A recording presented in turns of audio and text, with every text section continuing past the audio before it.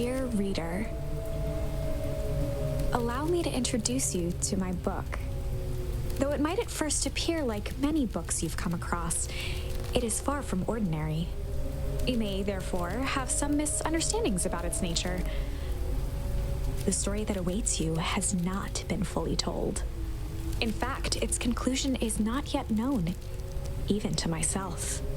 It is in that way that my book is special. It is in that way that you are special. Without you, there is no story. Chapter 1. Normal isn't what it used to be. This is a story about change. Nestled in a shallow valley is the town of Beacon Pines. Far from the town square, across the river, past the neglected welcome sign, a young boy walks alone at dawn. His name is Luca Van Horn, and like you, dear reader, he's here for a reason.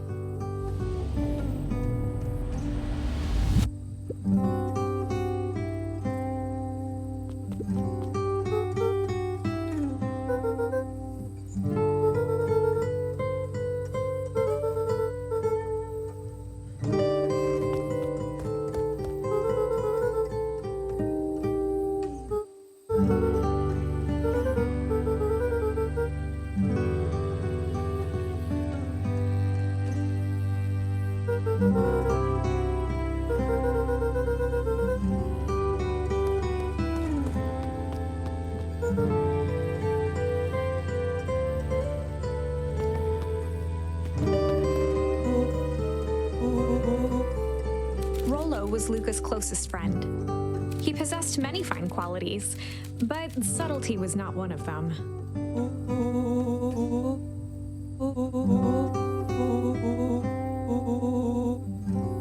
Rollo finally noticed the tears welling in his friend's eyes and the flowers on the grave.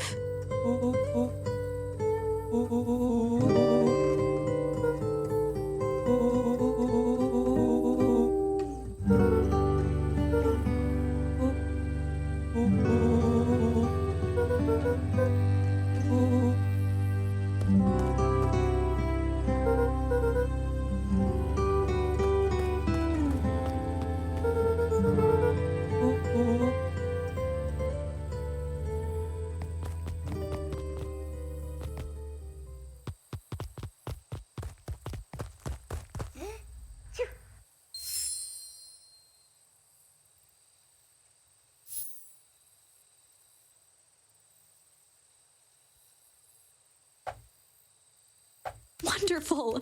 I had a good feeling about you from the moment you opened my book. That charm is a very special thing. Very special indeed. Keep hold of it for now.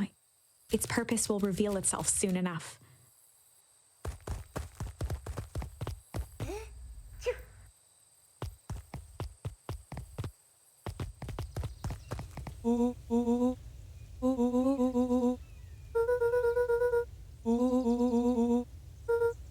Rollo looked to the side suspiciously.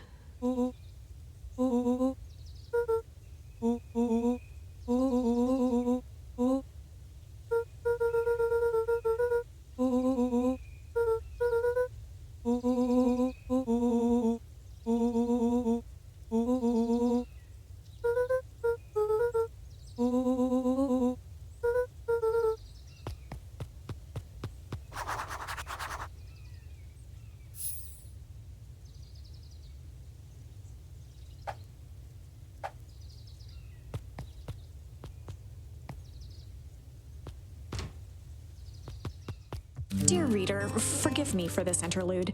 Remember that charm you found in the dandelion patch? There are more of those special charms to discover throughout Beacon Pines. They've been known to reveal themselves to those who are willing. Some of them can be found in this very house.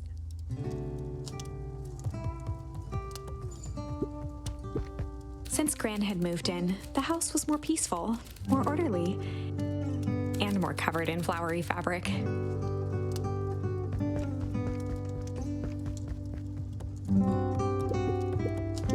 One of his father's old stethoscopes. Luca had spent countless hours listening to anything and everything with it. Not for years, though.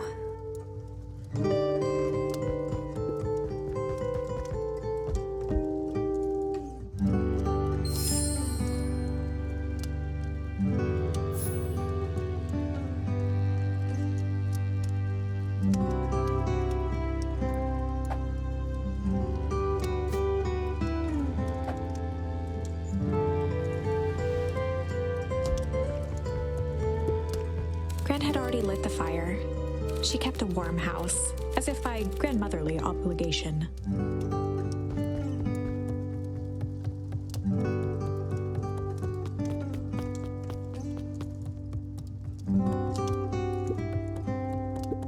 Luca paused at his parents' bedroom door. He just wasn't ready to go in yet.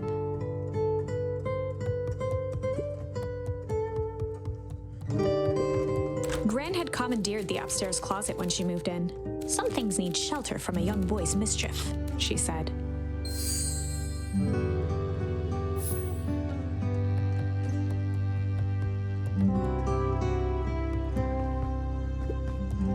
Luca tossed on his favorite old sweater. Even though it was the first day of summer, a chill still hung in the air.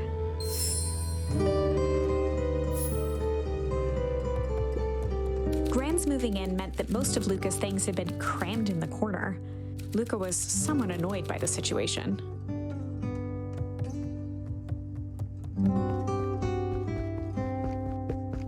Gran's bed was undisturbed. Luca didn't mind that she had a habit of falling asleep in front of the fireplace. It meant that he could read late into the night.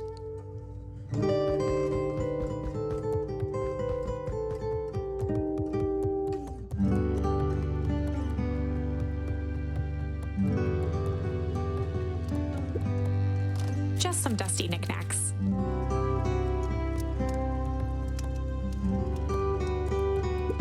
An array of prepared meals crowded the refrigerator, each labeled with the day of the week.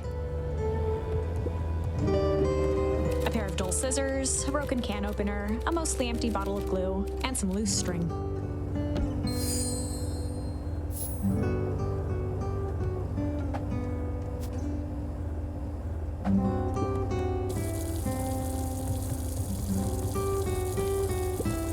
The only piece of furniture Gran had brought when she moved in was an old hutch.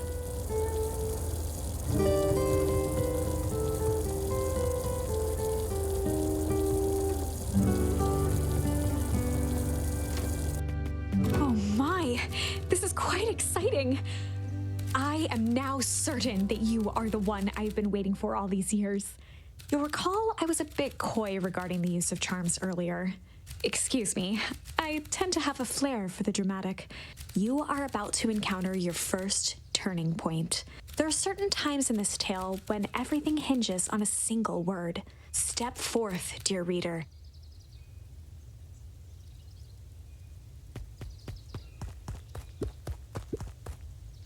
A sturdy old wheelbarrow.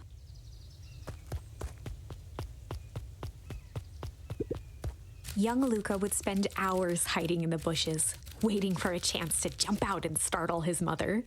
She always enjoyed humoring him by feigning terror.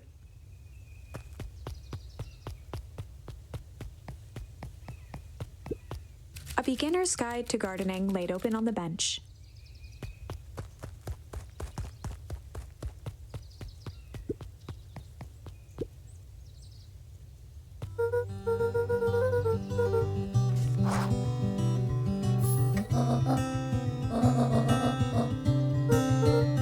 The less Gran knew, the better for everyone involved.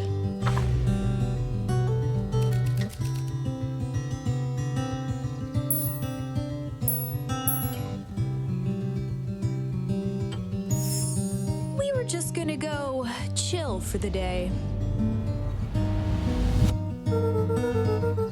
The best lies are built on truth.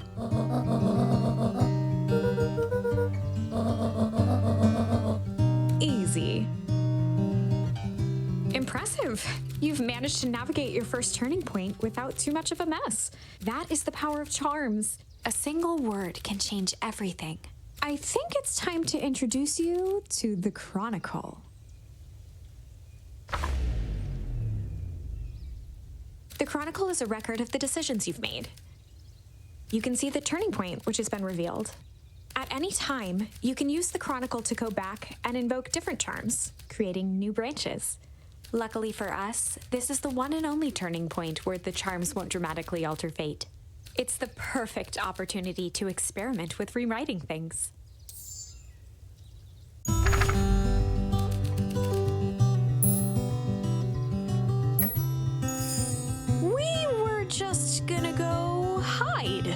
for the day.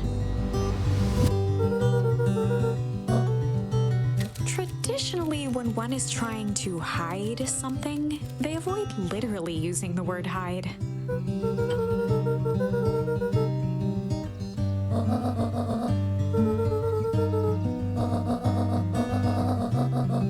All's well that ends well.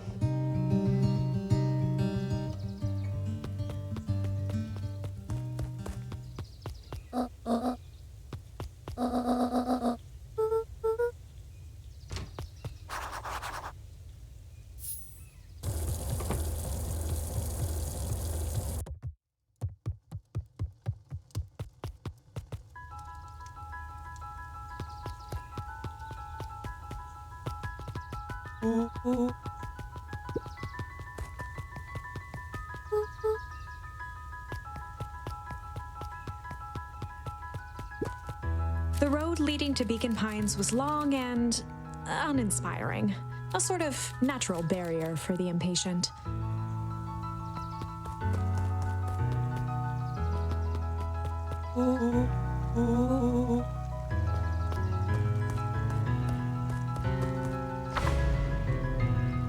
Chapter 2.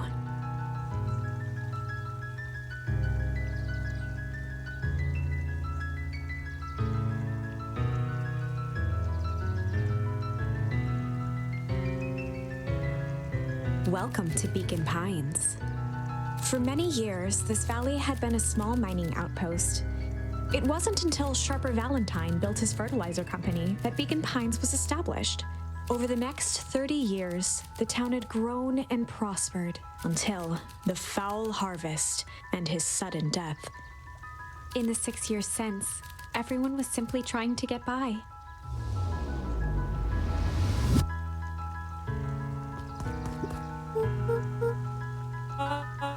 William Kerr was the CEO of Perennial Harvest Company. He had become a fixture around town over the past few years. After the failing of Valentine fertilizer, the town was hungry to welcome a new source of employment.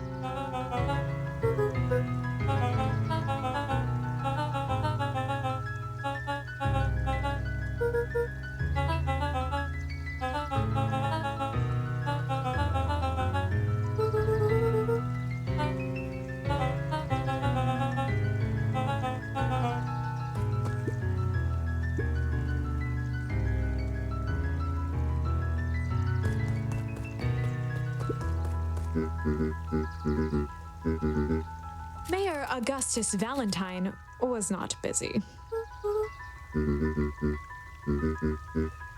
Flustered, Gus instinctively loosened his tie.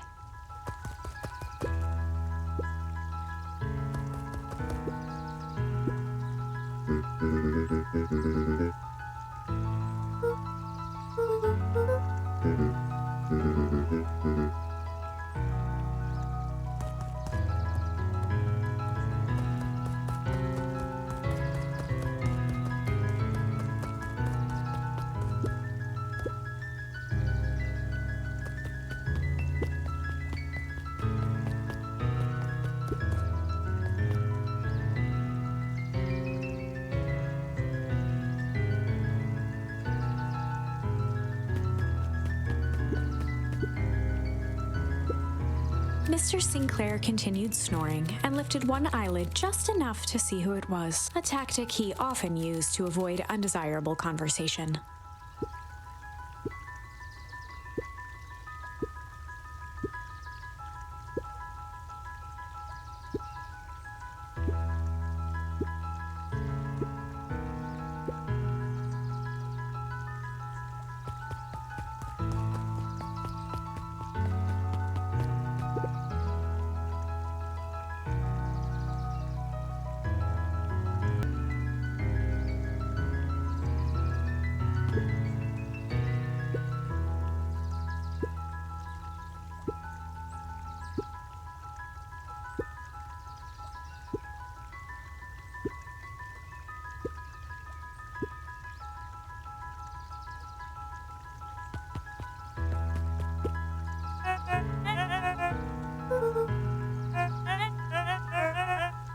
He pulled a pen from the pocket of his sweater vest and began to frantically jot something down on a clipboard.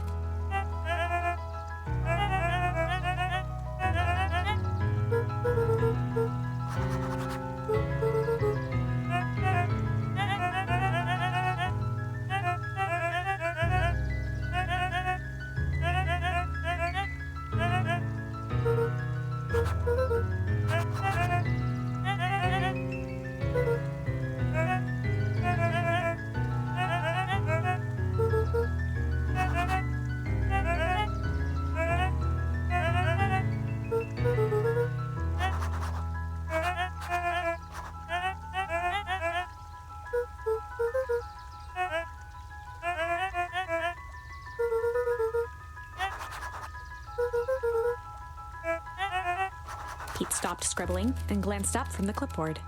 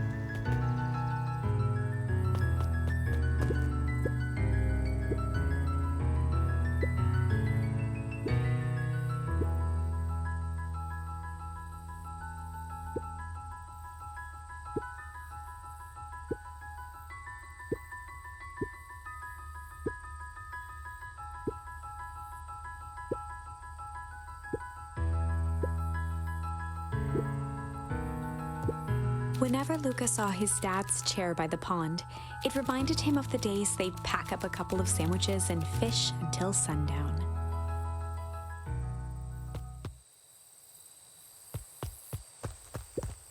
Luca opened the tackle box and picked the perfect bait.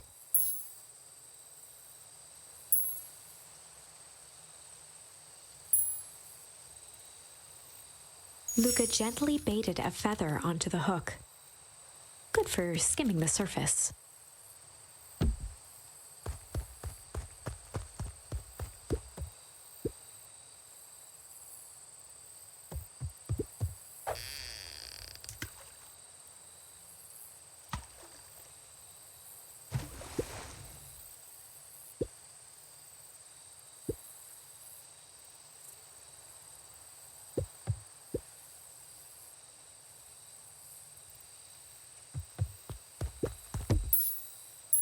Luca tied a shoestring to the hook. What fish could resist a nice shoestring?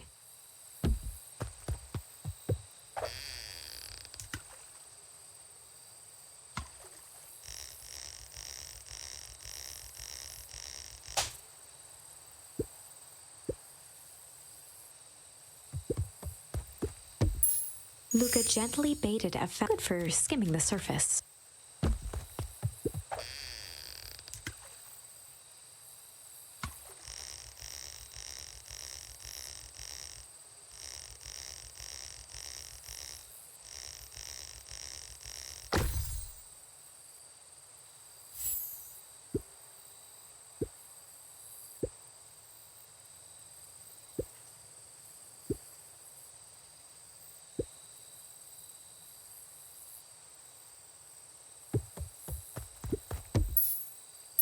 Luca tied a shoestring to the hook. What fish could resist a nice shoestring?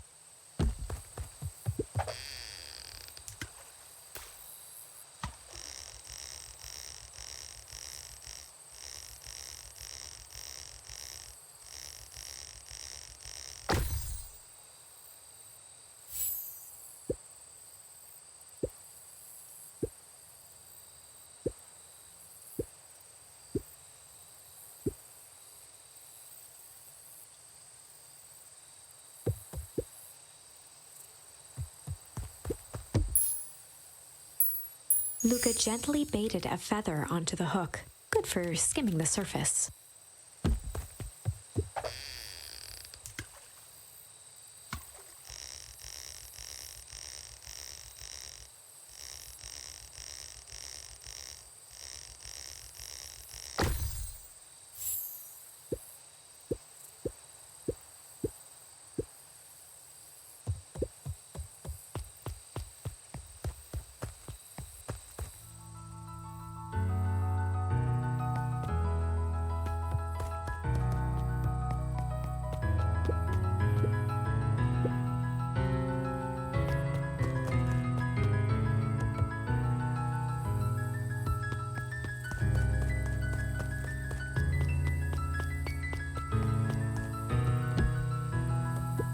After Luca's father had passed, Rollo became obsessed with them building their own Hank atomic star scraper.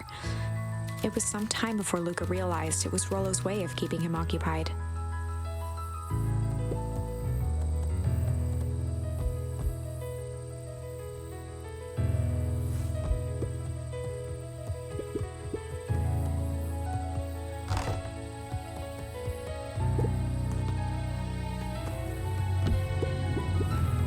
certain nights, when the clouds were just right, the boys could tune into strange patterns of static. Rollo thinks it's aliens. He always thinks it's aliens. Luca's winter coat decommissioned for the summer. With the cold holding out longer than usual, he reconsidered its usefulness.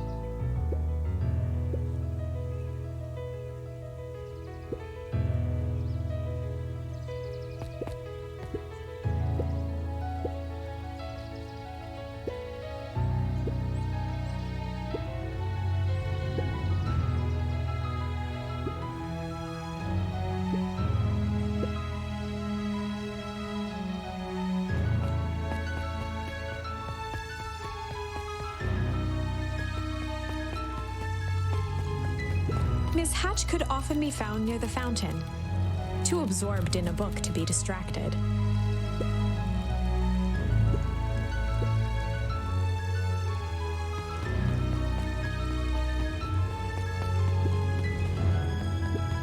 Holden Wilder ran the local paper of record, the Beacon.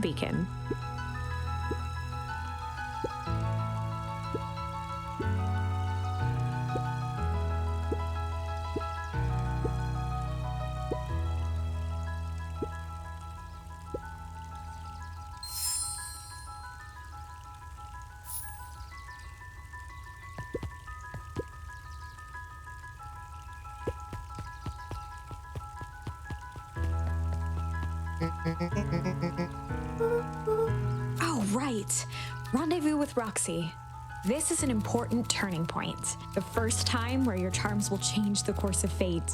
And currently, we only have one suitable charm at our disposal. Have no fear, we can always return later using the Chronicle once we find more charms. Well, now I'm just rambling. Where were we?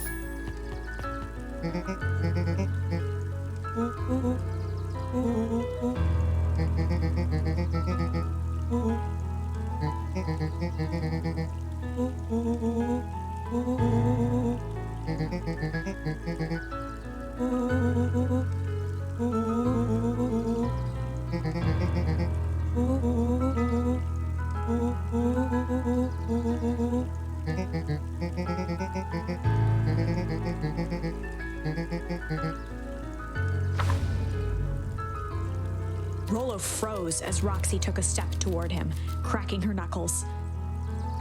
Luca knew he had one chance to save his friend from being dragged home.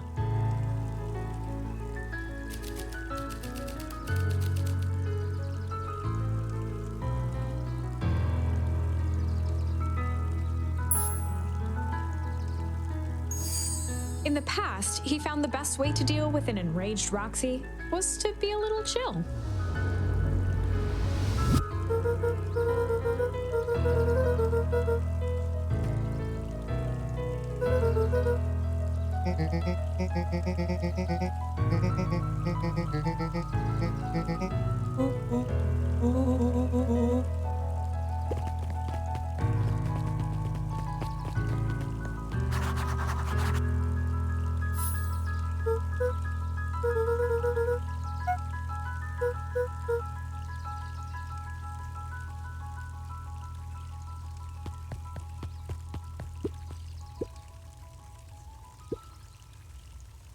A bit much, if you ask me.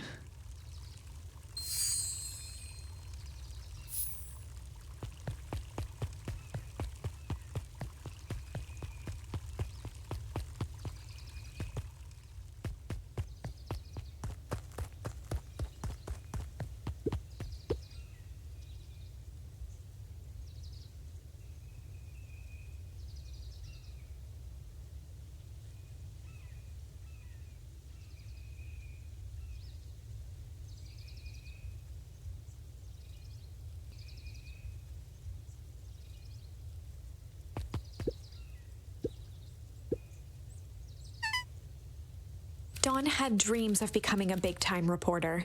At night, she searched for the story that could be her big break. By day, she hawked papers at the newsstand.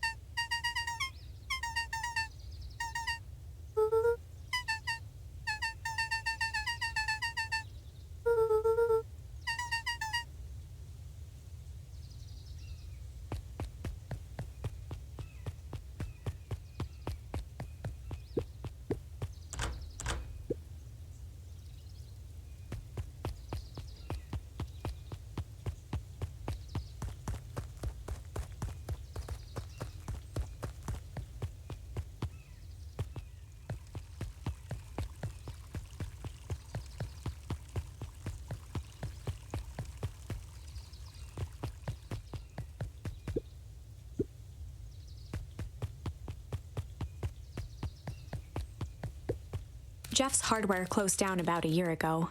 The effects of the foul harvest stretched wide. When there are no crops in the field, tractors don't need fixing.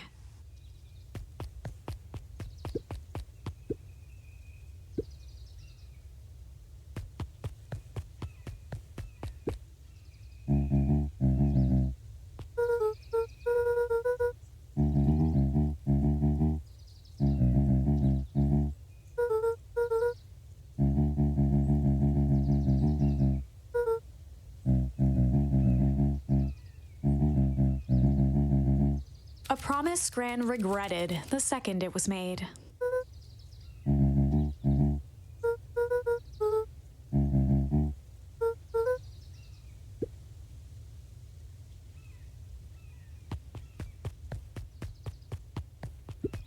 The phone booth was brand new, part of Perennial Harvest's Beacon Pines Reborn initiative. It didn't see much use.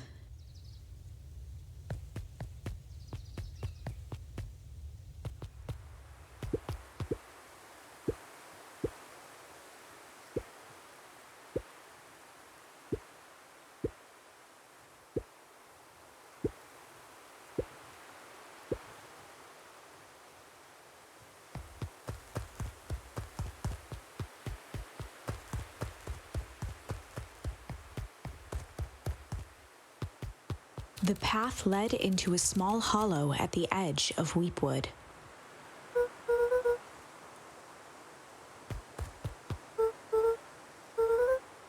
The fence thrummed with a gentle electric buzz. Luca often asked himself what Rollo would do, so that he could rule out that option.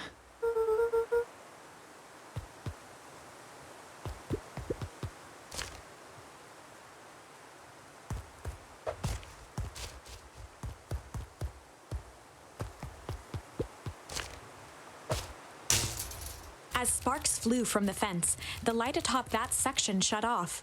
2 bulbs remained.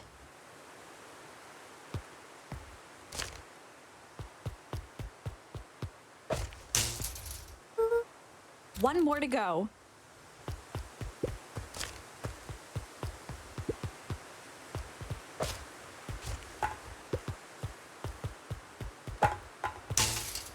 The fence's buzzing gave way to silence.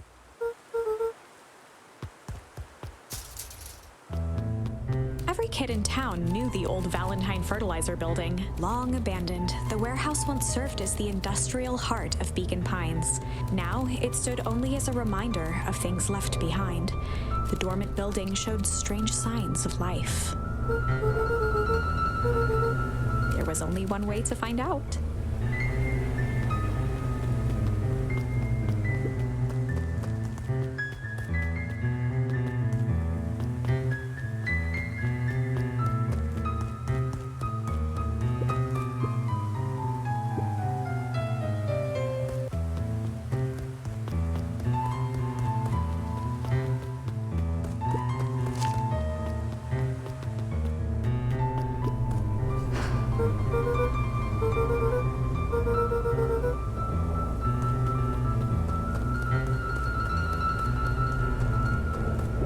The water looked almost diseased. It flowed slowly into the woods. The hose emitted a subtle sound. It was actively draining some kind of liquid.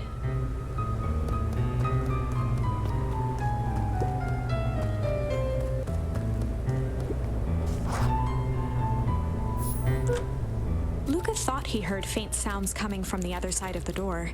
He pressed his ear against the cold metal to hear better. The sound of footsteps grew louder.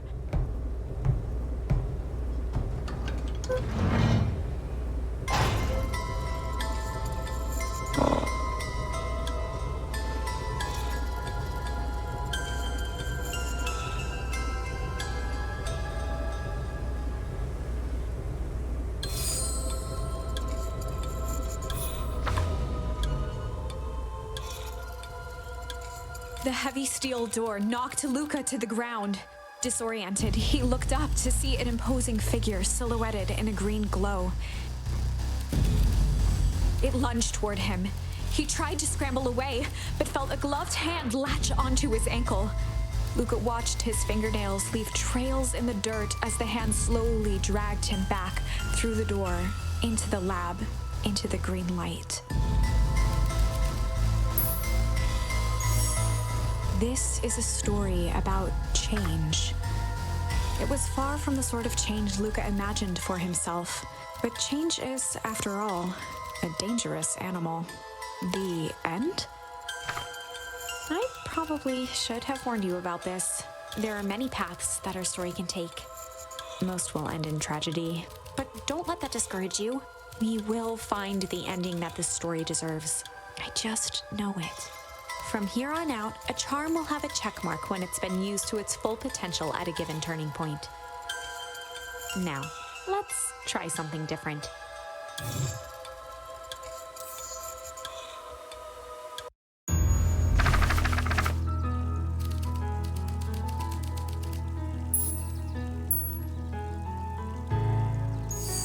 In the past, he found the best way to deal with an enraged Roxy was to be a little shit.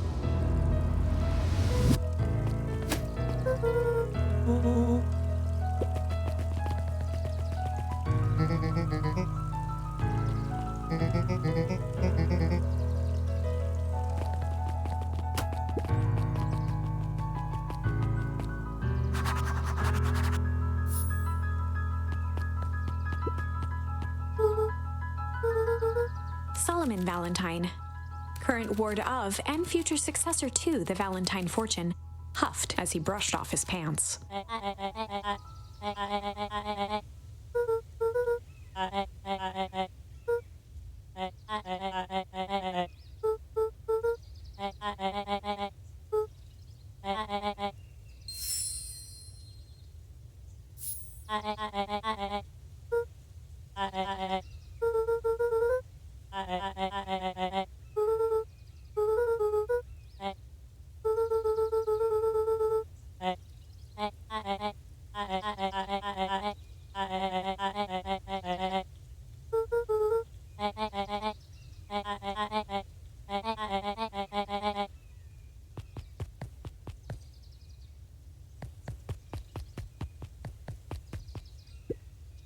Solomon trifled a gesture toward the approaching heiress Valentine.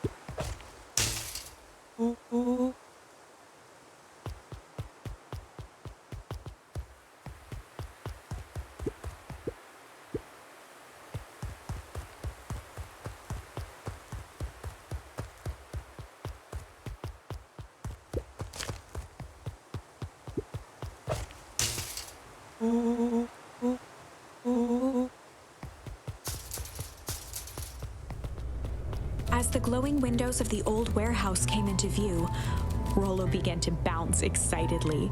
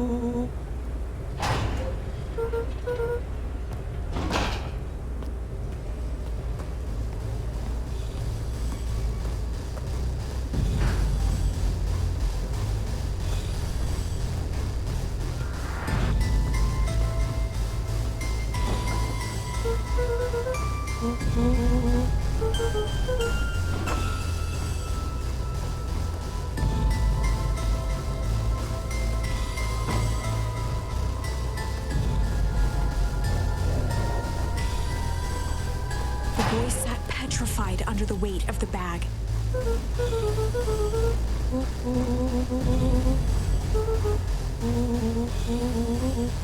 Rollo felt around at the large sack which burdened them. He snapped off a tag from just within a small zipper opening in the bag. Rollo held the badge up to a faint shaft of light within the dumpster.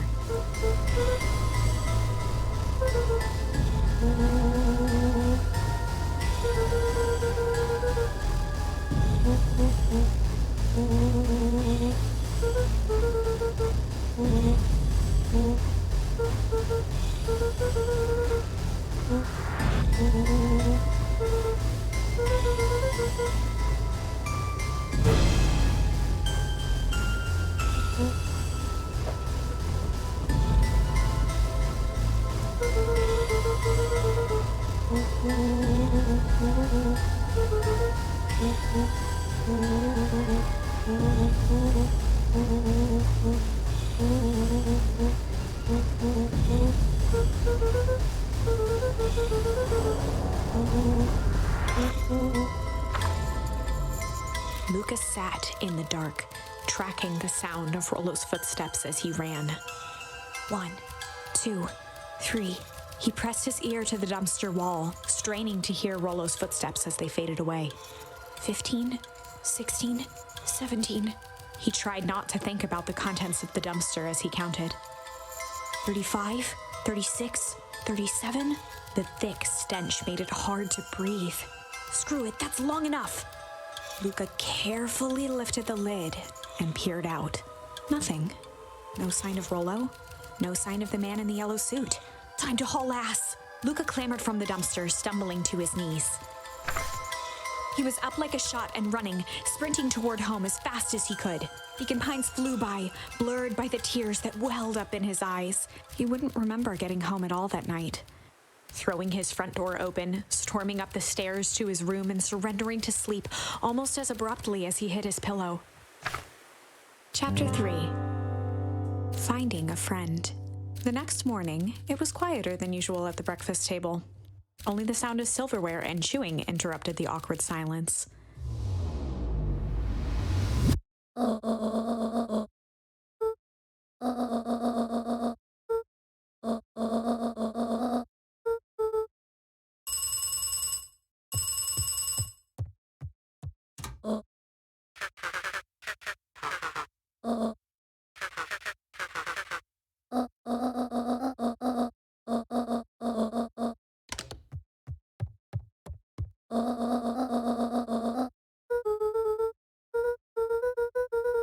Gran's brow furrowed.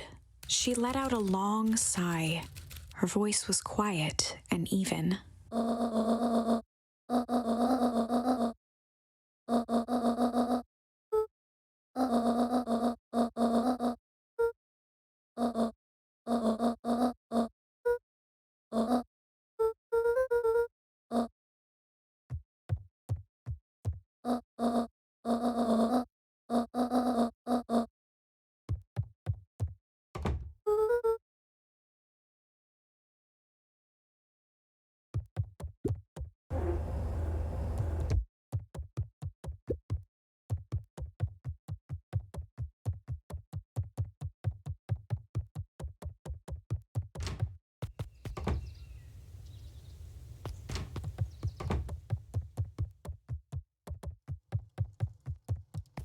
Luca was desperate to check in with Rollo. Until Gran returned, he was trapped.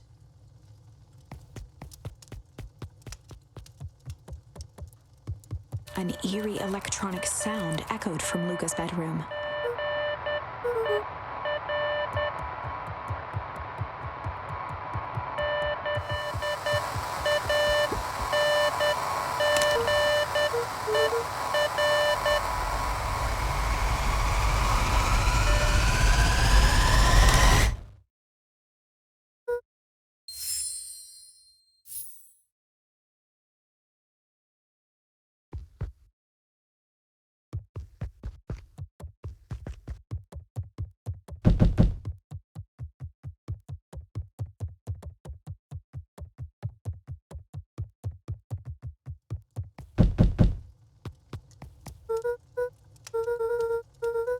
A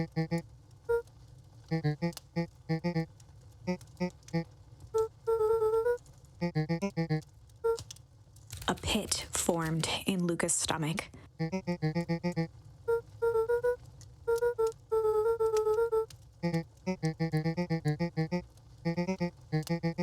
Luca's mouth felt dry.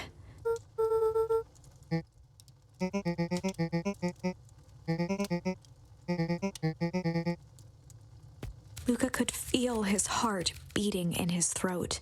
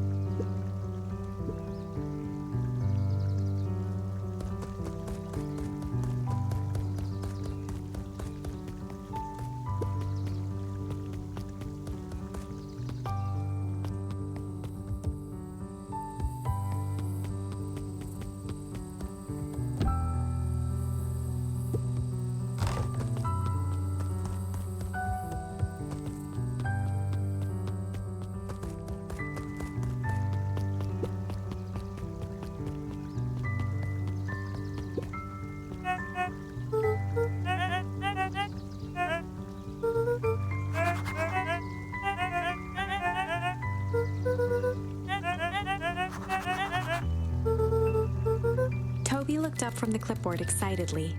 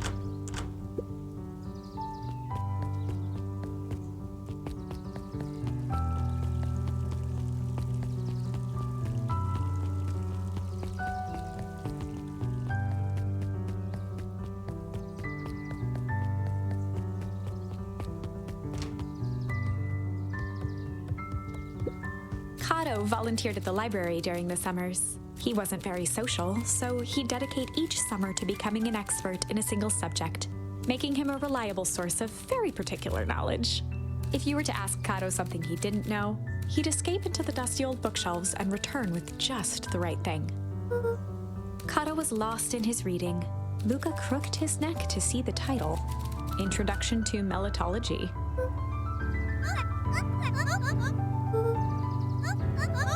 He gestured to the shelves.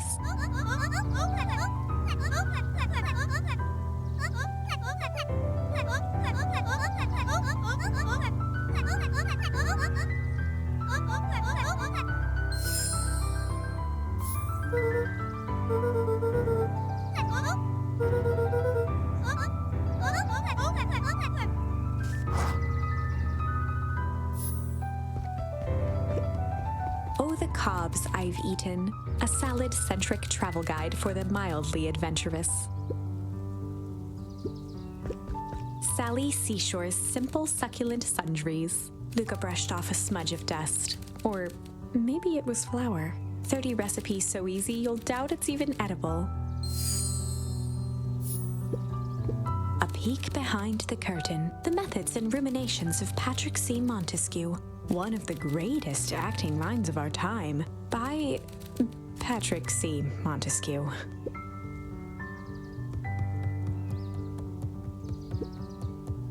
There were rarely any actual new additions, simply a variety of existing content rotated into the front display each week.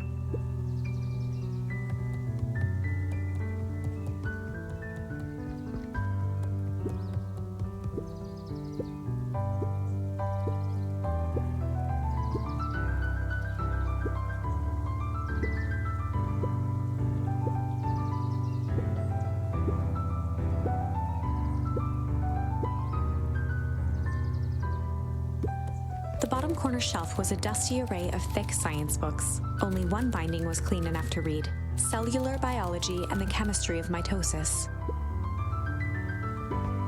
Mycological Phosphorescence.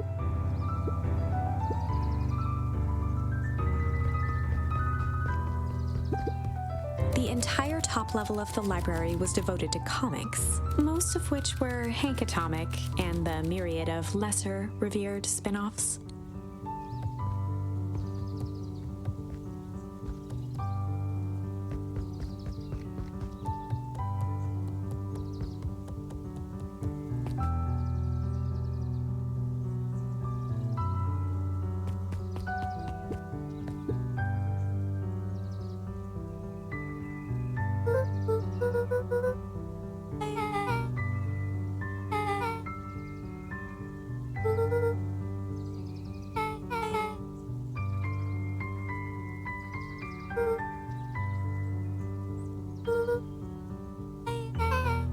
Beck's family moved often, giving her little time to establish any real connections.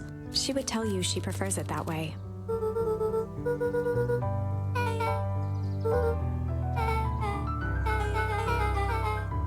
Luca shifted his feet uncomfortably.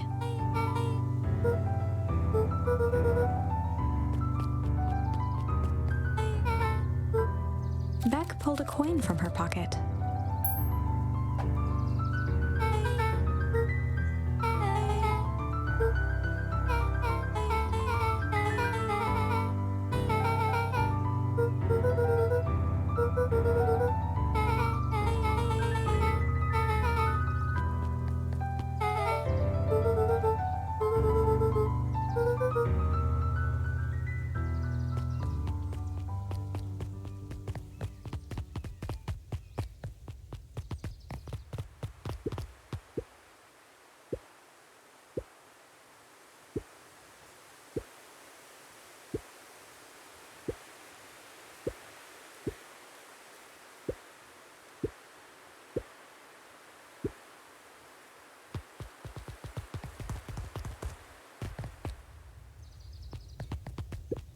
After the foul harvest destroyed their wealth and reputation, the Valentines shuttered off their estate from the rest of town.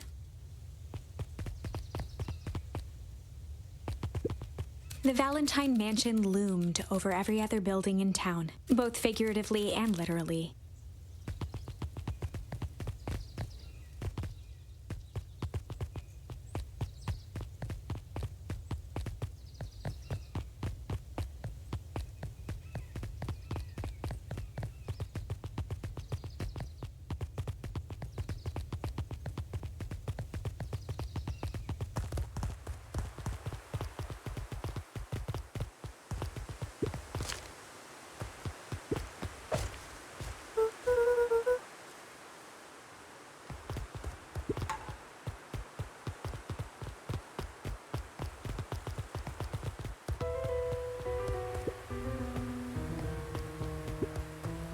Luca felt a chill as he approached Beck. Her eyes were locked on the strange green liquid. The nearby grass was coated in a fine layer of frost.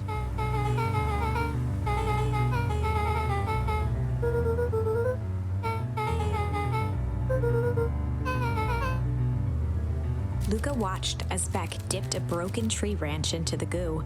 Beck's eyes widened as flowers grew from the dead wood. First small buds, which quickly bloomed into vibrant petals.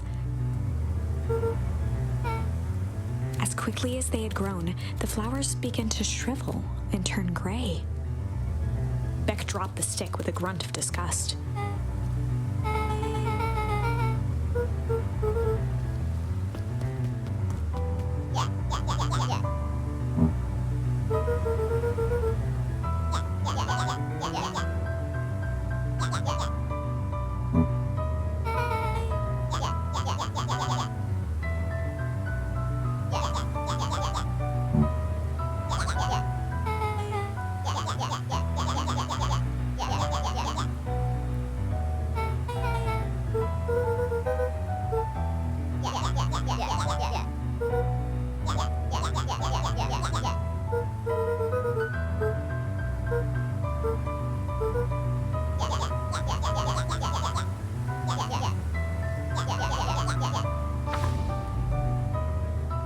Iggy took a step towards Luca, his sneer lit by the glowing puddle. Beck could see tears welling in Luca's eyes, his fists clenched. Some things about Beacon Pines were very different from the city, but a bully from a hayseed town is really no different from a city bully. Beck took a deep breath and thought.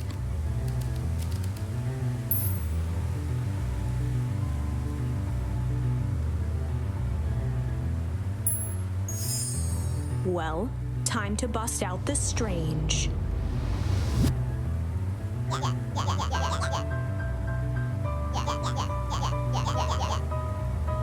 Beck stared in silence, the only sign of life being the twitch of an eye.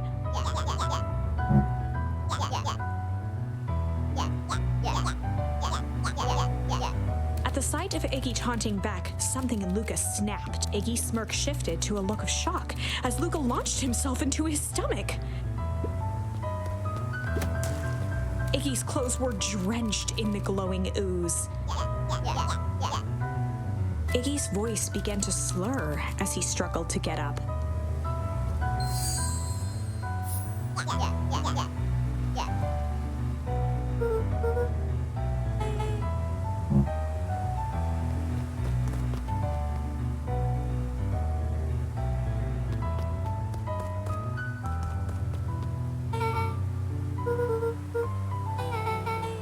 The person at the warehouse, this strange ooze, and what it did to Iggy. Was Rollo caught up in all of this?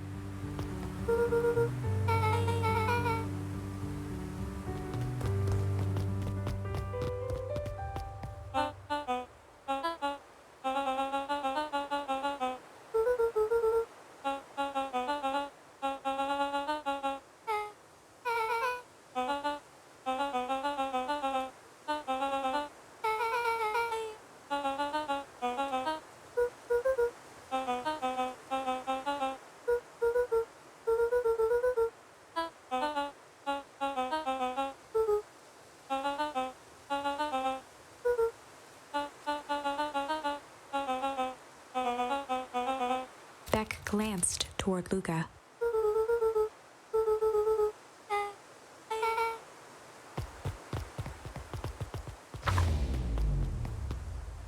Rollo was safe. A wave of relief washed over Luca, which was quickly replaced by a sense of dread. Gran is going to kill me. If he hurried, he might just make it home before sundown. Chapter 4. Our harvest awaits. Luca took a deep breath and gingerly opened the door, steeling himself for Gran's wrath.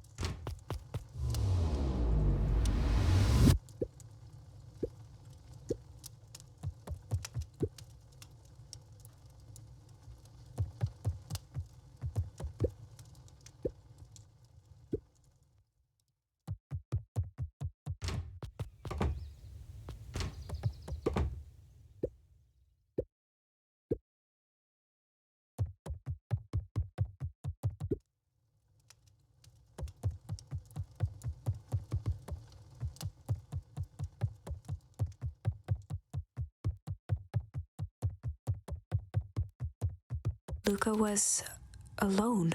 The house was empty.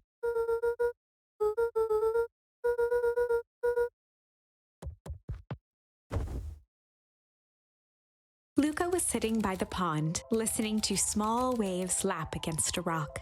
His father sat in a folding chair in front of him. Without turning, he spoke. "Why don't you grab me some nice bait?" "Sure thing, Dad." Luca hopped over to the tackle box and popped open the lid. Inside was a rolling, buzzing mass. "We're fishing with bees?" Luca's father gave a warm chuckle. "Well, you catch more fish with bees than honey." Luca closed his eyes and plucked out a bee. He could feel its wings struggle between his finger and thumb. Holding it at arm's length, he hurried over. His father deftly baited the hook and examined his work. "Interesting choice." With a practiced flick of the wrist, the line buzzed in a graceful arc. The water accepted it without a splash or ripple. "The wrong choice. But I respect it." The pond began to freeze over. "Sometimes we gotta make the wrong choice before we can make it right." Pallid ice propagated across the still surface with an alarming speed.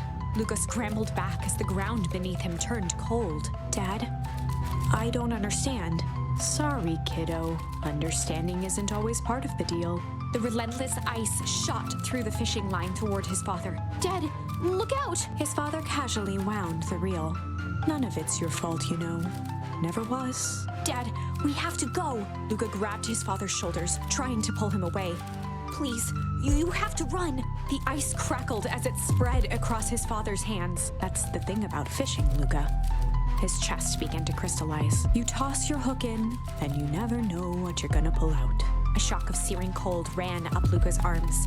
He gave one last desperate tug. The chair tipped backwards in a single frozen mass. Luca tried to stop the momentum, but it was too late.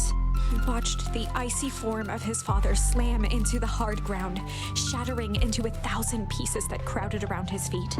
"Dad, I don't understand.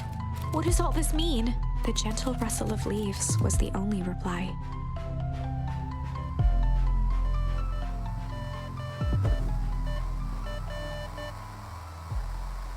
Luca's eyes struggled to focus on the walkie-talkie.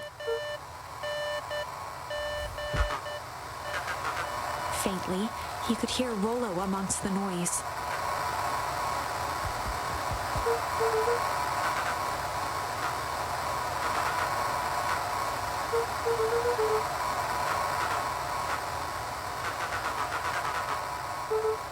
Rollo's voice was coming through more clearly now, but some words were still just static.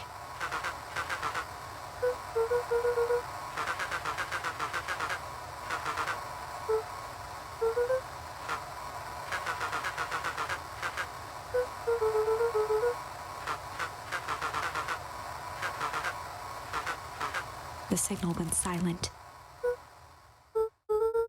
Luca held still, waiting for a response, his pounding heartbeat marking the passage of time. Rollo's voice began to fade.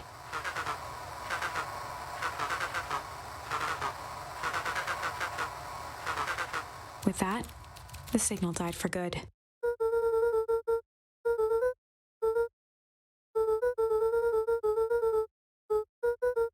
Luca grabbed the walkie-talkie and sprinted to the treehouse.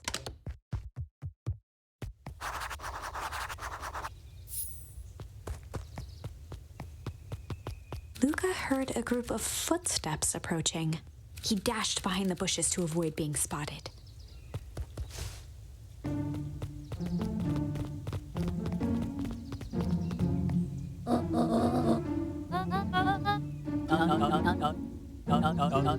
Mr. Tolliver paused, shifting his eyes to one side.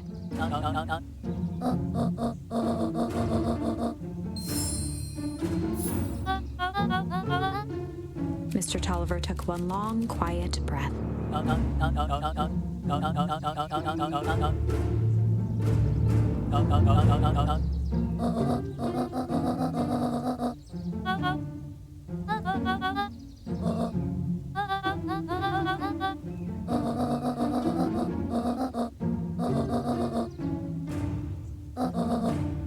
The three shared a determined look.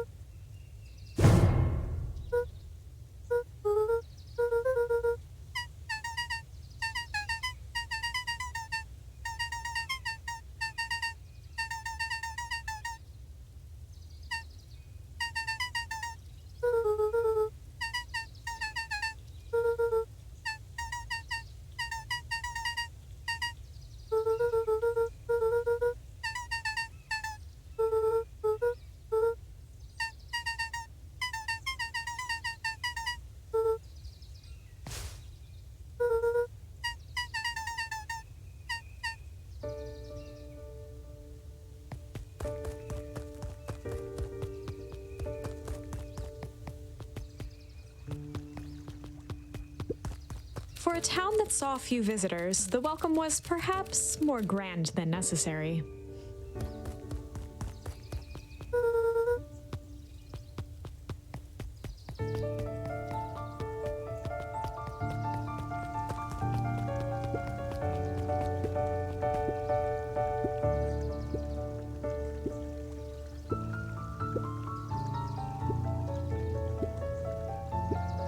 The two boys shared a mischievous grin.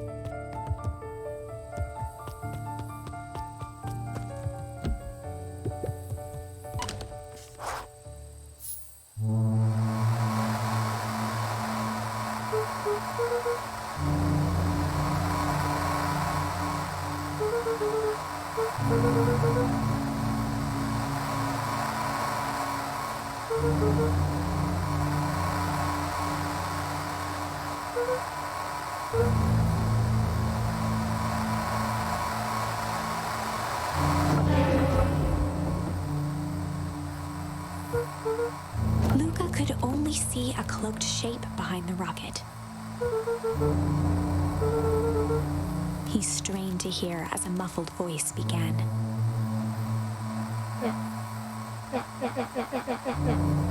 Fear gripped Luca's throat. Luca stared at the ground for a moment, trying to place the dampened voice. The figure shifted slowly from behind the rocket, revealing itself to Luca.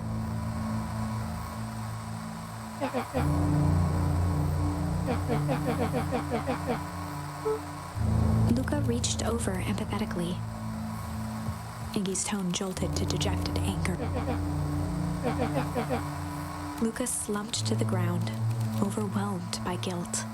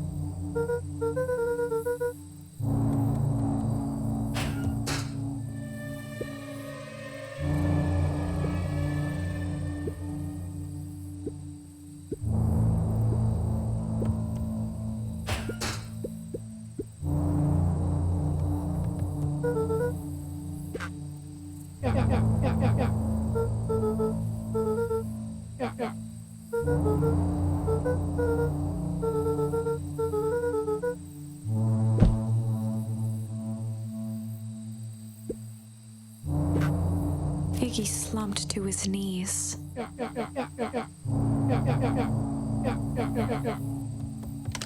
Luca grabbed the walkie-talkie and headed for the window. Luca and Iggy climbed up the back of the treehouse to its roof, where Rollo had constructed his MCDC, the Mission Control Defense Cannon. From behind the crowd of clipboards, William Kerr strode forward, a warm smile on his face.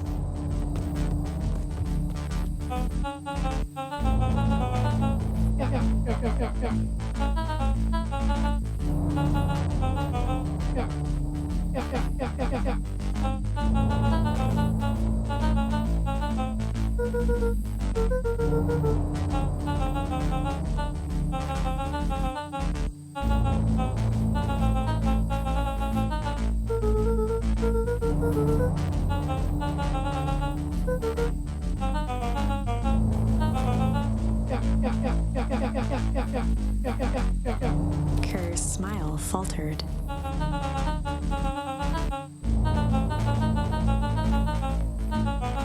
Luca's grip tightened on the MCDC.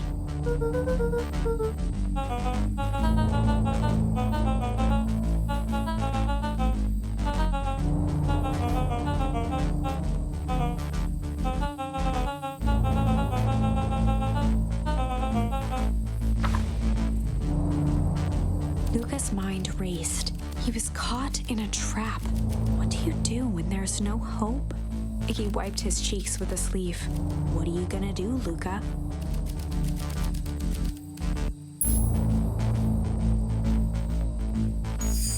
Luca drew himself up and decided to take the only option they had left. Fight. He swung the mission control defense cannon around, aiming it confidently at the smirking face of William Kerr. Luca summoned his most insolent demeanor.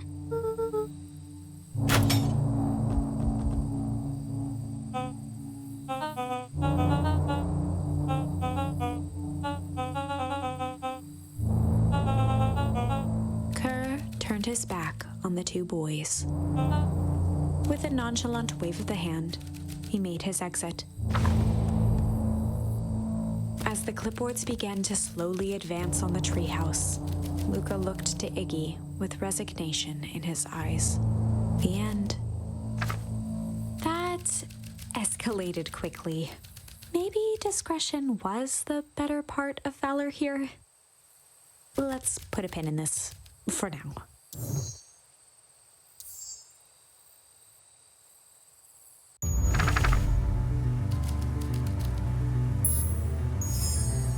Well, time to bust out the tickles.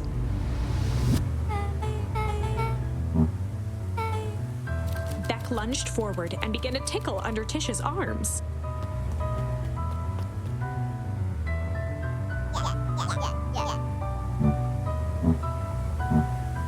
Tears began to form in Tish's eyes as she gasped for breath between gales of laughter.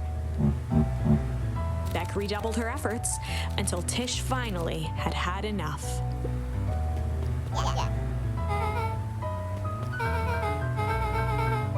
Iggy's eyes darted around, a realization dawning on his face that he was now outnumbered.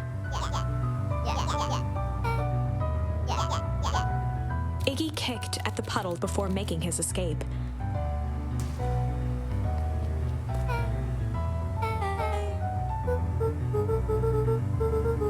Beck shook the ooze out of her hair as best as she could.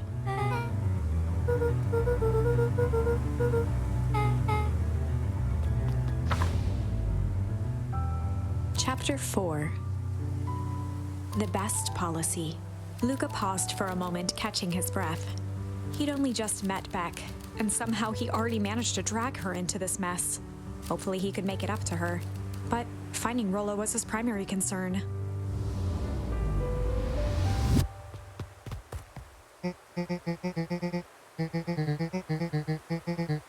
Roxy and Fitz looked drained. It was clear they'd spent all day searching.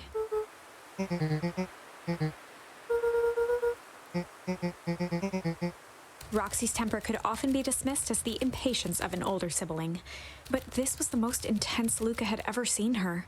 Her eyes were wild and unfocused, looking straight through Luca. In a torrent of rambled words and tears, Luca broke down.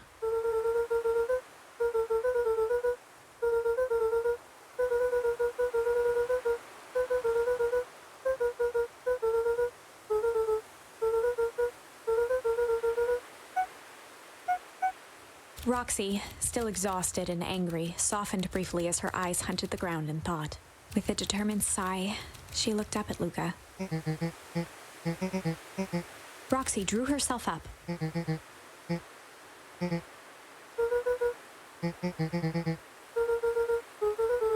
Roxy tried to think of the safest place to send Luca.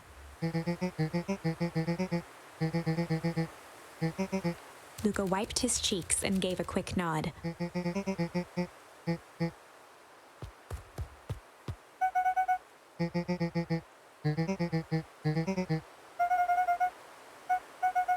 Looking into the puddle, Roxy rubbed her arms to warm up.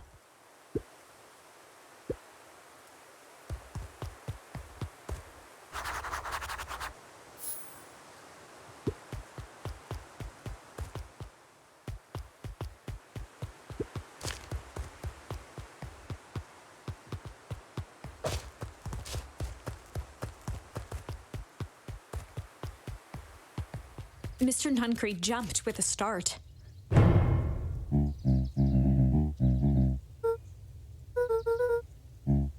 Luca motioned to the phone booth.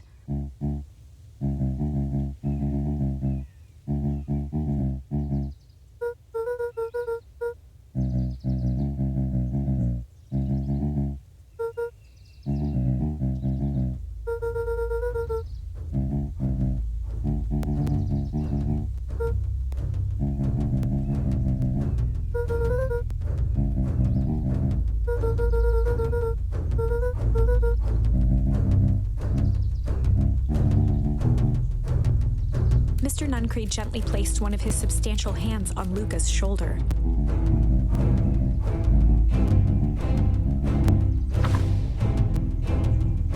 Luca peered up at Mr. Nuncree. Kind eyes warmed a stern face. There was a deeper emotion hiding beneath it all. It was subtle, but Luca could sense something eating away at him. There was a shame lurking behind those eyes. A deep sadness. If Mr. Nuncree was that worried about Rollo, maybe he could help. Mr. Nuncree raised an eyebrow.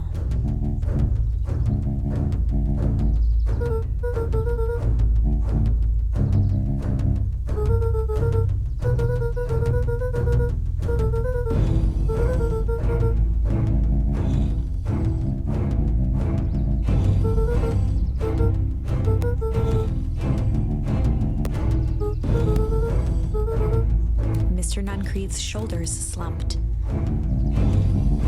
A deep sigh bellowed from his chest. Luca attempted to take a step back, but Nuncree's hand clamped down on his shoulder.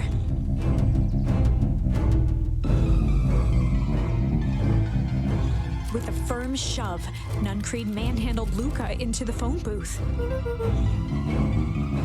The door latched shut with a mechanical hiss.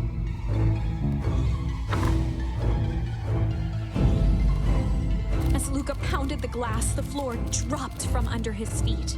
The inside of the phone booth was now a loose capsule plummeting at gravity's whim. Luca winced and pressed his hands to the walls. As he braced for impact, the capsule hurried to a surprisingly smooth stop. He felt a cold rush of air and opened his eyes with hesitance. Two large figures in hazmat suits occluded his view. Luca heard the deep, resigned voice of Mr. Nuncree over an intercom. He knows too much. The end. Wait. No, this isn't the end. I know there's still much more. Somehow this went wrong. Okay, let's try something else.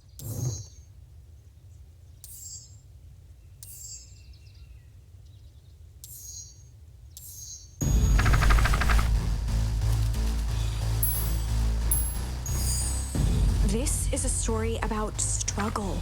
Luca could hear a machine humming somewhere nearby. He felt around wildly, searching for something, anything that could help. His hands found a hard object, maybe a tile? He yanked it free, lifting the cold stone. Let me go! Luca swung the tile as hard as he could at the shape that still held fast to his leg. He heard the crack of glass as the stone hit the assailant's mask. With a muffled yelp, the hand let go. Luca was free and scrambled to the door.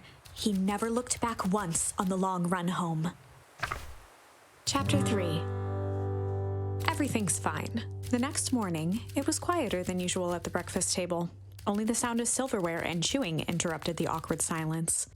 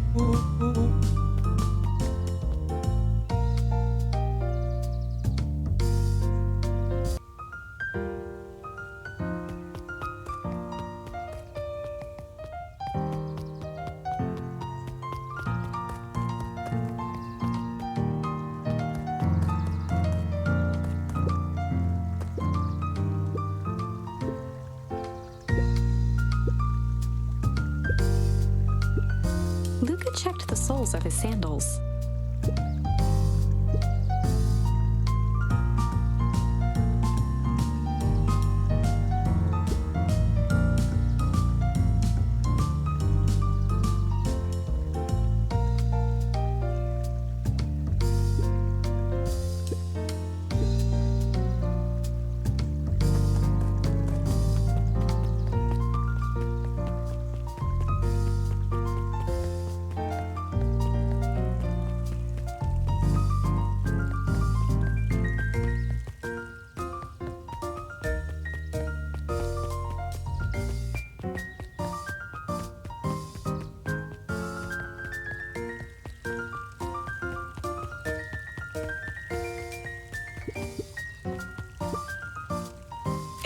Valentine, oldest of Sharper Valentine's children, and heir to the Valentine fortune, had a way of making questions seem like demands.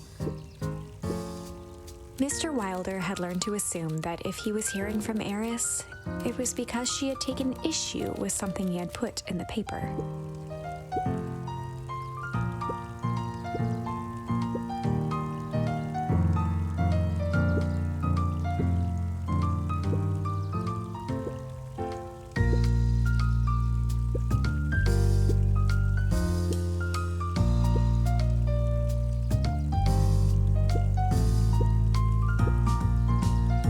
Mr. Wilder averted his gaze and began to polish his monocle.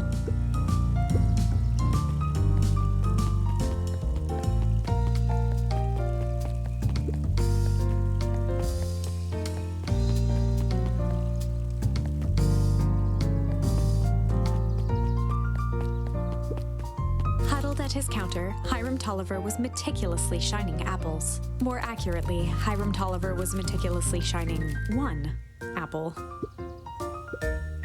With a yelp, Mr. Tolliver fumbled the apple, flailing at the air as it fell. He leaned forward and lowered his voice.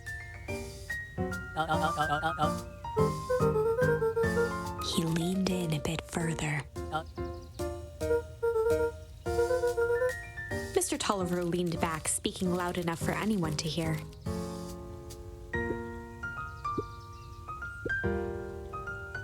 He reached forward and snapped up the jars of jam, giving Luca a little wink.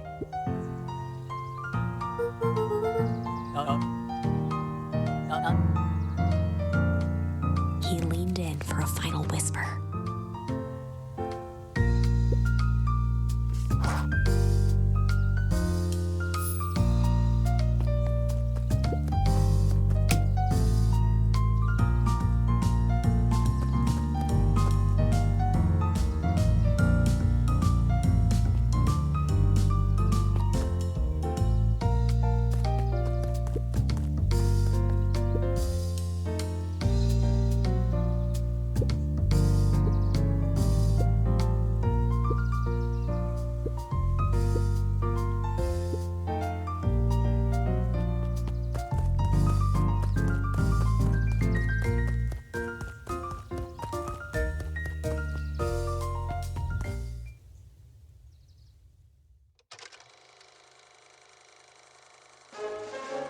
We all know Beacon Pines is a great town. What you may not know is great towns grow from mighty roots. And that is why you cannot tell the story of Beacon Pines without telling the story of one Sharper Valentine. Young Sharper's keen intellect and strong moral fiber led to a grand vision. A vision of a community dedicated to a better tomorrow. In his own words, a better tomorrow is within our grasp, but it requires a singular mind to harness it. Lucky for us, he decided to grow that vision here, in Beacon Pines. And how does one grow a better tomorrow? With fertilizer, of course. Valentine's Fertilizer Company became the lifeblood of a town yearning for purpose. But then tragedy struck, a scientific experiment gone wrong. An accident which took Sharper away from us far too soon. To this day, we struggle to pick up the pieces. But one foul harvest isn't enough to stop the people of Beacon Pines. The spirit of Sharper Valentine lives on. It lives in the hearts of everyone with a dream for a better tomorrow. Together, we will follow his example and grow a bountiful future. Paid for by the Valentine family and the Valentine Fertilizer Capital Events Fund.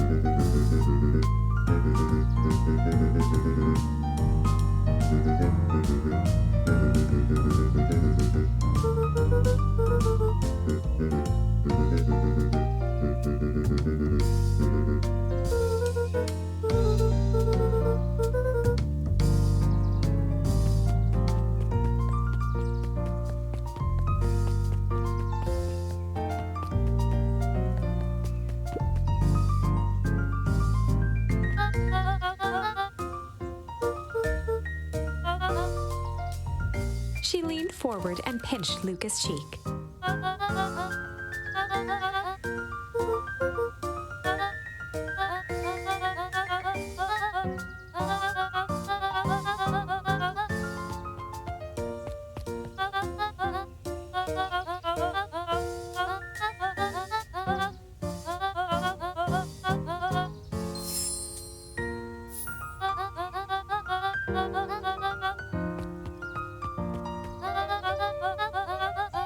Luca shifted the basket uncomfortably.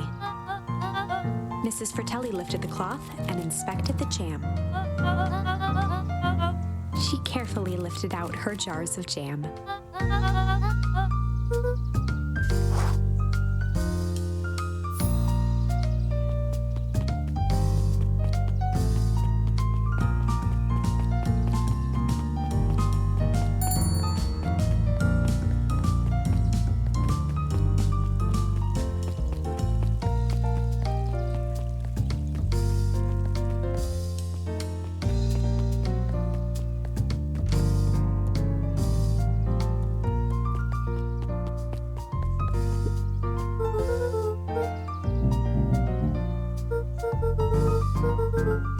Mr. Nuncreed eyed Luca for a moment, then nodded in agreement.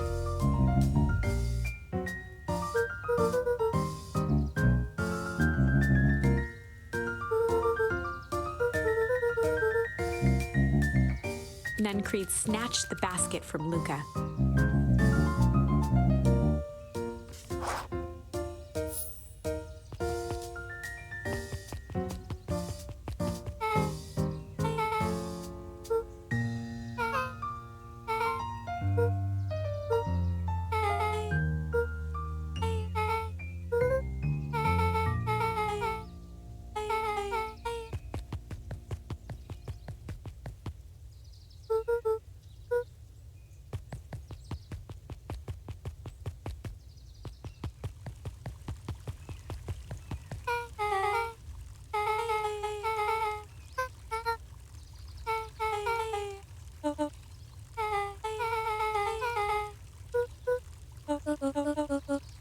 Beck locked eyes with Luca. The look on her face was equal parts expectant and desperate. Beck gave Luca a quick nudge.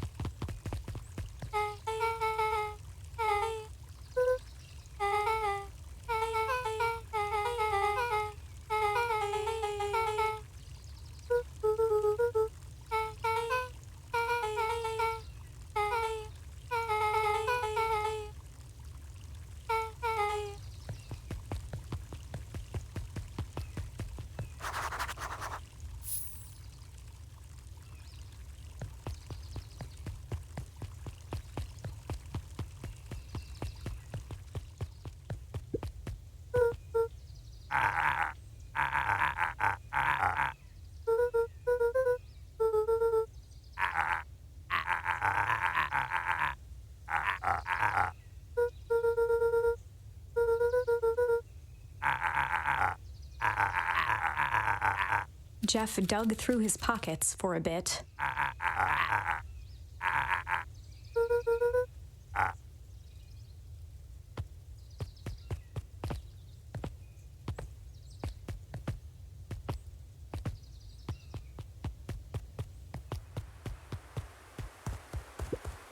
Luca peeked up at the beehive. It appeared to be deserted.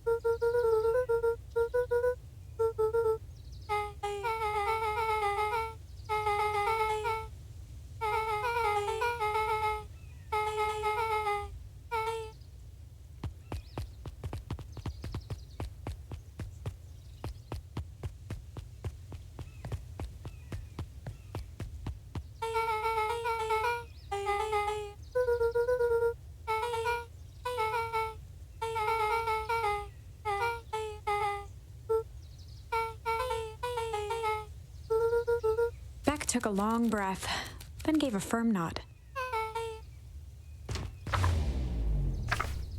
Chapter 4.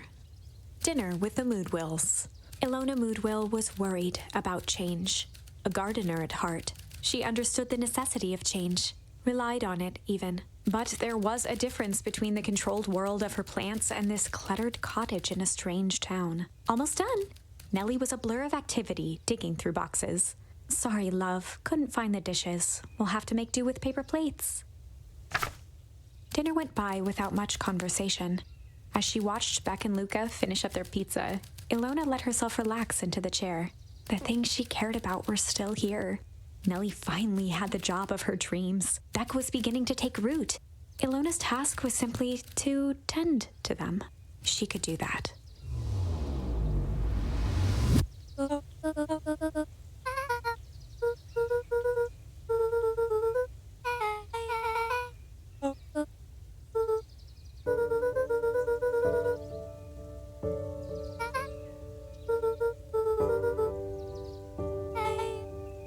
Luca's eyes were fixed to his plate, pushing a chunk of pineapple around with his finger. Nellie was the one who eventually broke the silence.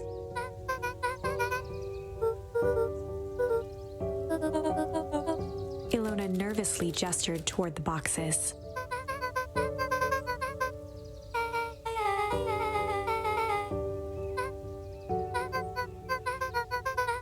Luca wiped his face with his sleeve. Beck gave Luca a swift kick under the table.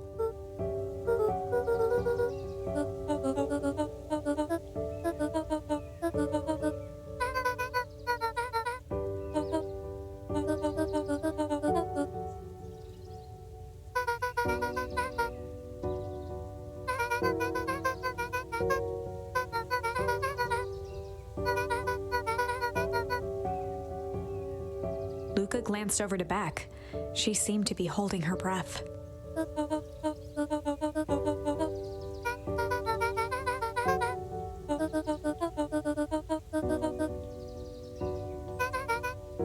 Beck slammed her fist into the table, perhaps harder than she intended. Luca glanced outside to gauge the time. The sky was darker than he expected, filled with ominous clouds.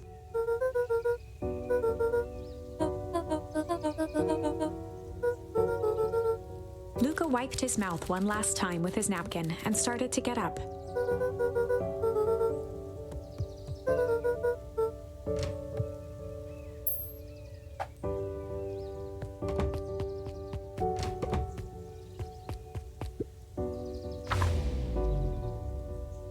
Surprised, Luca turned around.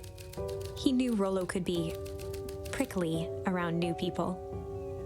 But Beck seemed cool. Rollo would warm up to her eventually.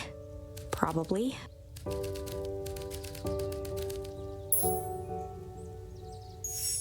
Luca began to respond, but the sky answered for him as the clouds above began to rumble with ominous thunder.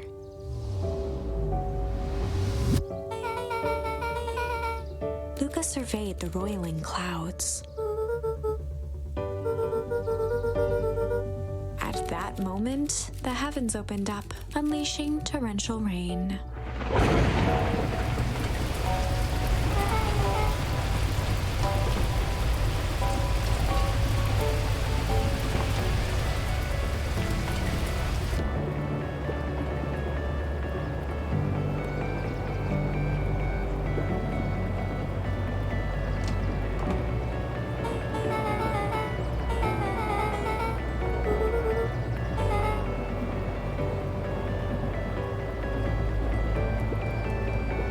Luca squinted into the eye hole of the microscope. Luca adjusted the slide with his fingers to get a better look. Luca wiped his hand off on his sweater and gave a nervous laugh. Beck looked down, timidly tapping the ladder with her feet.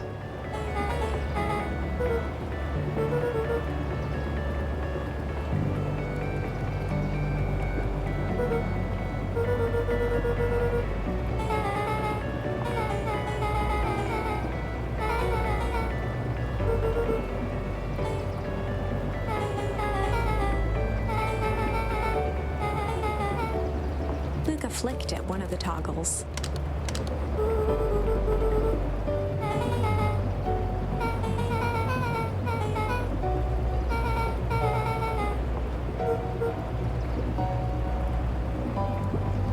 Luca bent down to examine the bouquet of wilting flowers. Judging by the odor, they were well past their prime. He flipped open the attached card.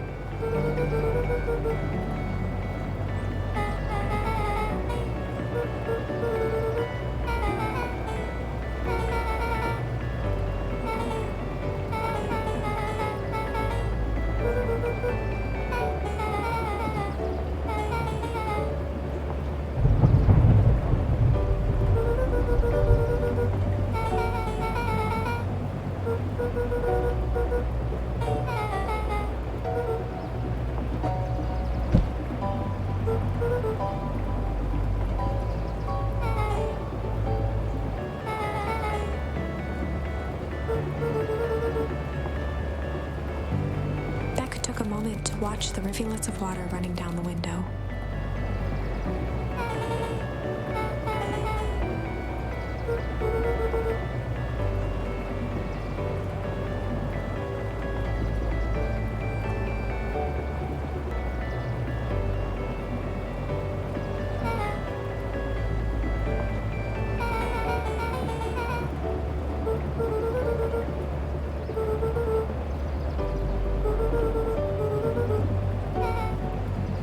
Luca took a deep breath, exhaling slow.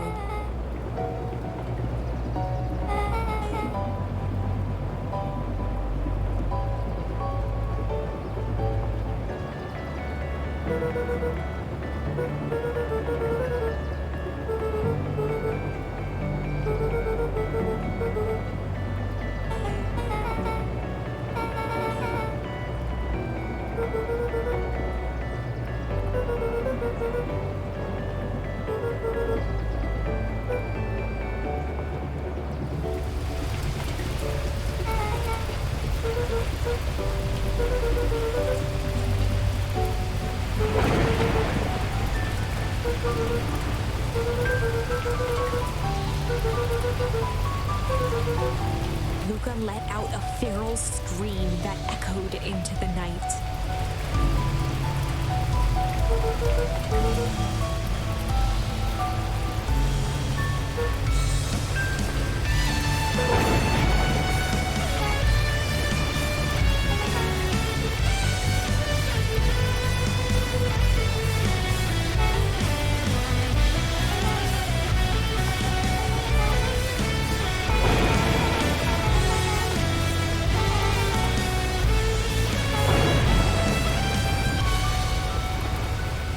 Her voice dropped to a trembling whisper.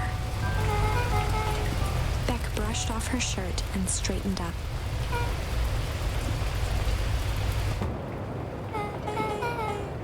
As abruptly as it began, the storm abated.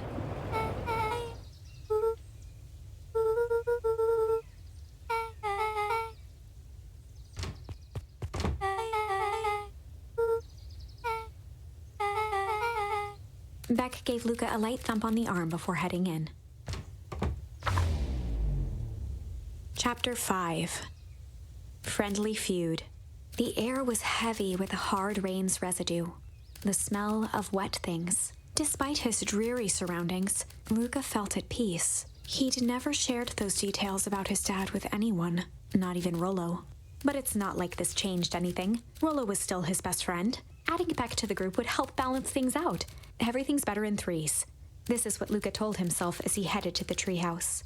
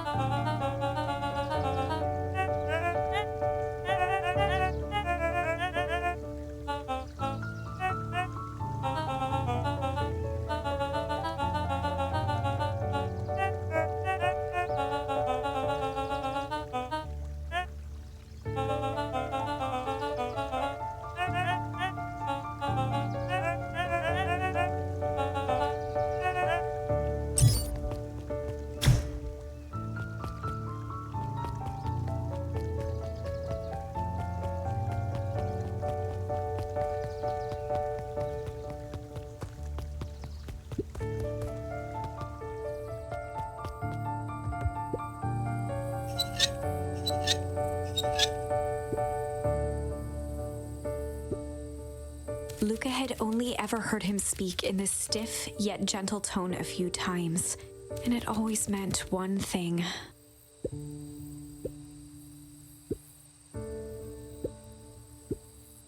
Rollo scoffed.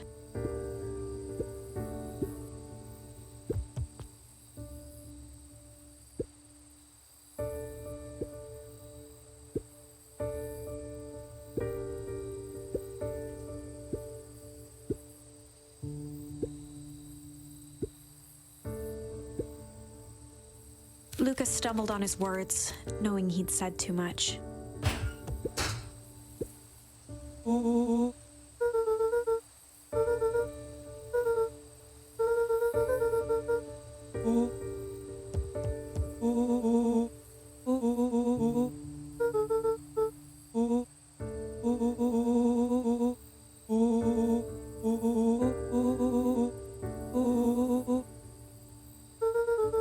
Luca became instinctively angry in response. Both boys were now shouting across the distance.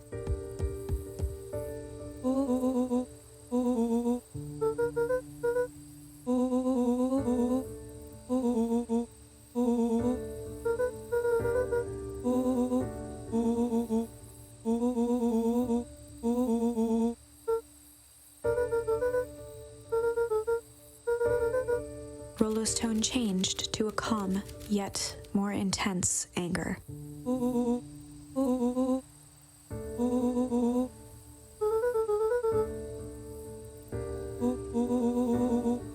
The words hung in the cold night air. Rollo's stomach dropped, knowing he'd crossed a line, but it was too late.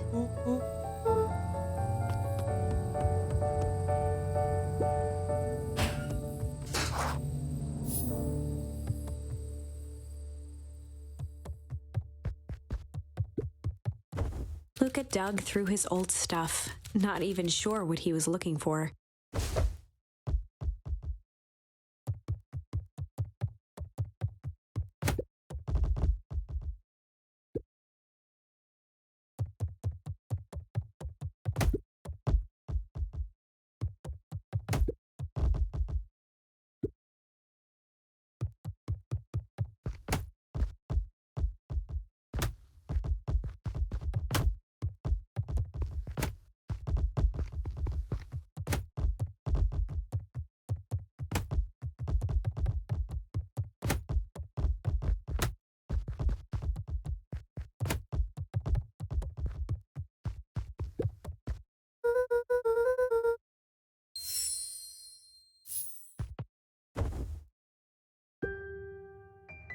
Gran cooed gently from the hallway.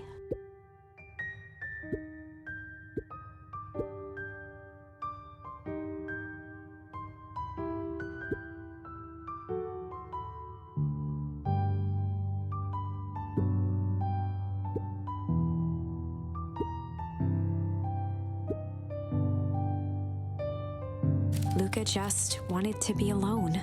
He waited to hear the sound of the front door closing.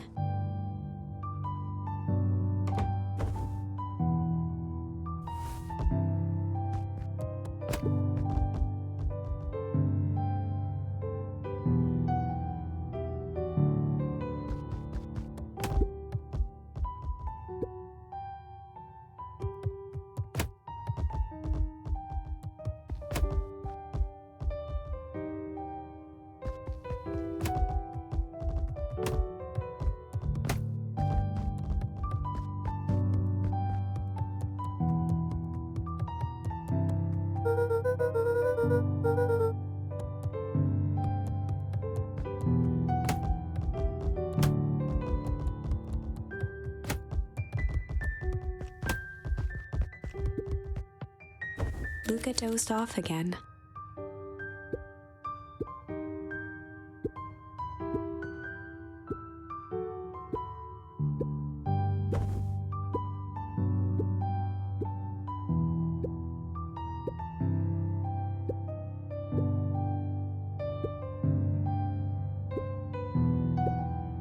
Lucas still couldn't bring himself to go out. Besides, if he ran into Rollo, he'd have to actually confront the situation.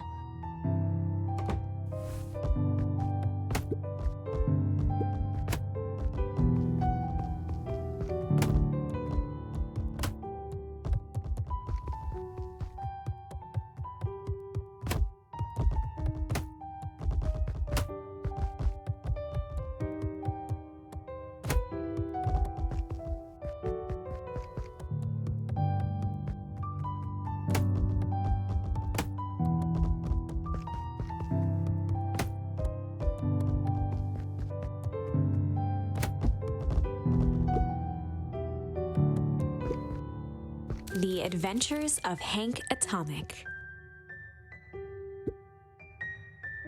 Luca carefully opened the cover and began to read. Rollo had received it for his birthday. A special hardcover edition with behind-the-scenes commentary and bonus art.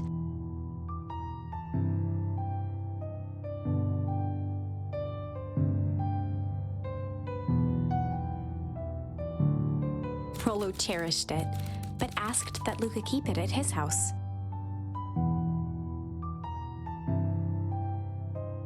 Luca wasn't sure if it was because Rollo didn't trust himself with it, didn't trust his sister around it, or just wanted an excuse to come hang out at Luca's more often.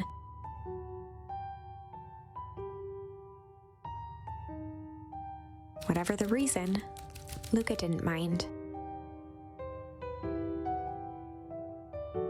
But it had stayed right there where Rollo had stashed it ever since. Now, at the foot of his bed, Luca lost himself in the pages. He'd read it all before, but at this moment, it somehow felt sentimental.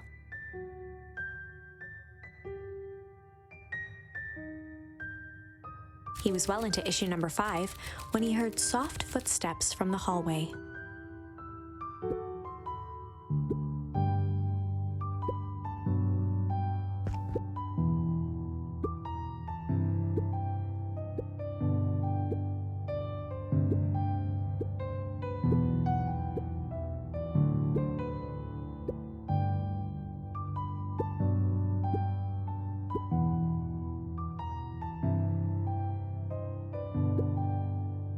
Without realizing it, Luca had pouted away the entire afternoon. He once again felt the weight of it all and allowed his weary eyes to close. Luca stood in a vast black expanse. He looked up at his father standing beside him. Walt was working a straw at the bottom of a fountain glass, trying to collect the last bits of milkshake. Dad, where are we? Taking a final loud gurgling sip, his father peered up from the glass. He jangled the straw playfully with a warm smile, then lifted the empty glass as if to point into the darkness. The source? Luca's eyes followed his father's gesture. In an instant, he was sitting in front of a blazing campfire. Across from him sat a large figure in a yellow hazmat suit. The figure's voice was a scratchy echo. Well, if it isn't the man of the hour, make yourself comfortable. Luca held his shivering hands over the flame to warm himself. It doesn't work that way here. Their yellow-gloved hand pointed to the base of the flame. It's a cold flame. See? Luca peered at the base of the fire. It wasn't wood that was burning. It was Beacon Pines itself. Tiny buildings, freezing and crumbling as they were consumed by flame. Luca could see small shadows moving in the burning city. People. Luca leapt to his feet. We've got to help them! The figure gave a dismissive wave of their hand. Why waste energy helping people who can't even help themselves? The figure bent down to examine the panicked crowd as they desperately tried to stop the flames. They only care about what's right in front of them. Not like us. Luca's voice was a trembling whisper. Us? The figure slowly stood up, grabbing its helmet with both hands. With a jolt and a twist, the suit emitted a gasp. A cloud of torpid mist escaped, slowly revealing the face within. Luca's own face looked back at him, older, worn, distant. The sensation was oddly familiar, as if he'd caught his own reflection by surprise in the mirror. The doppelganger smiled. I tried to help once. He gestured towards his face, and all it got me was this. Luca staggered back. You aren't me. Luca felt a hand catch his shoulder. His father was there again, beside him. Every choice sets us on a path. This is the end of one of your paths, son. Luca watched his older self shake its head ruefully, its face twisting into a cruel grin. Welp, Dad, if you wanted him to see this, far be it from me to disappoint. Luca watched in shock as the figure took a confident step forward and plunged into the flames. In a flash of cold light, he was gone. What does all of this mean? Luca felt a reassuring squeeze on his shoulder. Just remember, Why we choose matters just as much as what we choose. Luca woke up to see a hazy figure at the foot of his bed, silhouetted in the morning sun. Luca rubbed his eyes. The kind, concerned face of his gran came into focus.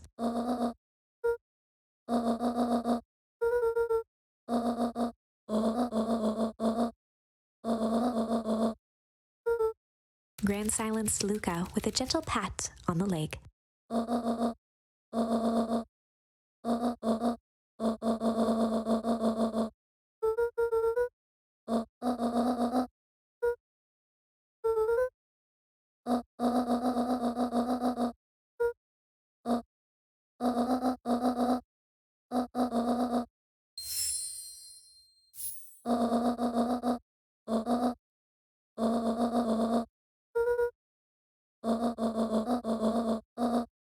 Luca gave a reluctant nod.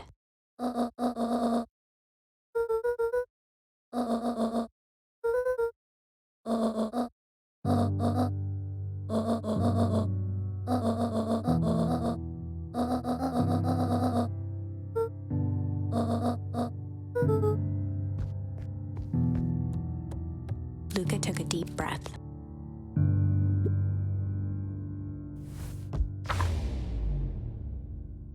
Chapter 6.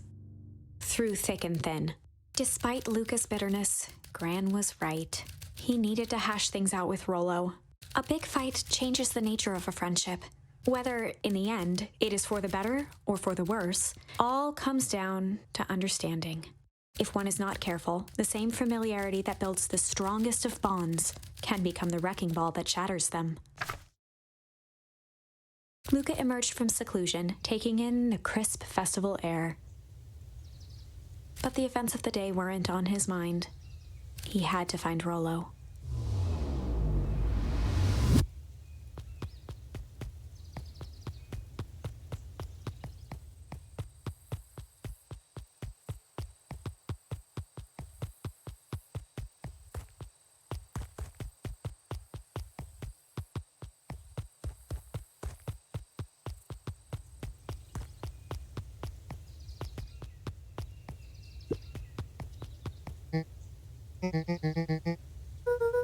Roxy rolled her eyes, shaking her head.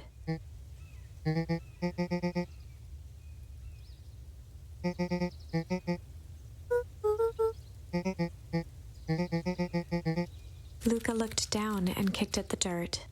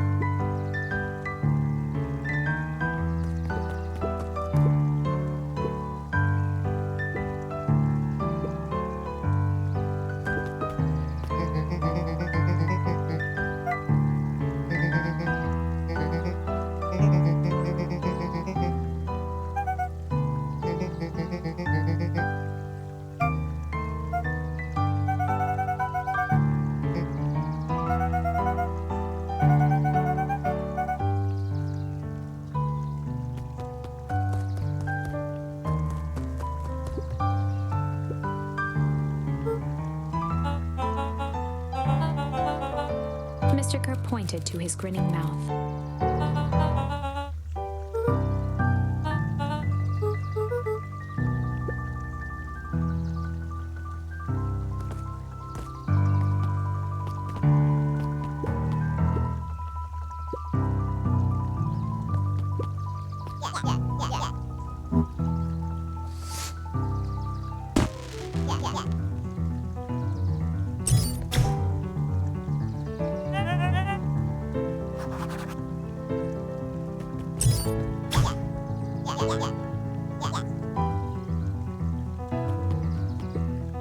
was staring into the distance with a wistful look.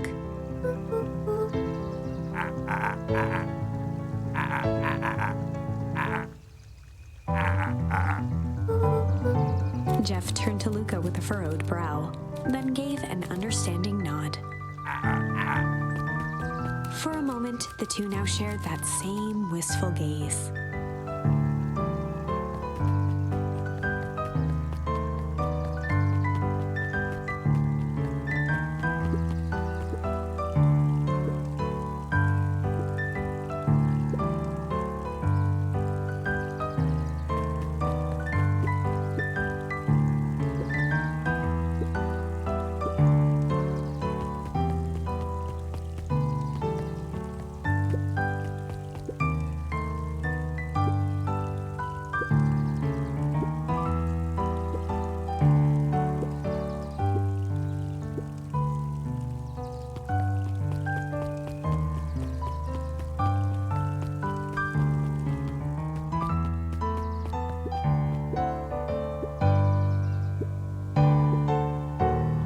Became flesh.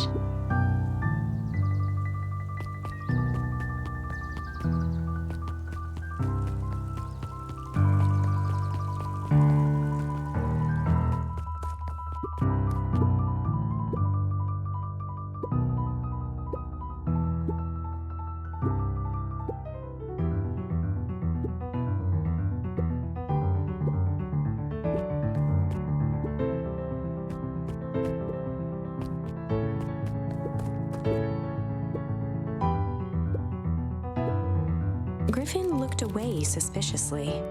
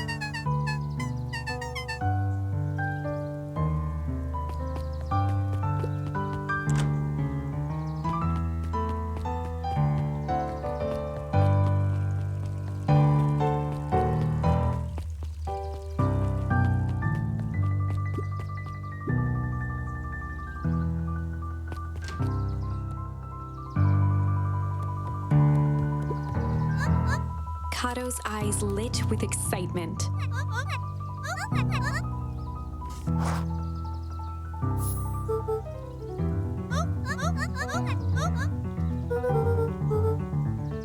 Kato straightened up and cleared his throat as if preparing to sing.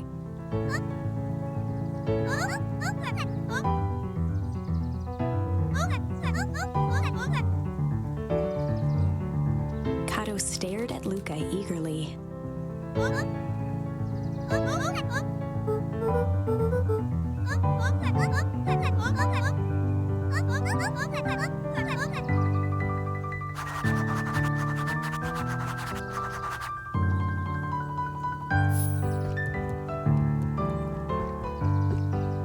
Luca grabbed The Adventures of Hank Atomic, issue number 5, from the shelf.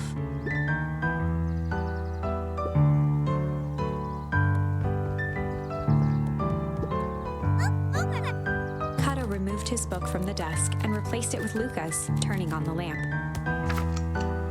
As he slid the book under the purple light, 2 words glowed: The Adventures of Hank Atomic, issue 5. Luca clicked his tongue with recognition.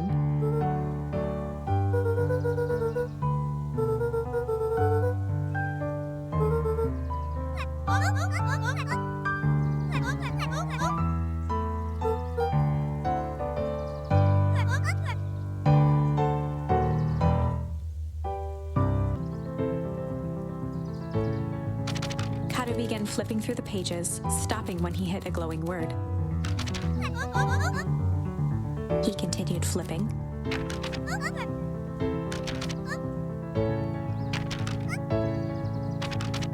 Reaching the end of the book, Kato looked up.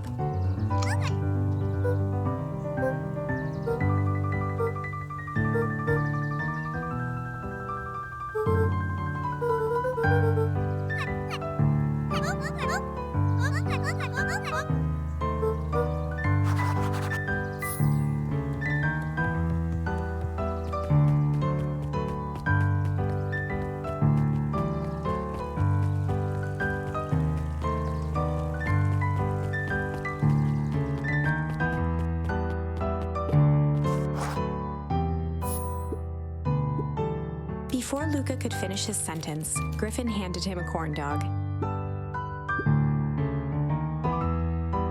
Luca shrugged, taking a sizable bite out of the corn dog.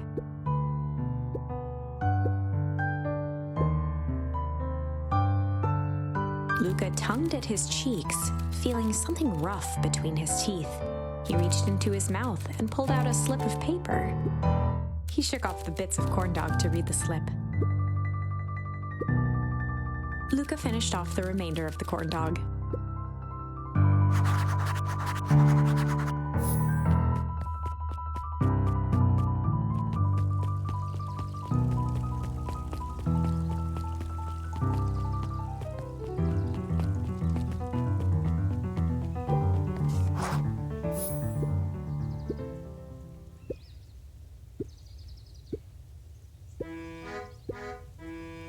Lumi waved his hands around sarcastically as he began.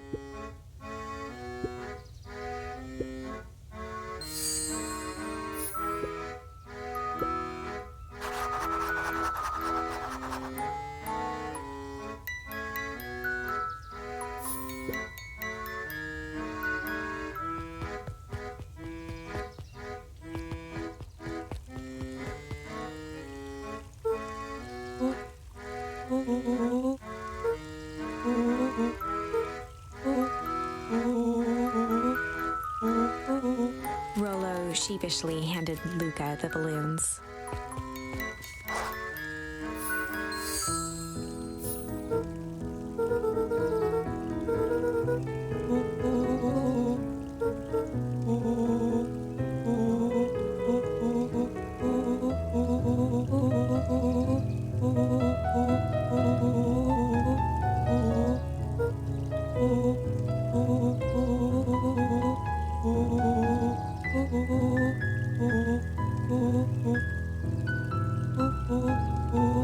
Luca threw himself at Rollo, hugging him as tightly as he could.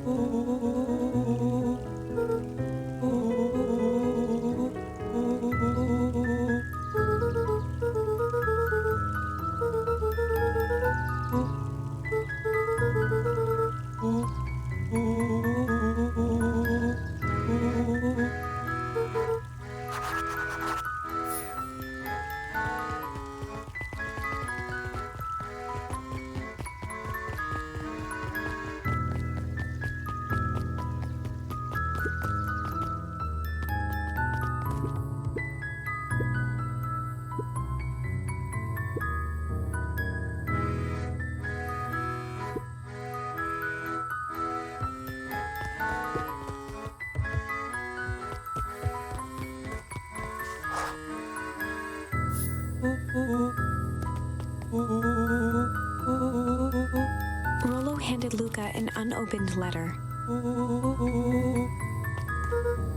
Luca, some things are going to happen that might be difficult for you to understand.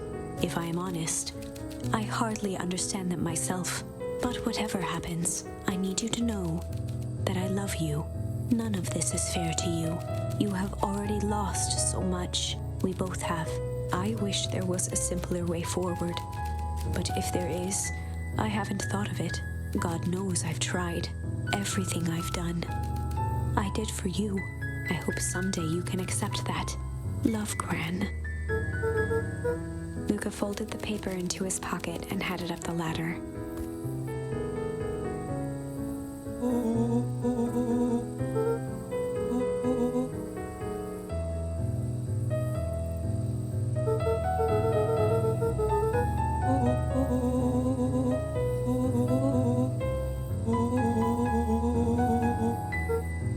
Luca was at a loss for words, but that was fine.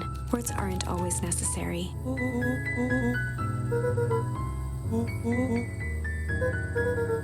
Sadly, this was untrue. A distant rumble shook the treehouse.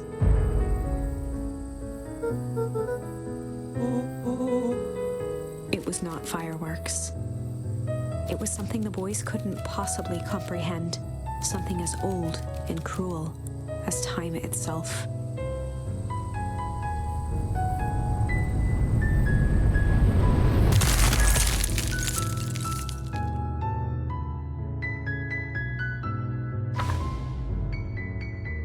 A shockwave of cold tore through the room.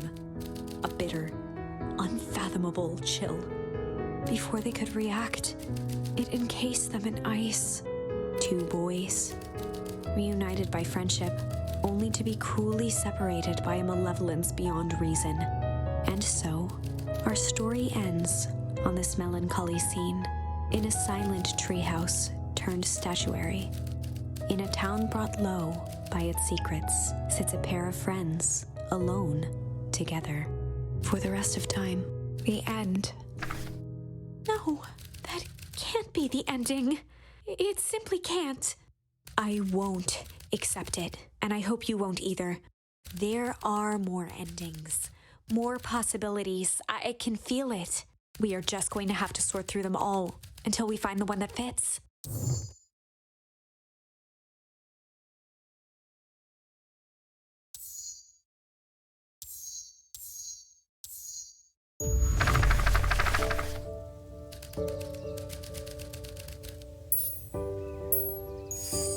Luca began to respond, but the sky answered for him as the clouds above began to break, revealing patches of star-filled summer night. Moonlight filtered down, shimmering in the treetops.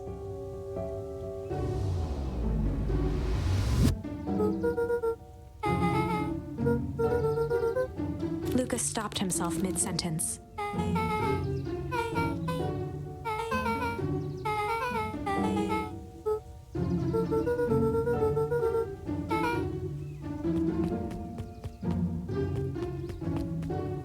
Luca saw Beck skulking by the gate.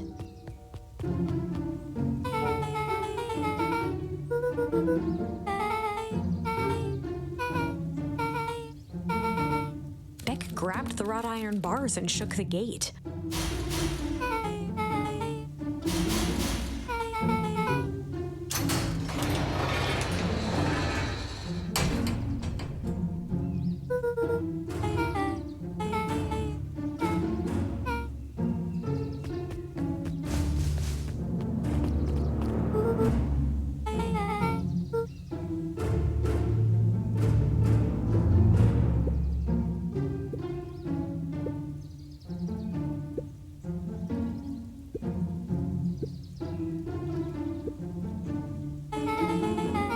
Beck's voice was an excited whisper.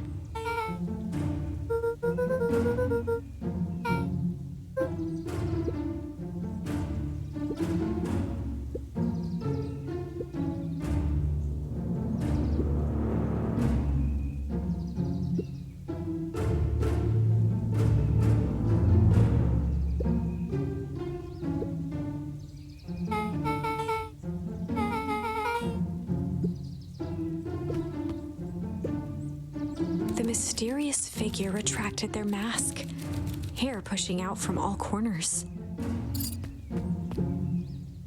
A chill ran down Luca's spine. His vision blurred. Beck stifled a sharp wince, and Luca looked down to see himself wrenching her hand. Gran tousled her hair back under the face mask.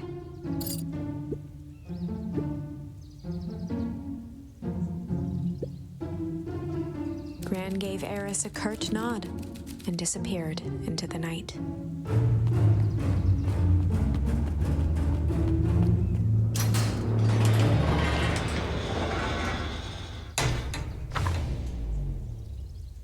Chapter 5. What big ears you have! Lucas sat shivering in the bushes, staring at his feet. After checking to make sure the coast was clear, Beck gave him a gentle tug on his sweater.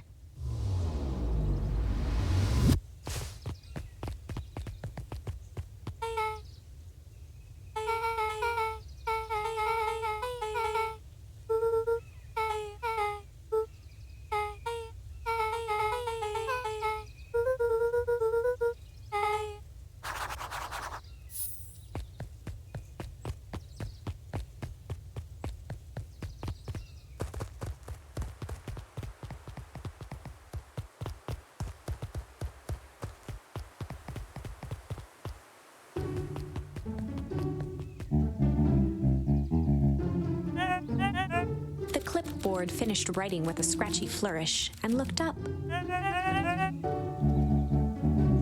Mr. Nuncreed, arms crossed over his paunch, gave an exhausted sigh.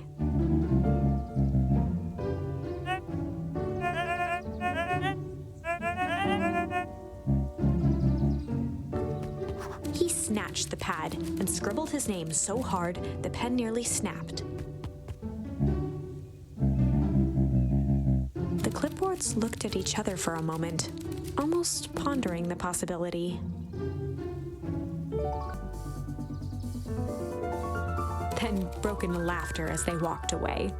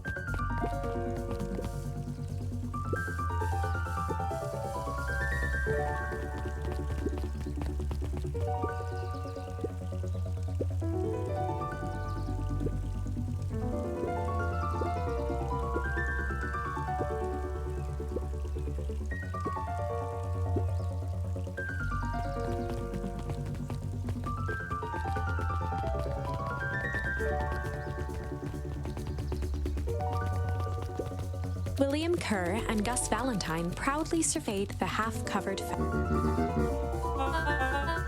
The mayor gave a half-hearted shrug.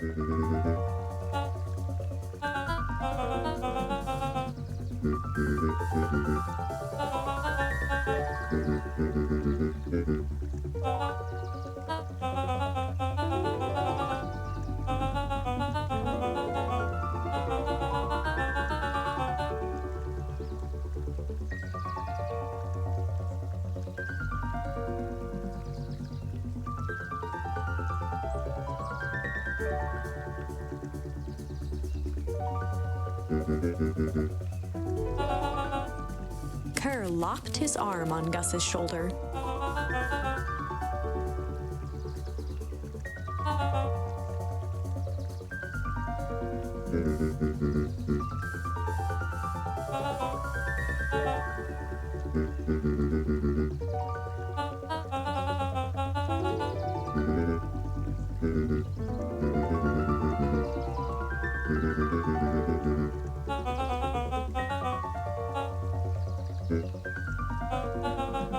With a glimmer in his eye, Kerr gestured grandly toward the horizon.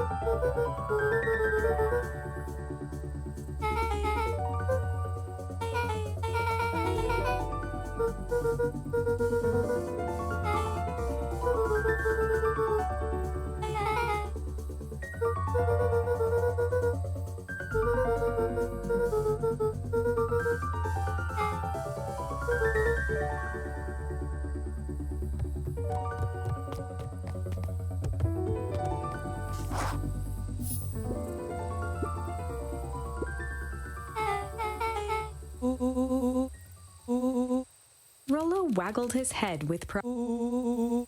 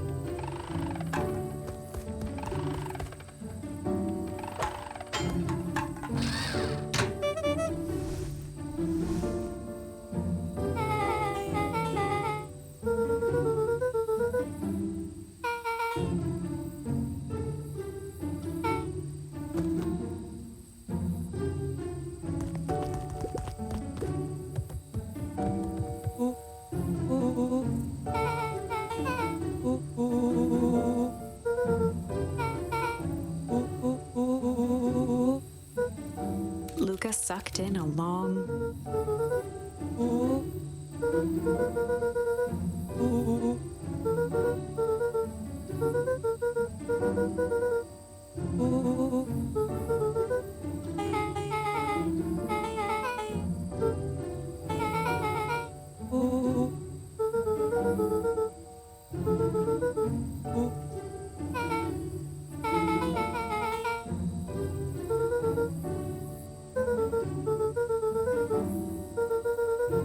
Rollo let out a low whistle.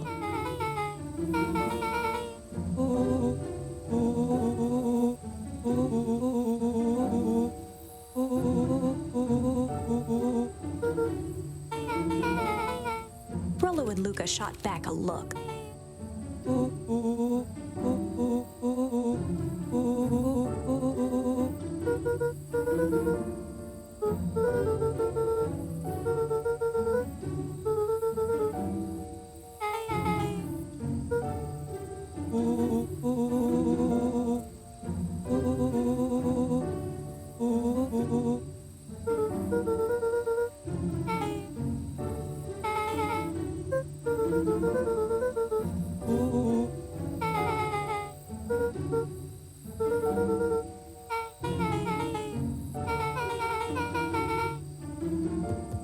Luca gazed out the window.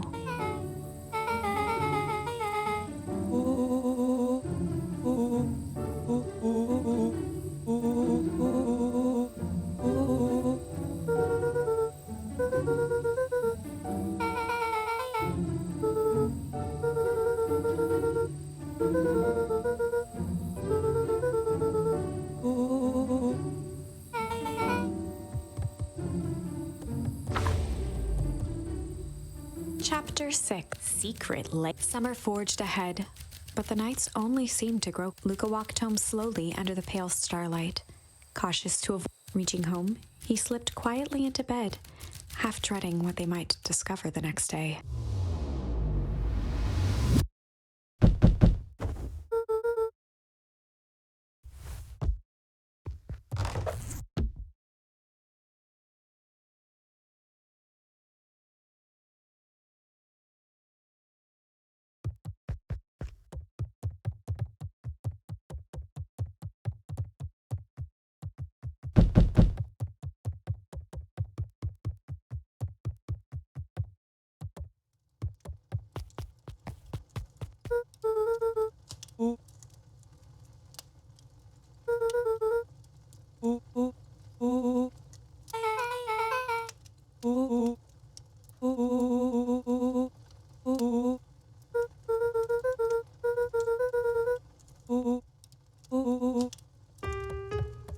Luca and Beck rolled their eyes as Rollo strutted across the room.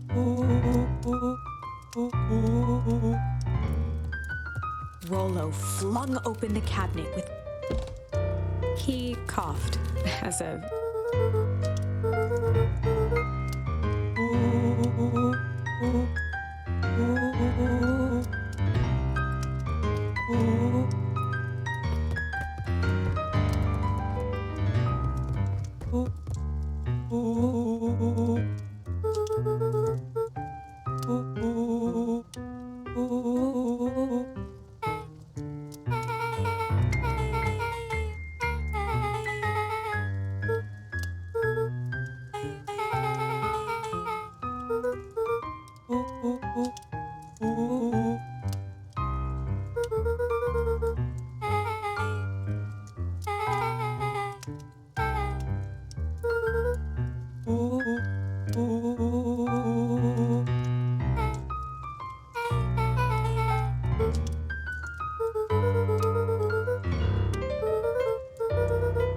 A look of realization crept onto... All three kids snapped to glance at each other, then sprinted in turn toward the kitchen.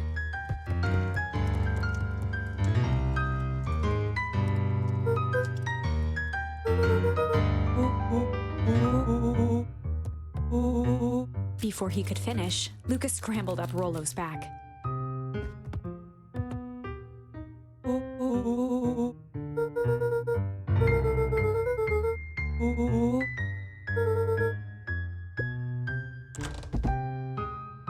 The three crowded around the hutch to peer in. With the glass doors opened, a perfect porcelain display gleamed, and their eyes searched for anything amiss. But the only distinct feature was its...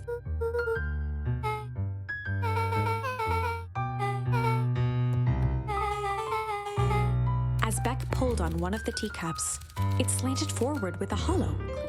The entire hutch began to rustle and slide.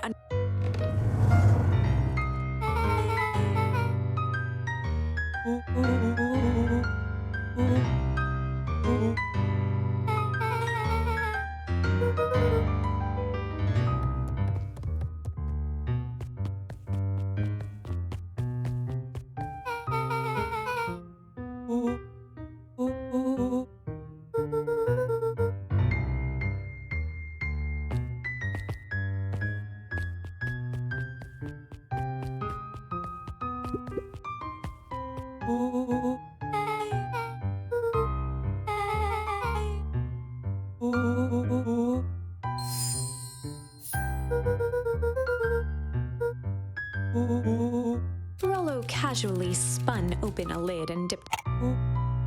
He smacked his lips. Rollo plunged his hand in the jar, fishing out a soggy slip. Rollo offered the slimy note to Luca and licked his finger.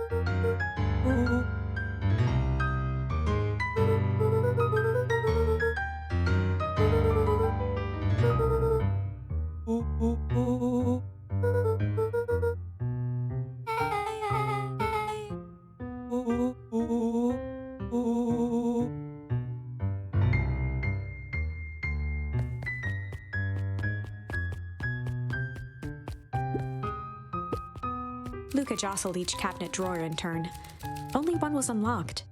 He fingered through the filing cabinet, pausing at a bulging folder labeled. For a long moment, he just stared at it.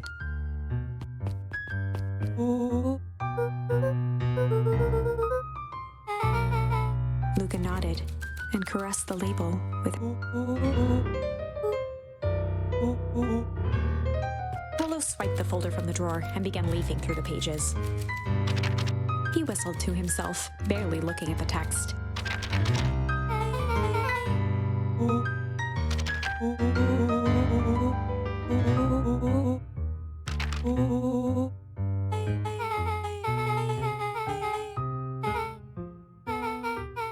He stopped at a page and mimed, holding up a monocle.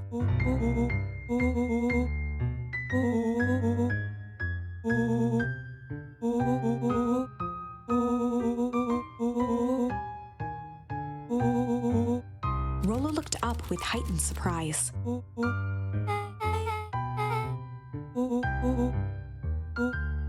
Rollo's finger traced across the page.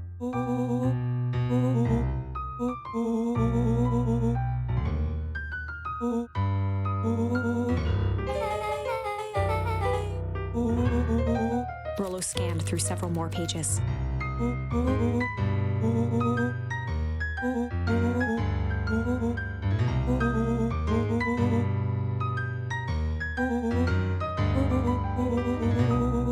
Luca, staring blankly at the cabinet this whole time, spoke. Rollo rustled the folder, trying to loose more pages. Luca frantically shoved the remaining cabinet folders, trying to find another labeled Walter.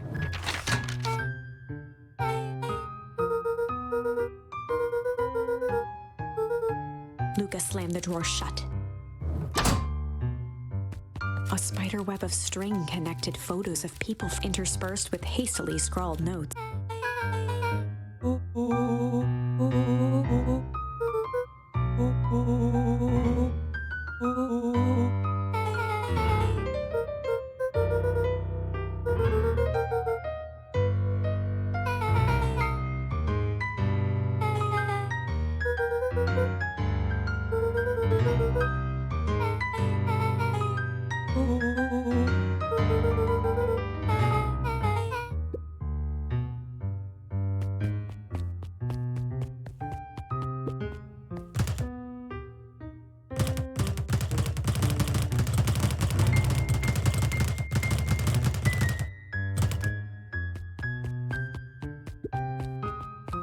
They crowded around a worn-down old map of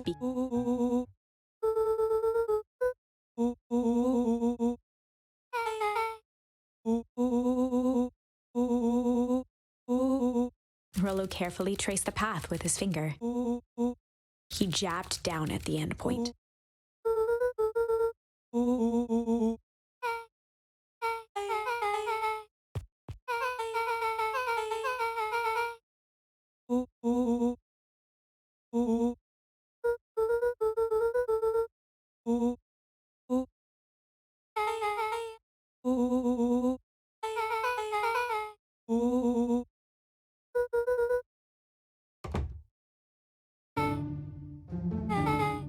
Luca looked up from the...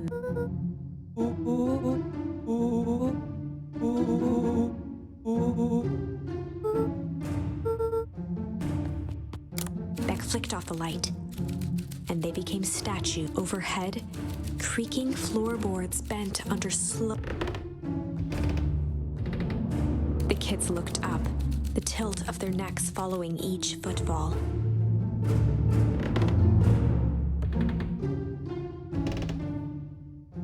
Then suddenly, it stopped. Without realizing, they'd been holding their breath. All three exhaled shakily and glanced at each other. A muffled male voice broke the silence. Oh. A final few footsteps reached the entrance above them, and the voice now echoed down the stairs. Oh. The three kids shuffled to the corners without a peep. As he began to descend the stairs, the man's voice punctuated every new step.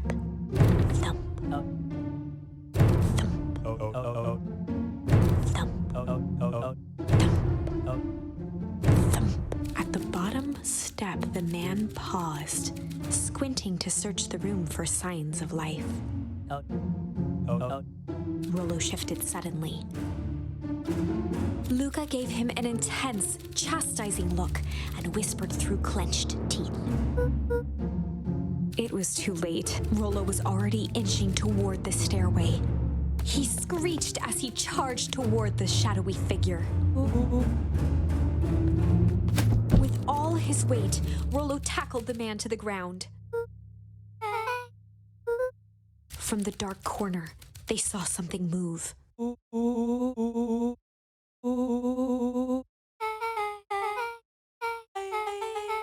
Luca scrambled to the hunched figure on the ground.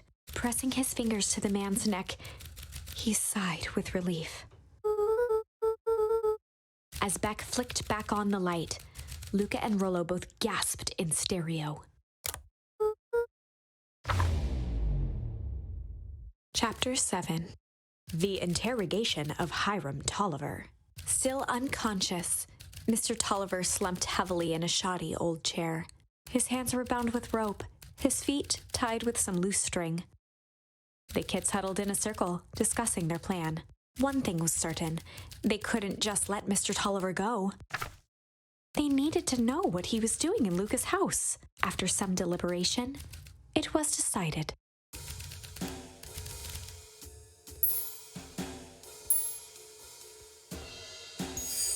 They'd run the classic good cop, hard cop interrogation.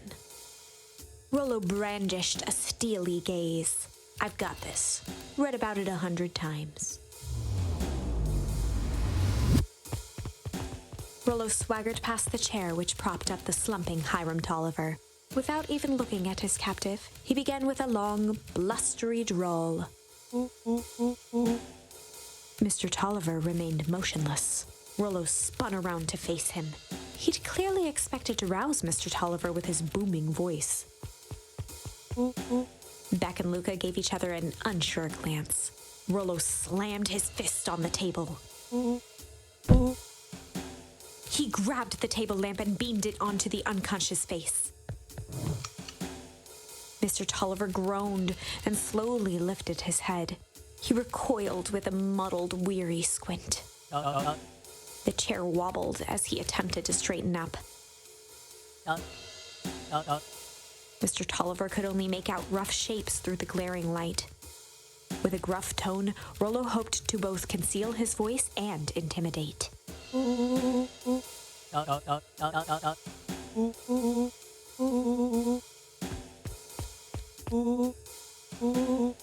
The doubtful expression on Beck and Luca's faces transformed into awe.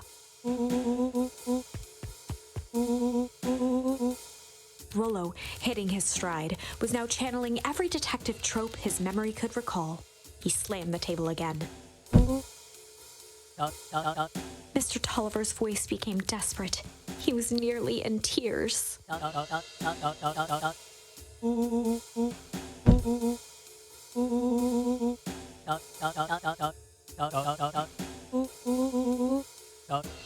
Mr. Tolliver was in a daze, now more confused than ever. He shook his head, feeling more and more dizzy.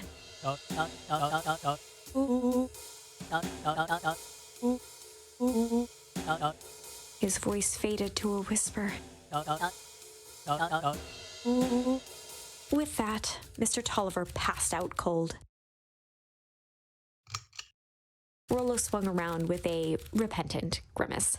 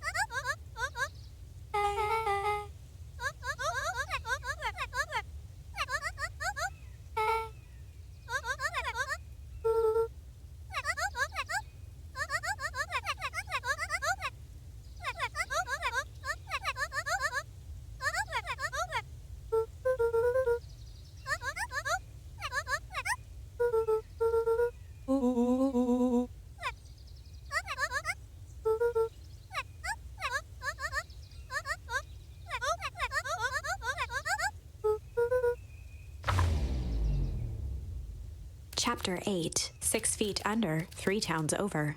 The kids spent the rest of the afternoon combing through dusty piles of old county records, desperately searching for anything that could help them make sense of Mr. Tolliver's cryptic utterance. Luca tried to shake the thought of Gran's basement, but his focus wavered. Explosives, messages hidden in jam, dossiers on various town figures, and a corkboard threaded with photos. Gran was the only family he had left. He still couldn't bring himself to believe the worst. But the old map with the symbol of explosives in town square made that difficult. As the sun began to set, the kids were no closer to the truth.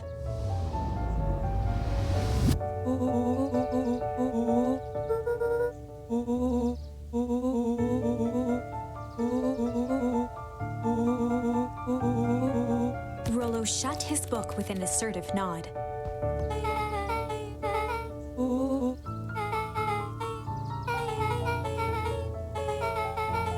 Rollo muttered under his breath.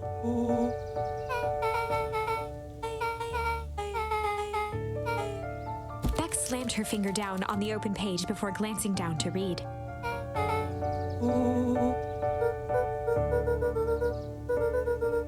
Something tickled the back of Luca's mind.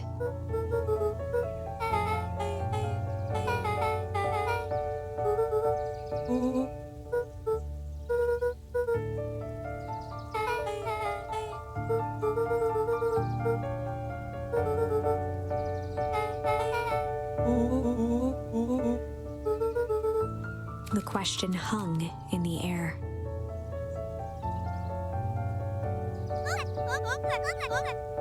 Beck rubbed her eyes.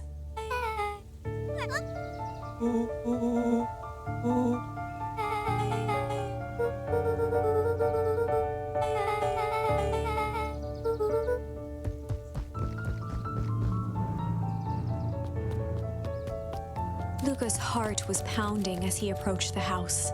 If he was lucky, Gran, or whoever it was, hadn't gotten back yet. And of course, there was Mr. Tolliver tied up and unconscious in the basement. Dealing with him would be the first order of business. Luca shook out his arms to calm his nerves before entering.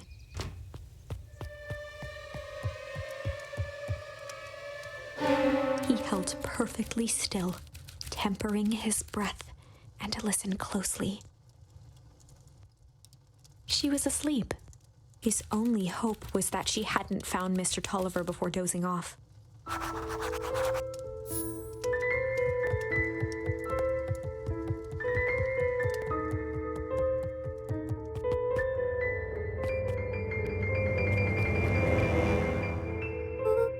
Mr. Tolliver was nowhere to be seen.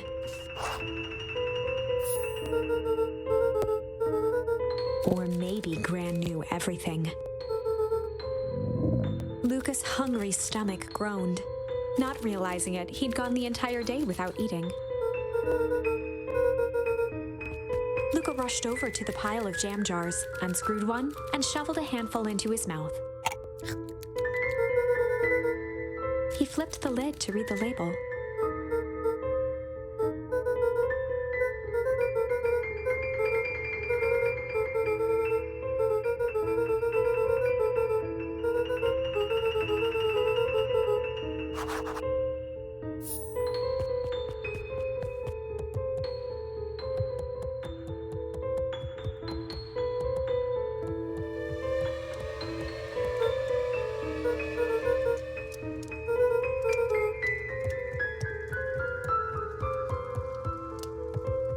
As Luca climbed the final stair, the emotion of the day dragged heavily on him. With each consecutive step, his legs weakened. His stride began to falter. He tried to grab for the railing to steady himself. Something was wrong. Luca groaned and tried to move. His limbs might as well have been bolted to the ground. Through numb lips, he mumbled just before falling asleep.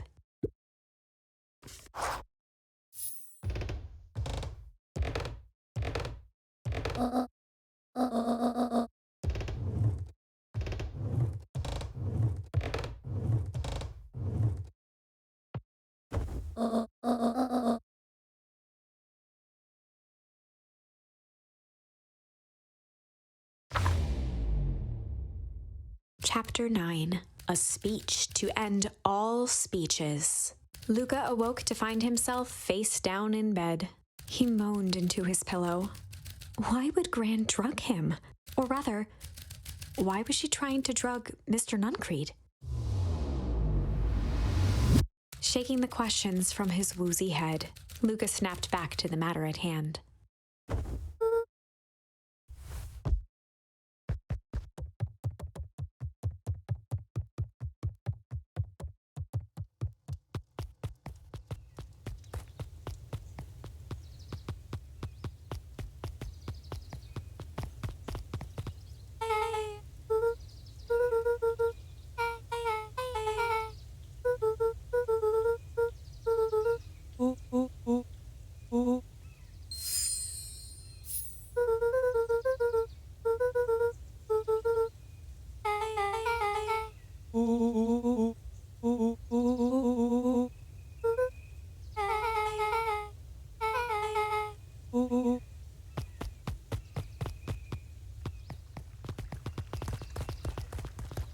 Augustus Valentine nervously wiped his brow.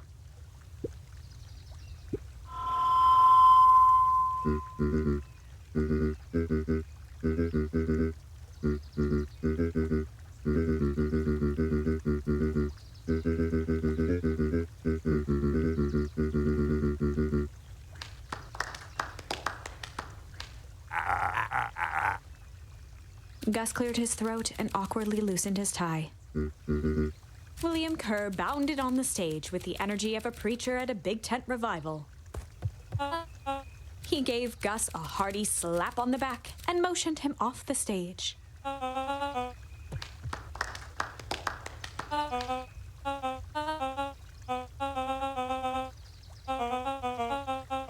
Mr. Kerr pulled a thick stack of note cards out from his vest.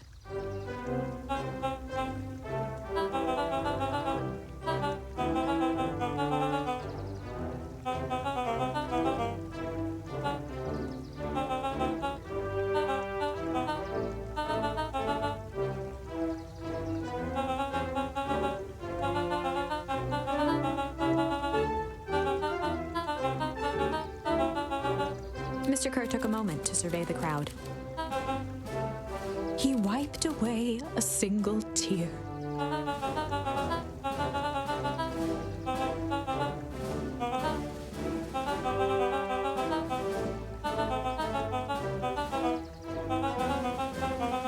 He thumped the podium to emphasize each word. Mr. Kerr nodded confidently, biting his lip. The crowd was silent, in rapt attention.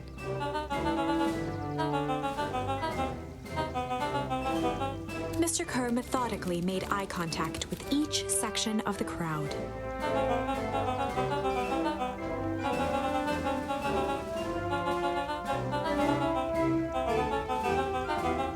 His voice began to build to a crescendo.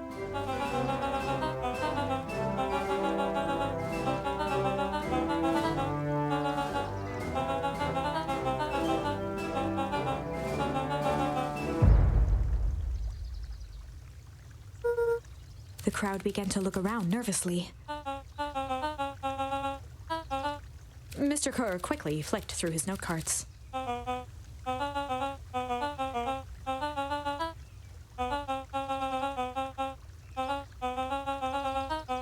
He raised his hands up to the heavens.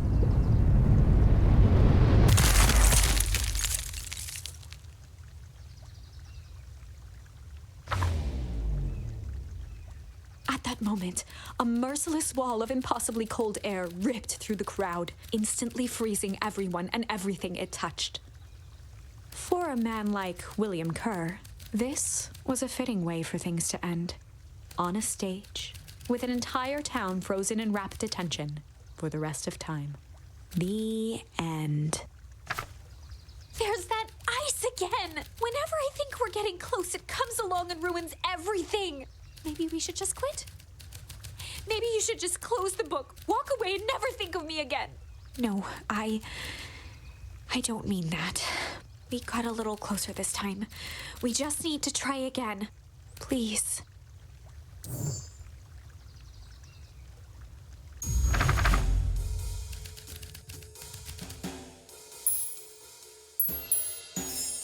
They'd run the classic good cop, sly cop interrogation. Luca and Rollo ducked behind a barrel, leaving Beck to her task. With a few crisp snaps, she roused Mr. Tolliver.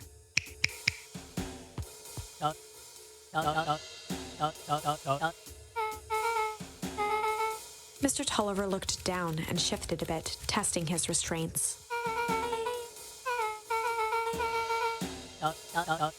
Beck caught herself before letting the surprise manifest on her face. She'd already gotten him to reveal his relation to Gran. This was going to be easy.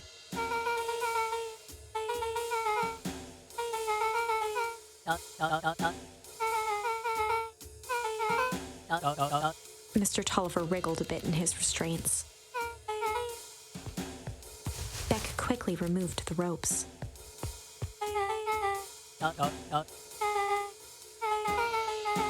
Mr. Tolliver rubbed the growing knot on his forehead. Beck twirled her hand, as if to prompt Mr. Tolliver to finish her thought. Beck shook her head and clicked her tongue. Mr. Tolliver let out an amused huff in agreement.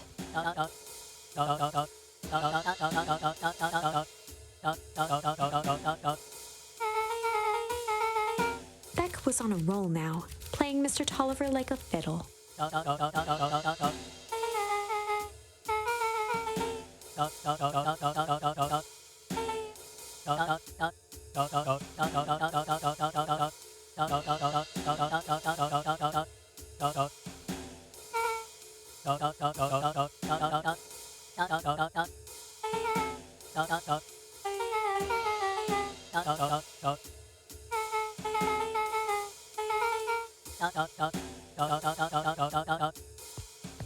Heading for the stairs, Mr. Tolliver hesitated and turned to Beck with a puzzled look.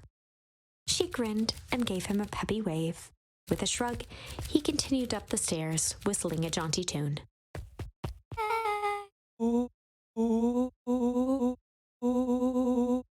Beck blinked slowly in disappointment.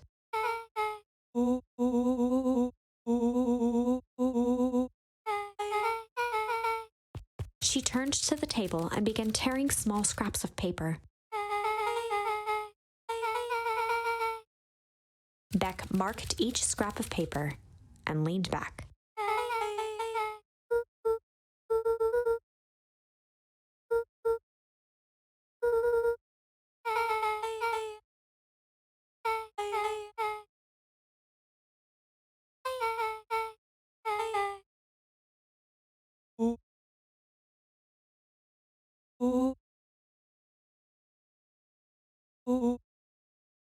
Luca and Beck looked at Rollo with amazement.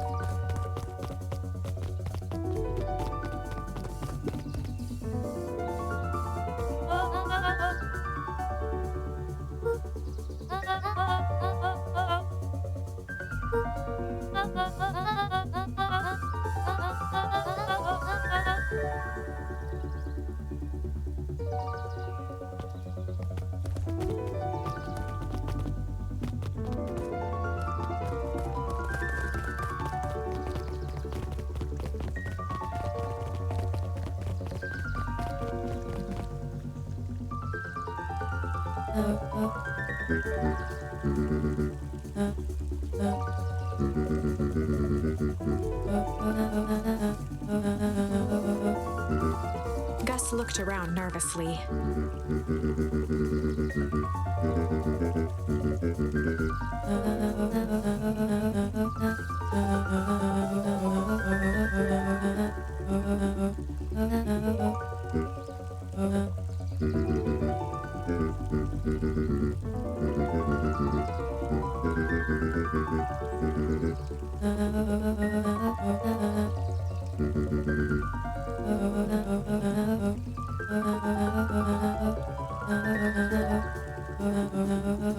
Eris's cry hung in the air.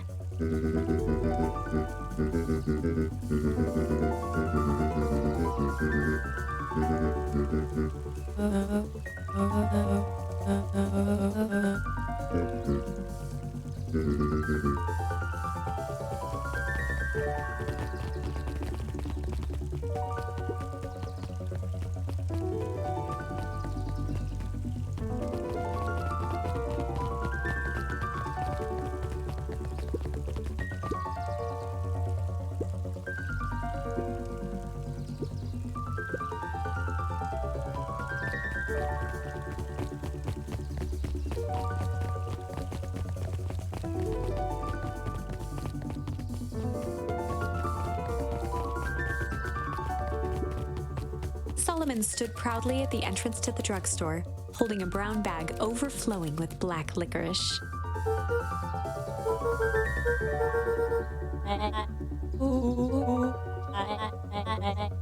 Solomon shoveled a surprising amount of licorice into his mouth.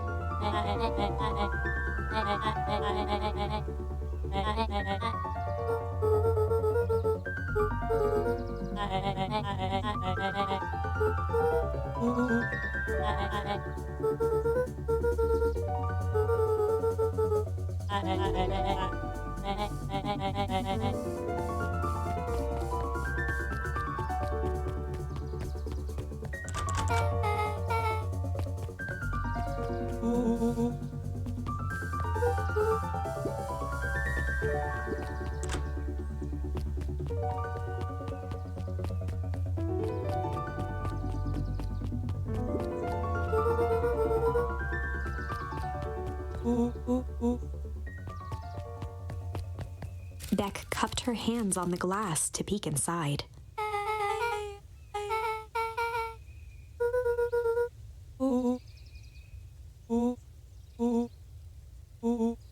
Beck flung open the door, and they all squeezed in.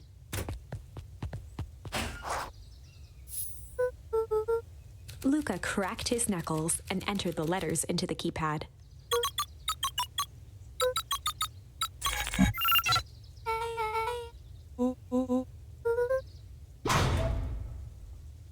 The inside of the phone booth dropped loose from its shell. Without even the space to panic, they closed their eyes, held their breath, and accepted their fate. Suddenly, the chaotic descent slowed to an effortless landing. It was unclear where they ended up, but at least it was solid ground. The air was stagnant and smelled vaguely of chlorine.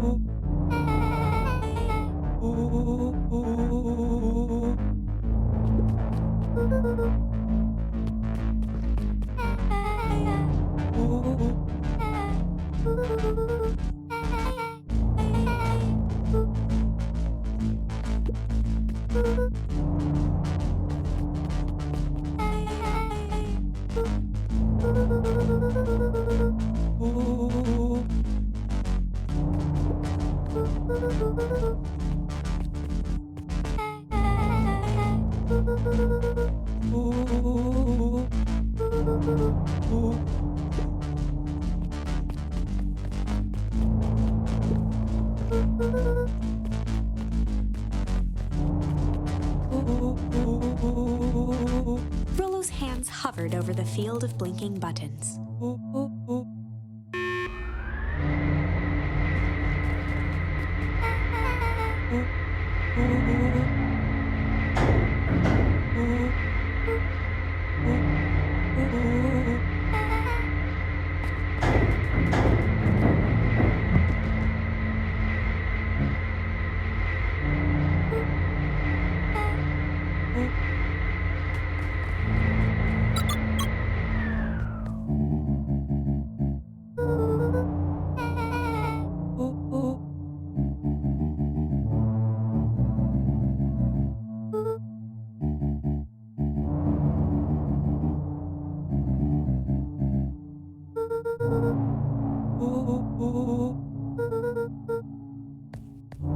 Joseph waited for a moment in silence.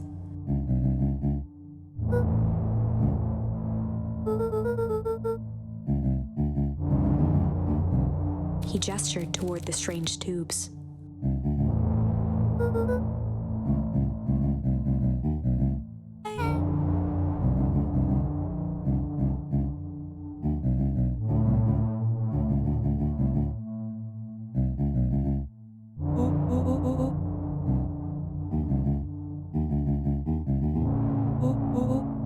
Nuncreed let out a growl of a sigh.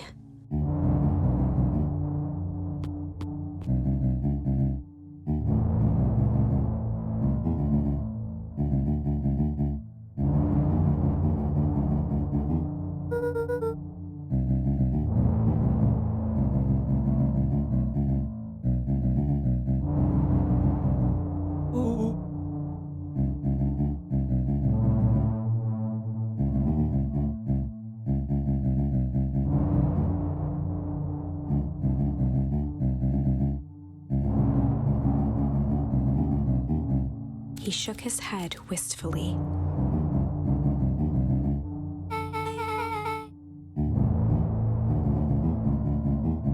Nuncreed took a menacing step towards the children.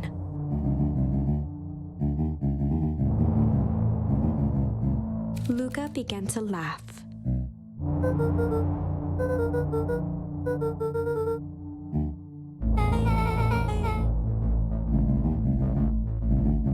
The color drained from Nuncreed's face.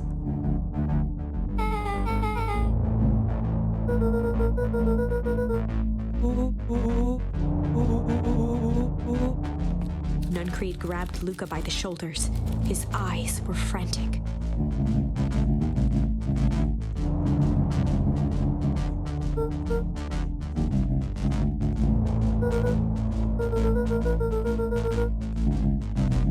A jolt of realization struck Mr. Nuncreed.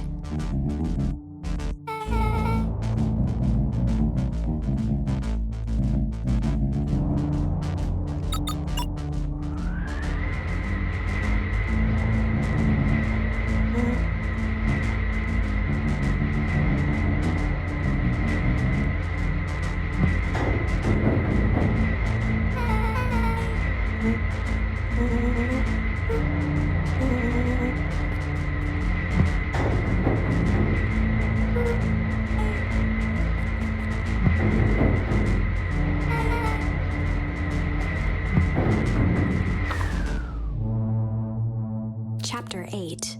The Cold, Hard Truth. Beck leapt up, allowing the suction to yank her into the dark. Dimness eclipsed around her like the shutter of a camera as she seemed to cover great distance in mere moments. Her only points of reference were glints of upcoming turns, which approached with frightening speed, only to carom her gracefully along. She heard the tinny, distant echoes of Rollo's glee. Once she stopped fighting against it, the ride was impossibly smooth. Then, all of a sudden, as if minutes had passed in an instant, light blazed into view. A burst of wintry air snuffed across her face, and she was flung out.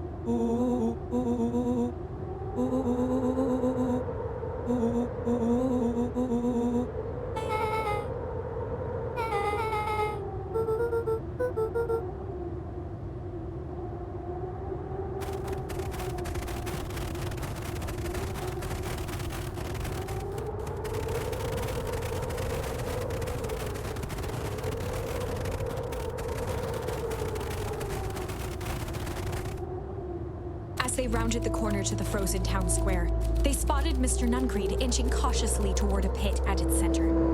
He held his arms out gingerly, as if approaching a beast in the wild. Upon closing the distance, Luca recognized what Nuncreed was after. Gran stood confidently at the edge, one arm outstretched over the abyss. Nearby, a wheelbarrow had been emptied out. She held a lit torch, which flickered in the bitter wind.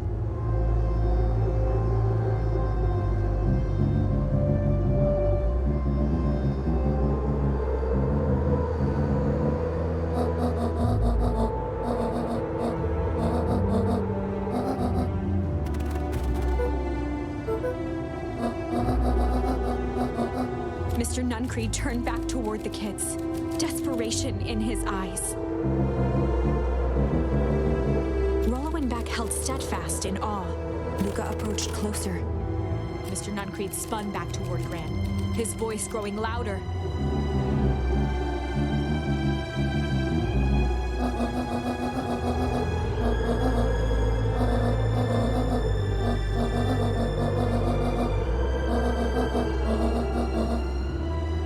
Mr. Nuncreed winced with anguish.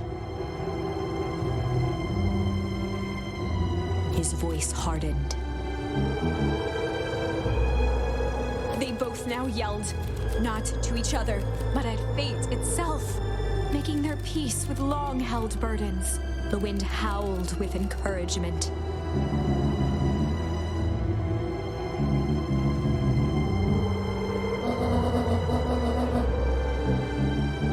They menaced at each other, both catching their breath. The moment balanced on a knife's edge. Amid a blur of emotions and memories, Luca's mind flooded with questions. The wind calmed, as if to give him the stage.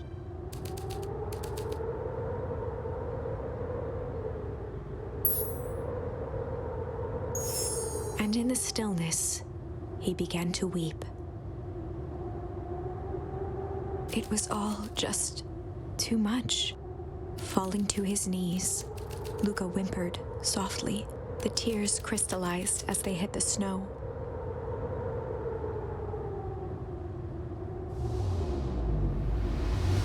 Gran stared at Luca for a moment with warm sympathy, remembering why this was all necessary. She stiffened up and brandished the torch at Mr. Nuncreed.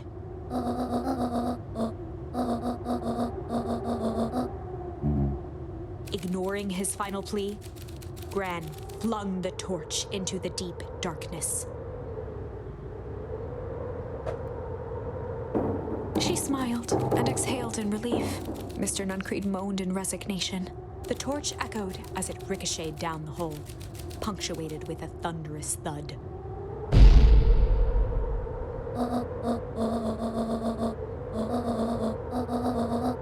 Before Gran could finish, the ground shook her to silence.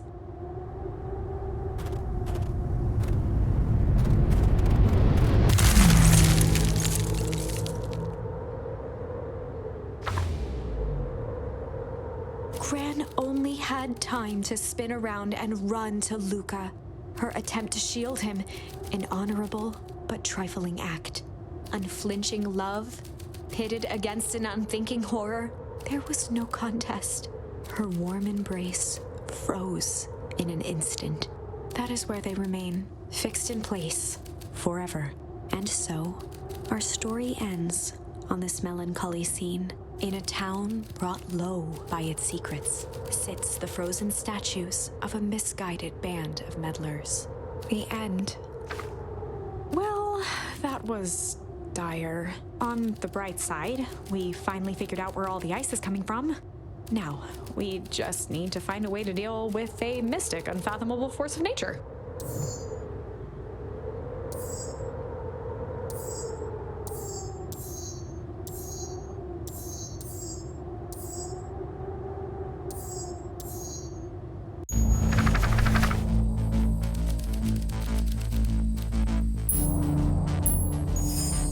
Luca drew himself up and decided to take the only option they had left: flight. He squinted down the barrel of the mission control defense cannon, aiming it through an opening in the dense tree branches.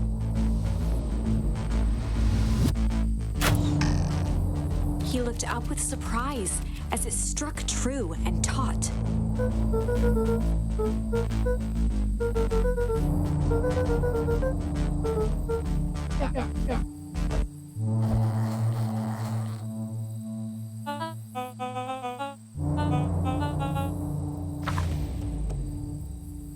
Luca and Iggy winced as they sprinted through the thicket. The branches clawed at them, reluctant to give passage. After what felt like a marathon, Luca stopped in his tracks as they reached the clearing. What the? That was all he was able to say before Iggy slammed into his back. The boys tumbled down a steep decline and crashed with a wheezing thud on a surface as hard as ice. In fact, it was ice. Chapter 5. Signs. They stood silently, catching their breath. The sky was like sapphire. With each breath, a plume of steam escaped from Luca's lungs. Let's keep moving. Luca pulled Iggy to his feet as they gazed across a snowy terrain.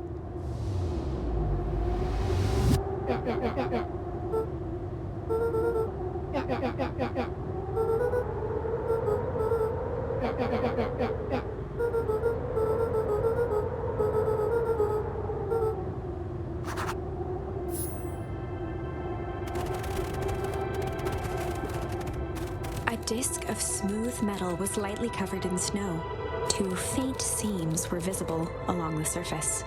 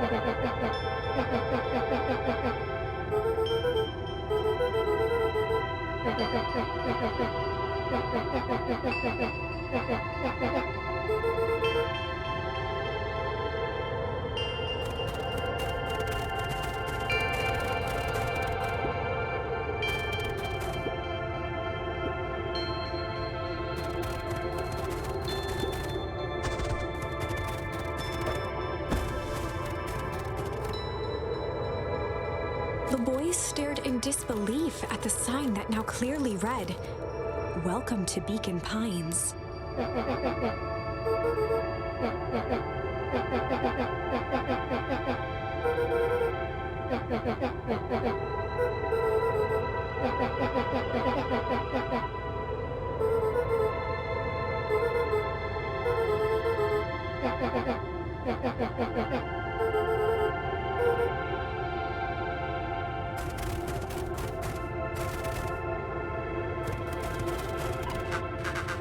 Luca had almost forgotten the walkie-talkie he was carrying. Luca looked at Iggy with hesitation. With a resigned sigh, Luca responded.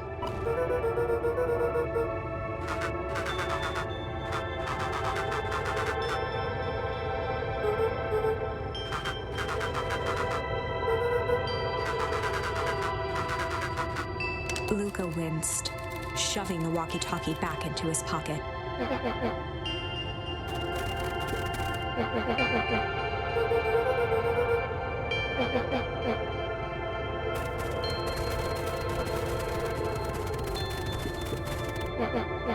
Looking down at the frozen stream, Luca could faintly see a school of minnows encased in the ice.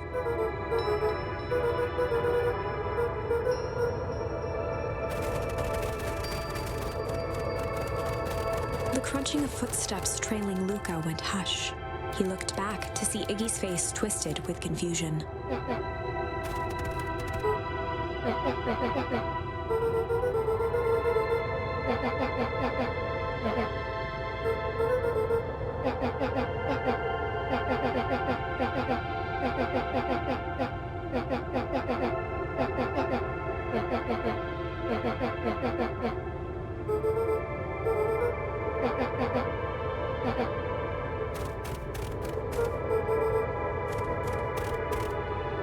Luca peered upward at the darkening sky.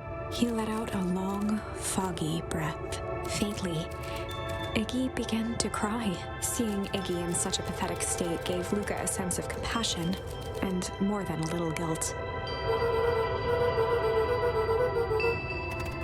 Luca allowed himself to collapse next to Iggy. The boys huddled together for warmth and comfort.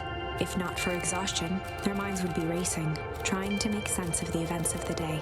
As it was, all they had energy for was to sit in silence, numb.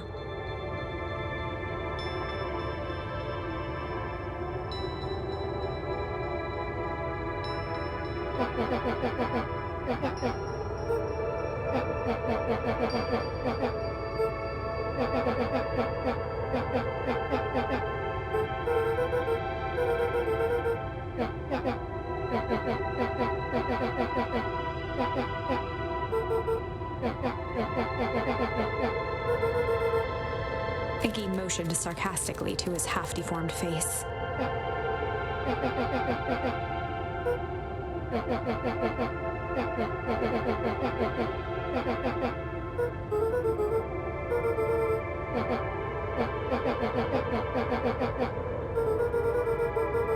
Iggy shrugged.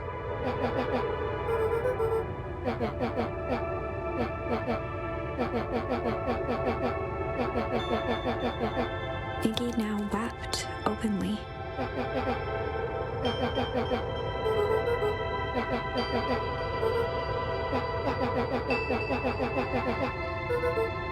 He wiped his nose with a sleeve.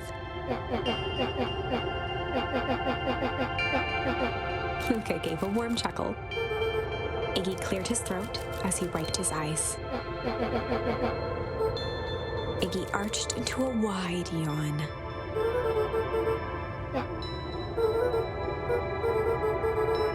Luca's eyelids began to slowly drift shut.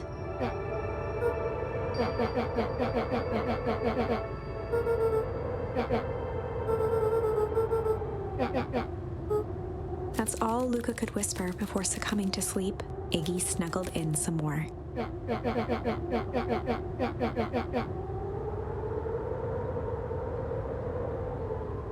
The house smelled of warm bread. Luca was playing with toy blocks on the living room rug. He looked up to see his parents on the couch. His mother held his father's head in her lap. She idly stroked his hair while humming a song. A voice behind Luca spoke. "This is how you remember them, huh?" Luca turned to see his own face. The doppelganger from his dreams, still clad in a yellow hazmat suit, still carrying a look of disdain behind empty eyes. Aww, look at this perfectly cozy scene. You know it wasn't really like this. The figure picked up a toy block and inspected it. It's amazing the facades that one can build given the right materials. Not that I blame us. These are a child's memories. All you don't remember, do you? Lucas snatched the block from the figure's yellow-gloved hand. Remember what? The doppelganger pointed to the couch. The last day we saw him alive. The day he chose to abandon us. Luca turned to look at his father, still lounging on the couch. That's not true. He didn't abandon us. The doppelganger waved his hand dismissively. Everything is true here. It's just a matter of what we choose to see. Well, let me show you. The world flickered and pulsed. Luca was sitting next to his bed, listening to his heartbeat with one of his dad's stethoscopes. The doppelganger limped into the room. No, we both know that's not how this went. He grabbed Luca's hand and guided the stethoscope to the floor. Luca heard muffled shouting, brought close by the stethoscope. It was his parents, fighting. Do you remember what we did next? Luca gave a slow nod and crept down the hall to peek through the banister. He could see the outline of his mother at the bottom of the stairs. Damn it, Walt. We can't afford to get involved in this. She was scared. His father stepped forward. What am I supposed to do? Just watch? There's a sickness in this town, and we both know who's behind it. I swore an oath to help people. I won't turn my back on them. Luca's mother grabbed Walt. She was crying, pleading. I can't lose you. Walt calmly removed Eleanor's hand from his shoulder. What's right is right, and what's wrong is wrong. I could never live with myself if I let Sharper get away with this. Eleanor raised her voice. Spare me your bullshit platitudes. What about our son? Luca flinched, dropping the stethoscope down the stairs. Walt turned with a panicked smile. Luca, is that you, buddy? With tears in his eyes, Luca descended the stairs. Mom? Dad? What's going on? Walt dropped to a knee to meet Luca eye to eye. Nothing, buckaroo. Your mom and I just got a little overexcited is all. Luca placed the stethoscope against his father's chest. His heart was racing. It sounded like you were going somewhere? Walt gently removed the device from Luca's ears. Listen to me, Luca. I have some business to take care of. I'll be back in time to tuck you in. Luca hugged his father tightly. Promise? Walt stood up and walked to the door. He glanced over his shoulder. I promise. With a wink and a grin, he put on his hat and strode out into the evening sun. A figure approached soundlessly from the foggy snowfall. It stood above them, lingering in contemplation. Slowly raising one hand above Iggy, it snapped out 2 brisk raps on his head. From a deep slumber, Iggy sprang up defensively. Whether it was the calming presence or the recognition that he was not in danger, Iggy felt his clenched fists lower. Luca looked up, gradually remembering his whereabouts. The figure exhaled a cloud of warm vapor.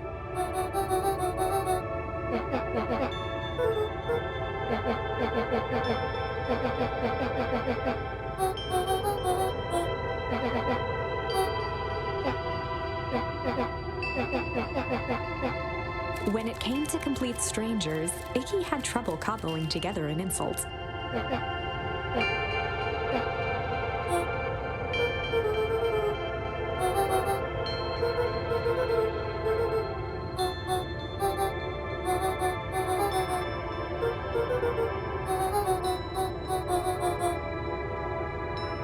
Iggy huffed with gratification. Nat began to turn away indifferently.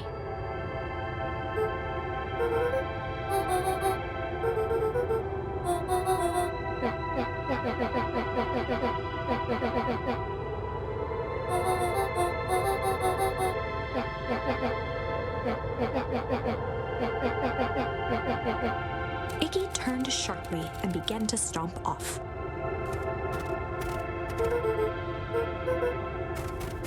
Realizing he'd worn their patience then, Nat relented.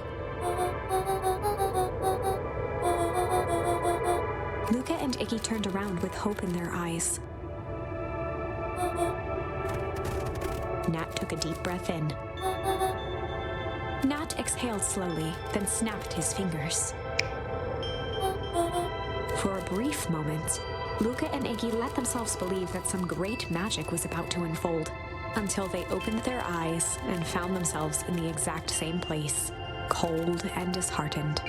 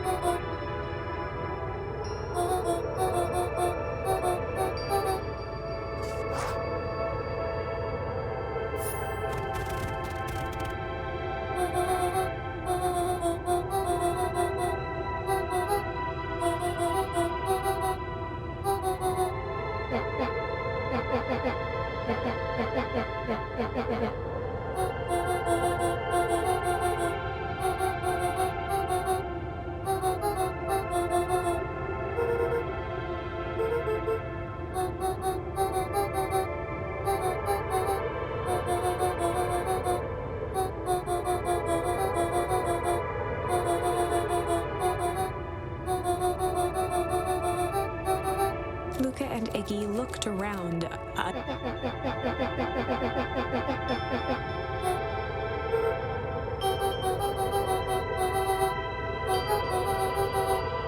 Nat narrowed his eyes, furrowed his brow, and uttered.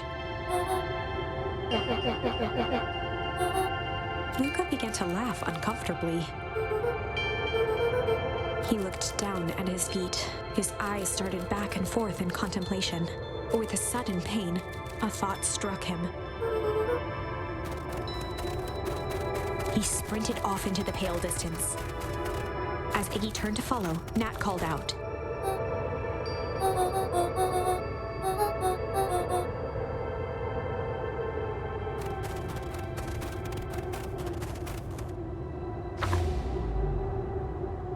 Chapter 6, The Source. Nat expressed his sympathy with a shrug and sauntered off as unassumingly as he'd arrived. He'd given Luca and Iggy what they needed, and nothing more. As Luca sprinted across the snow, the events of the past few days became clearer, pieces to a larger puzzle. Rollo said he was underground somewhere, captured. Mr. Kerr tried to cover it up with lies. The clipboards were hell-bent on capturing Iggy. It all seemed to point to perennial harvest. But right now, there was one thing that Luca needed to know. Luca stopped dead in his tracks. The tree was gone, uprooted and moved, leaving a raw gash in the earth. He dropped to his knees and dug wildly at the cold snow.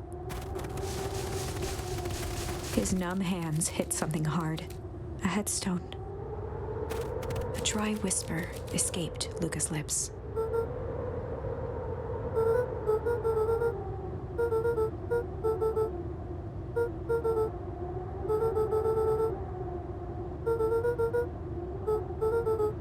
There was no reply, just snow-covered silence.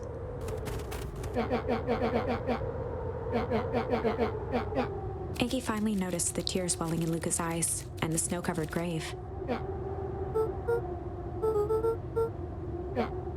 Suddenly, they heard the crunch of approaching footsteps in the snow.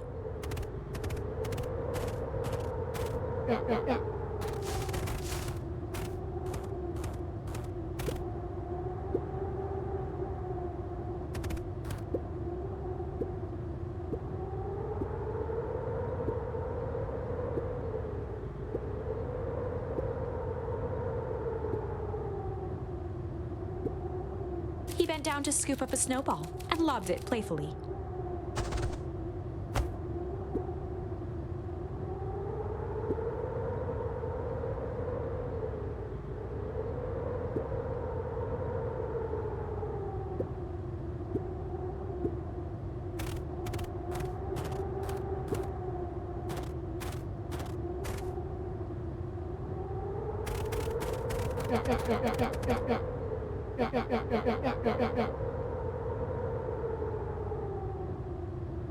Luca stuttered through heaving sobs.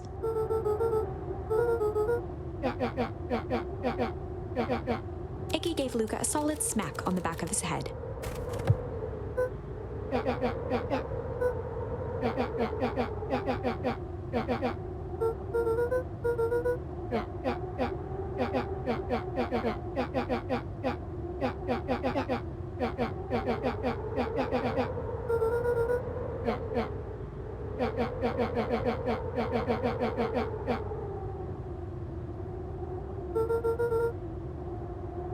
Luca wiped his eyes with a sleeve.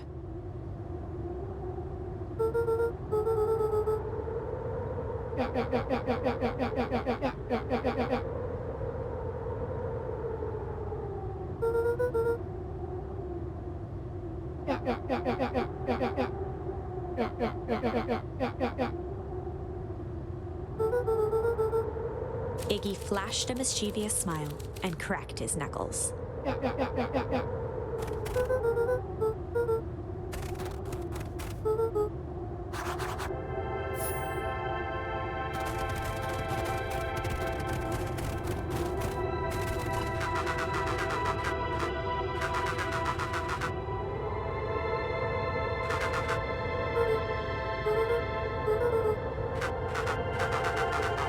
A Iggy and Luca shared a skeptical look.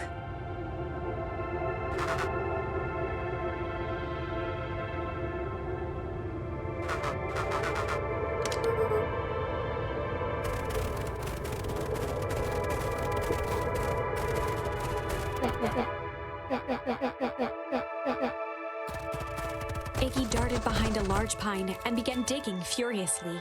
He emerged holding a shoebox with a crude skull painted on its lid.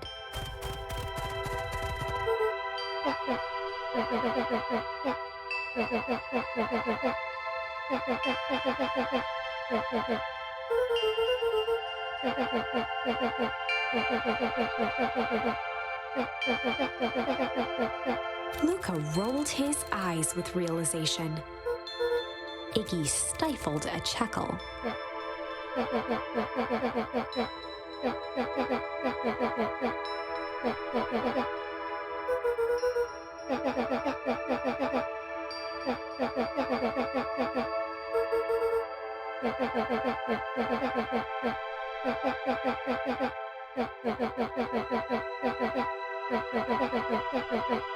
Iggy triumphantly raised the shoebox.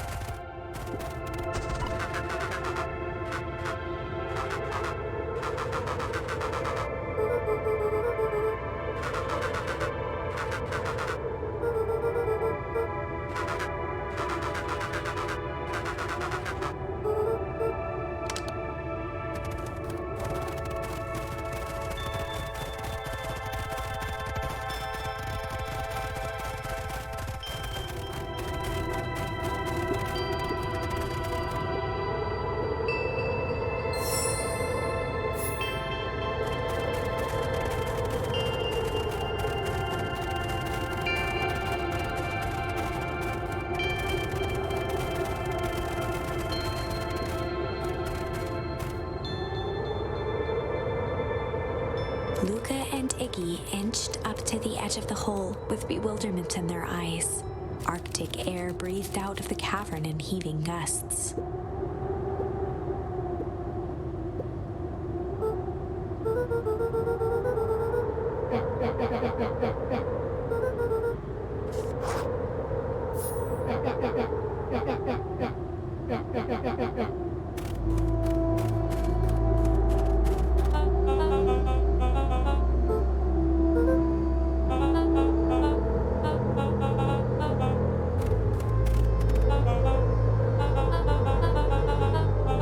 Mr. Kerr gazed down the abyss in contemplation.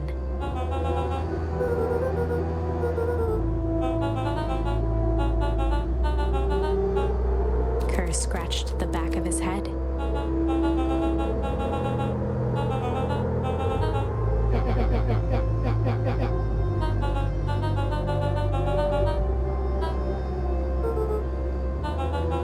His face contorted into a saccharine grin.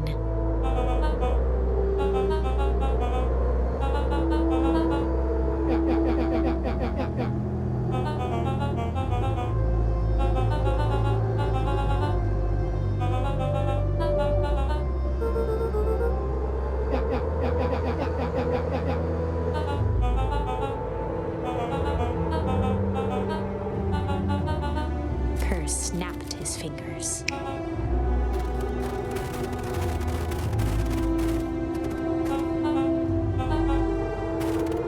Iggy turned to Luca with a sly glance.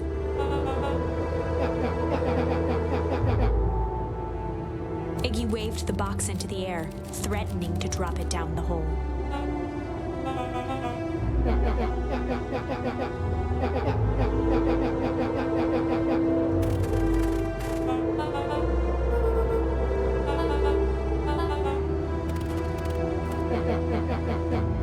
Iggy plucked a single bottle rocket from the box and held it up with reverence.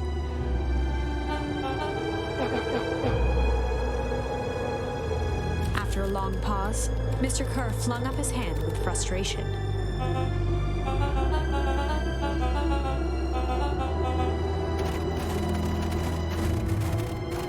Mr. Kerr other side into the frigid air.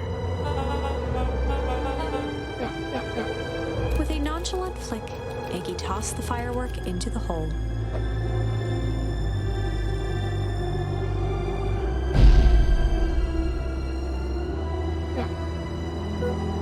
With a growl, Kerr leapt at Iggy, crashing through Luca. Iggy tried to twist away, but in the struggle they both tumbled over the side. Luca dove forward, bracing Iggy's hand just before it slipped. His grip was made precarious by the cold, wet snow. He could see Kerr further down, clinging to Iggy's coat.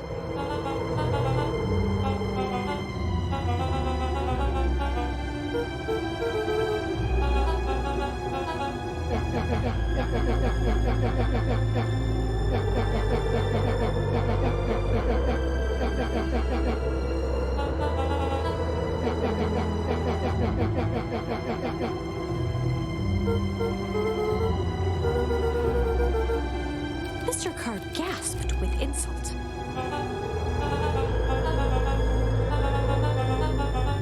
With a wild look in his eye, Mr. Kerr began to hum a proud melody.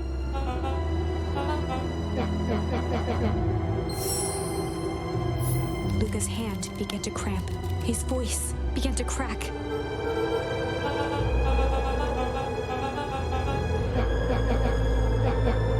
Luca felt Iggy loosen his grasp. Every muscle in Luca's body burned.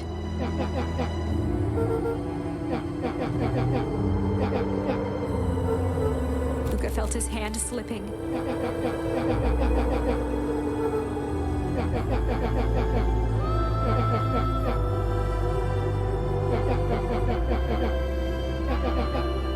A calm settled over Iggy's face. Iggy's voice was colder than the bitter air billowing from the chasm.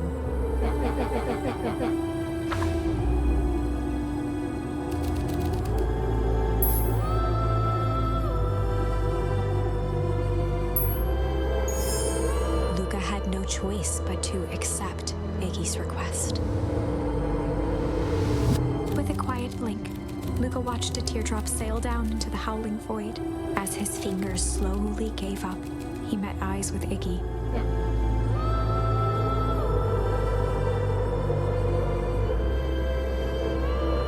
The two silhouettes were swallowed by darkness.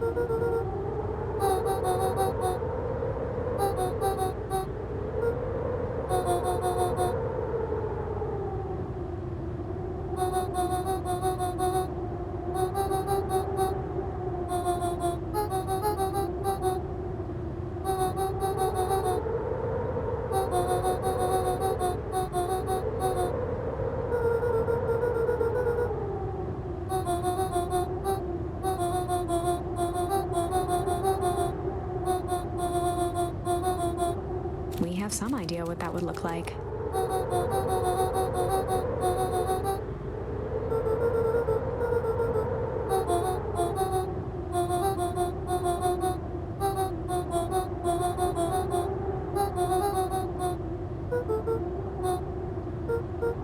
A fierce twinkle flashed in Nat's eyes.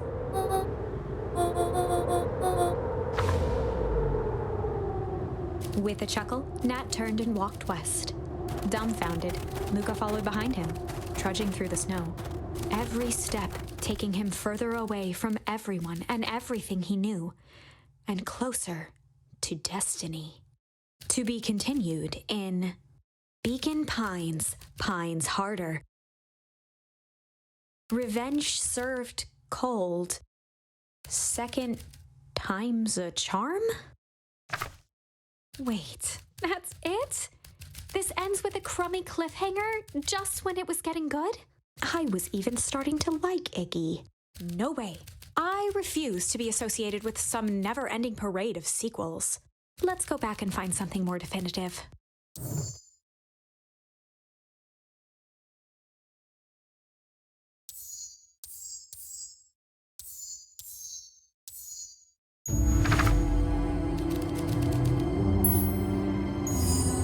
Luca had no choice but to refuse Iggy's request. He tightened his grip and reached for the walkie-talkie in his pocket. A wild delight crept onto Mr. Kerr's face.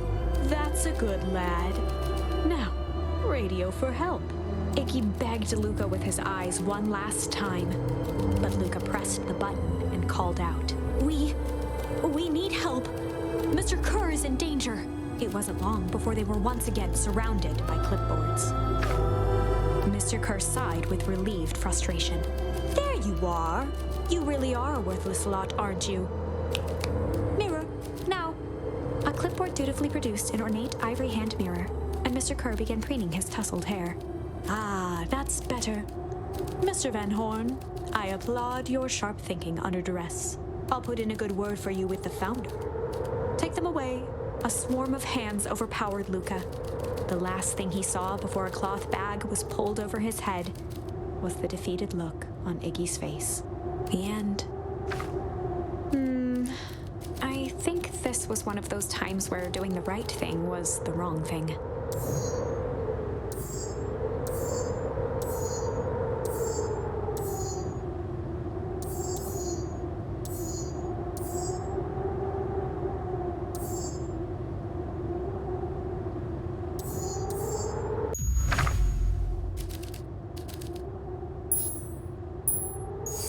And in the stillness, he began to hum.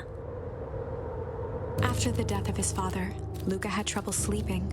Each night, his mother would sit at the foot of his bed and hum a gentle melody. It was the only thing that could calm his mind, the only thing that, however briefly, could make it all seem okay. That melody pervaded every memory Luca had of his mother. Shivering in the raw snow, he began to hum it out loud.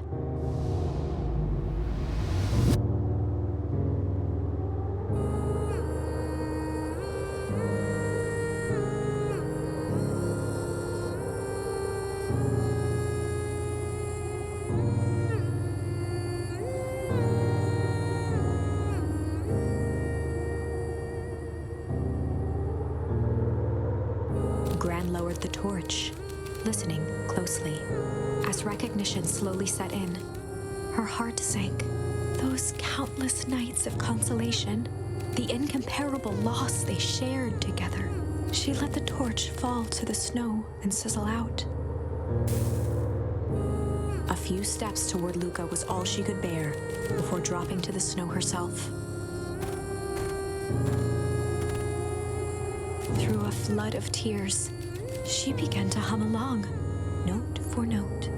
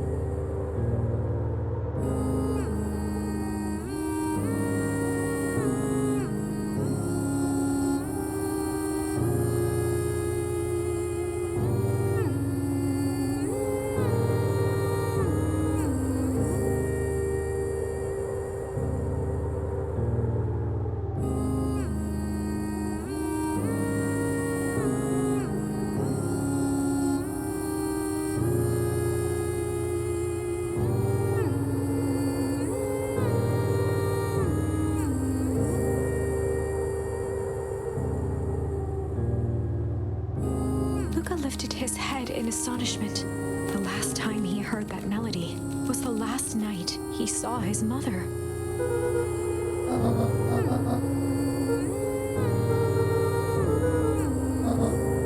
Luca blinked through blurry very watery eyes trying to see more clearly. He could just make out the impression of a familiar face. He peered across the snowscape at the woman on her knees. Something about her was undeniably his mother, only smaller, older, changed.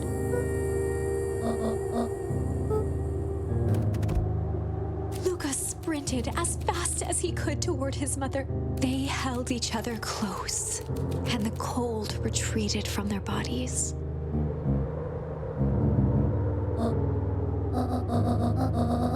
Eleanor looked down at Luca, tightening her embrace in an appeal for forgiveness.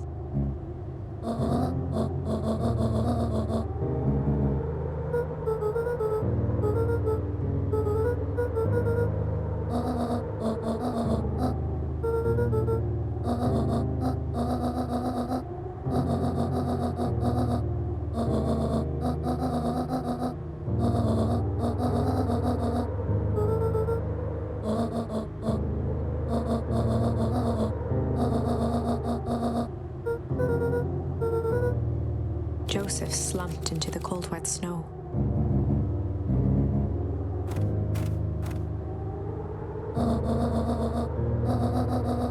For the first time in a long time, her voice felt like her own again. Luca gazed down at Nuncrete with pity. He looked small.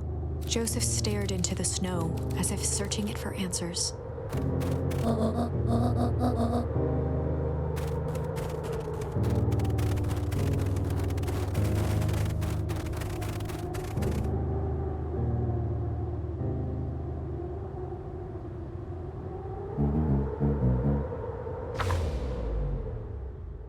Chapter 9.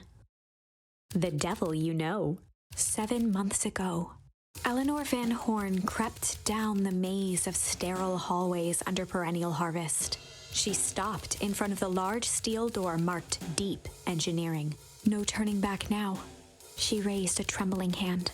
The stolen keycard worked as promised, and the door buzzed open with mechanical efficiency. She was immediately hit with the smell of disinfectant. It was some sort of laboratory. In one corner was a desk covered in papers. Across the room stood a tall metal pod with hoses protruding from its base. She rushed to the desk and began shifting through the piles of papers. They were experiment reports on something called Tempus Liquamen. There were dozens of them. Every one stamped failed. Eleanor heard the sharp echo of footsteps approaching. She was out of time. Her eyes scanned the room, eventually landing on the strange pod. Muttering a curse under her breath, she dashed over and dove inside.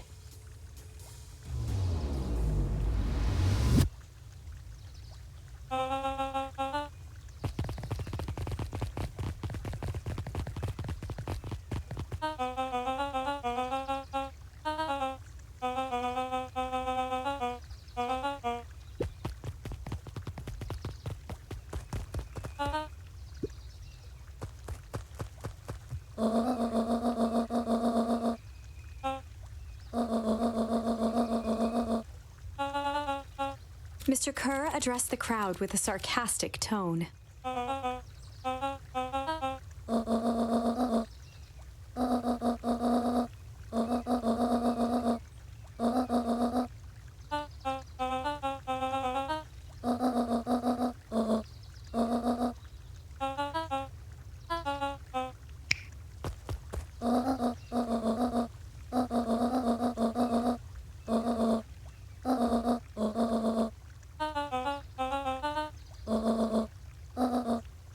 Whispers filtered through the crowd.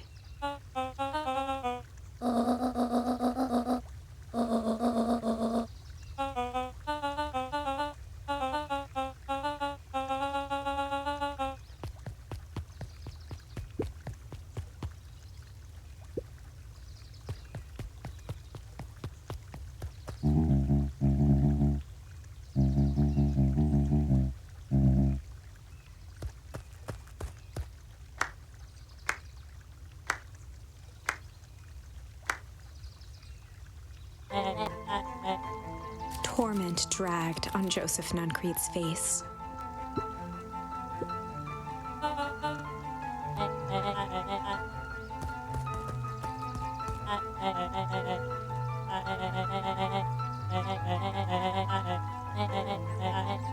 He paused for a moment, plucking a piece of fuzz from his sweater and discarding it to the ground.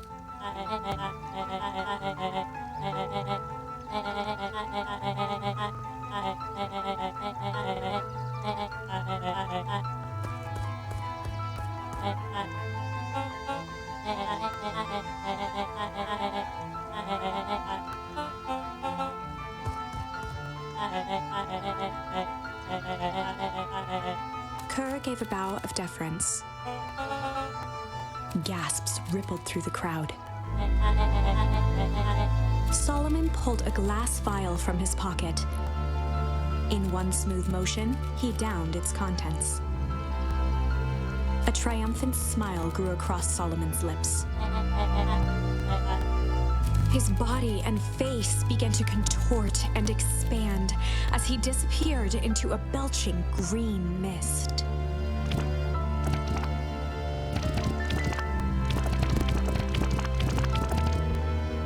A hushed horror gripped the crowd. This is a story about change. Sharper examined his new hands.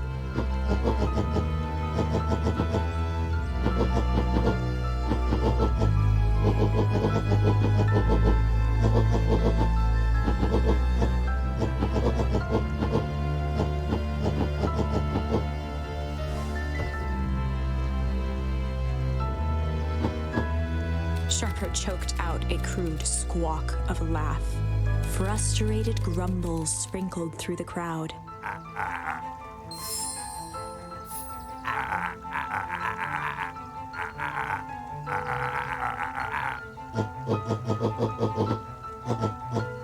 William Kerr gave a subtle nod to the clipboards.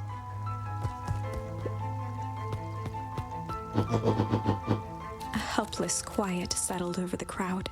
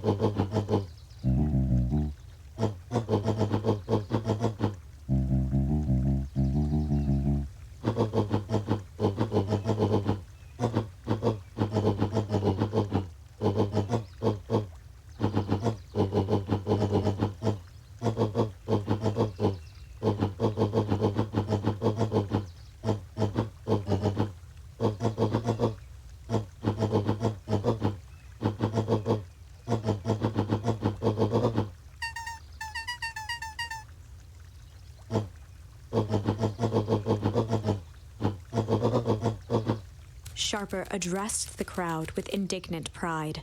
He'd planned this moment for so long that now, at the deed's fruition, it almost felt frivolous.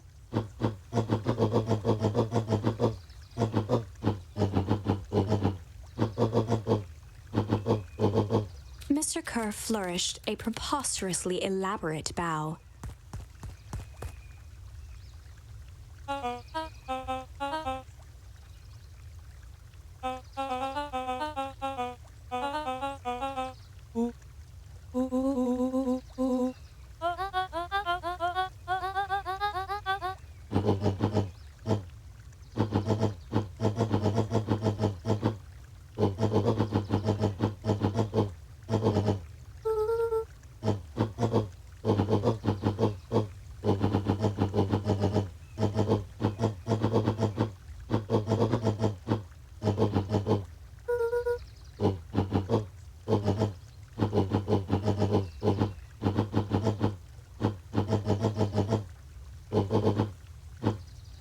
Sharper coughed up one final laugh and cracked his knuckles.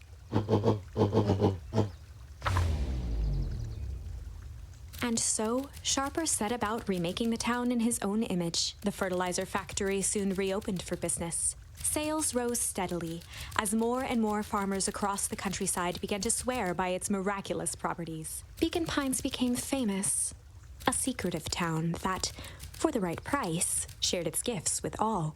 Gifts that became more and more necessary in a world where winters grew longer and longer. The end. This is wrong, but things are becoming clearer now. You can feel it, right? We can't let Sharper win. He might just be the key to this whole thing. Let's see.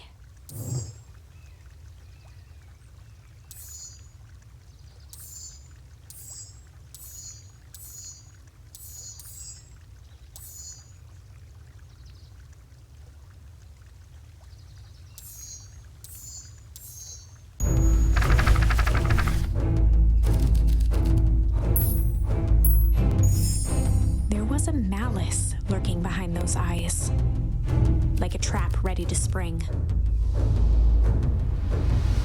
Luca felt the weight of Nuncrete's hand on his shoulder. Something wasn't right. He didn't know why, but something was telling Luca to get out of there.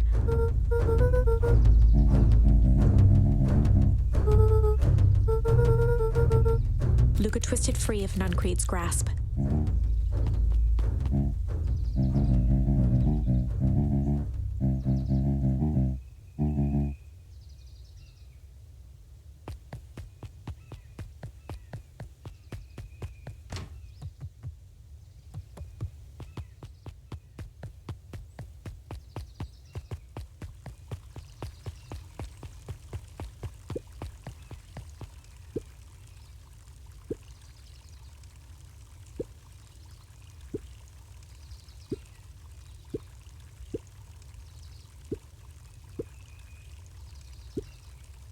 The two scurried off, eagerly formulating a plan.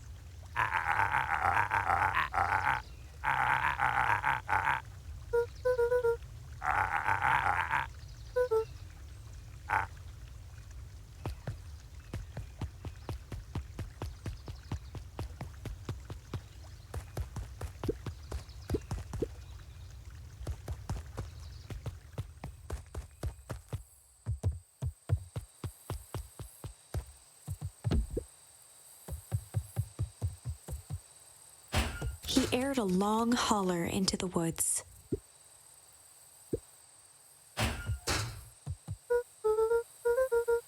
Luca felt his eyes getting heavy and plopped into the beanbag. He conceded to its lumpy embrace.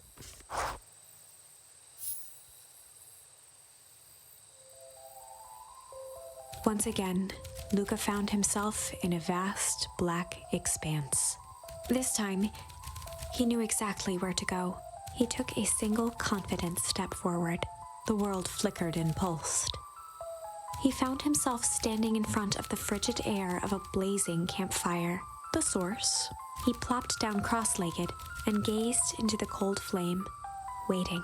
Soon enough, the fire began to die out, popping sporadically, until all that was left was a single ember. Luca stood up and dusted himself off.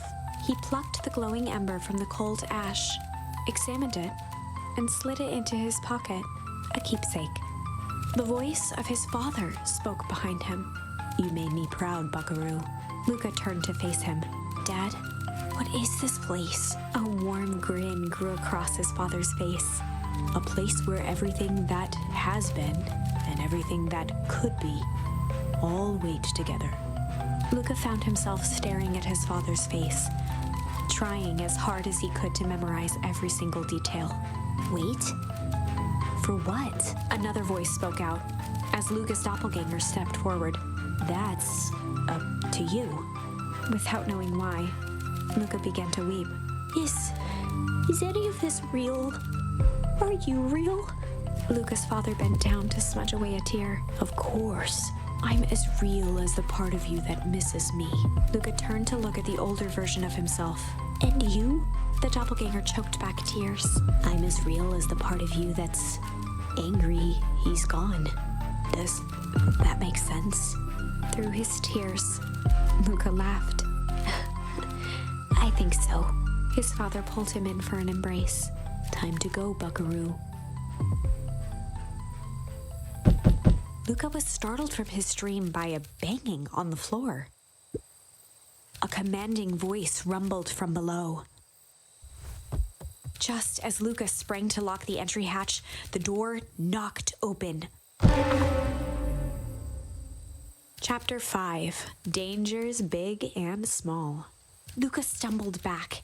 He heard the rope ladder creak under significant weight. Keeping his eyes fixed on the hatch, he inched backward to the balcony. As his hand grasped the door handle, Luca froze. A large figure clumsily wriggled up through the hole.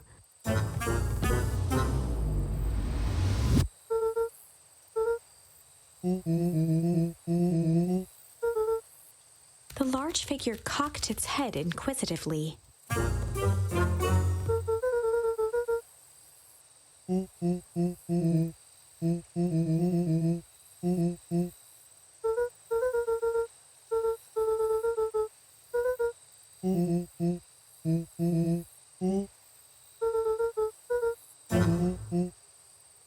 Luca's jaw dropped. He peered more closely at the man standing in front of him. Something about him was undeniably Rollo, only bigger, older, changed.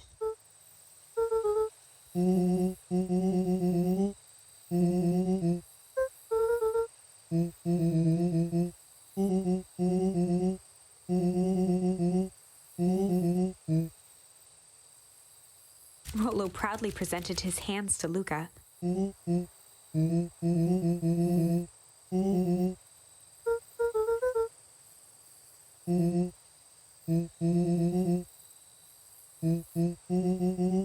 Luca moved to the side and pointed Rollo to his reflection in the balcony window. His hands shot up to his face.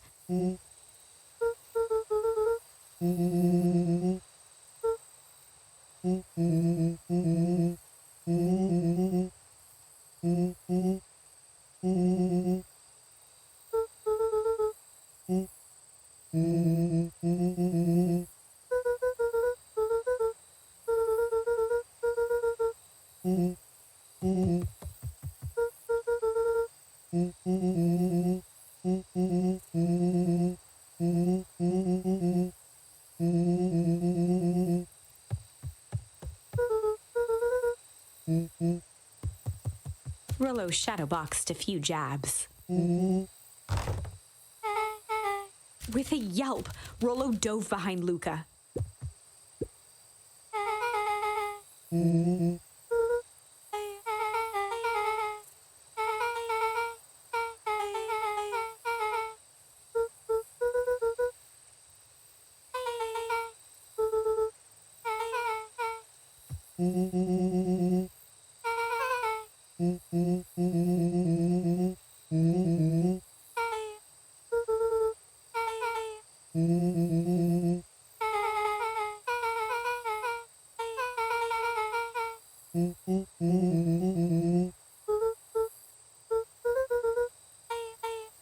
She shot a nervous glance at Rollo.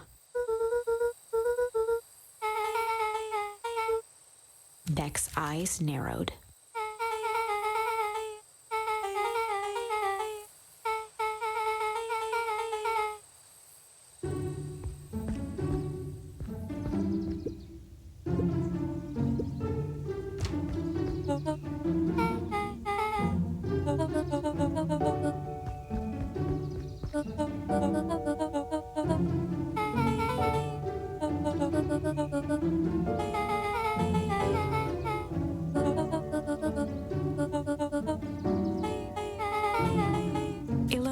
tried to put on a smile.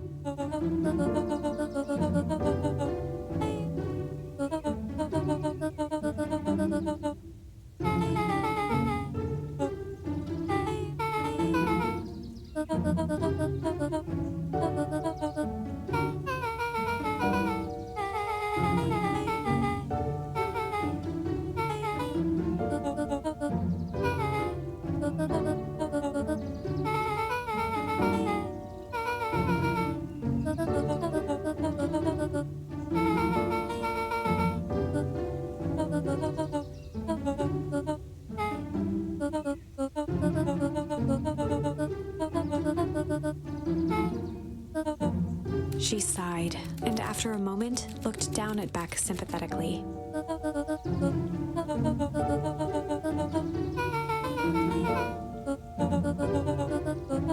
She flashed a sly grin and tousled Beck's hair.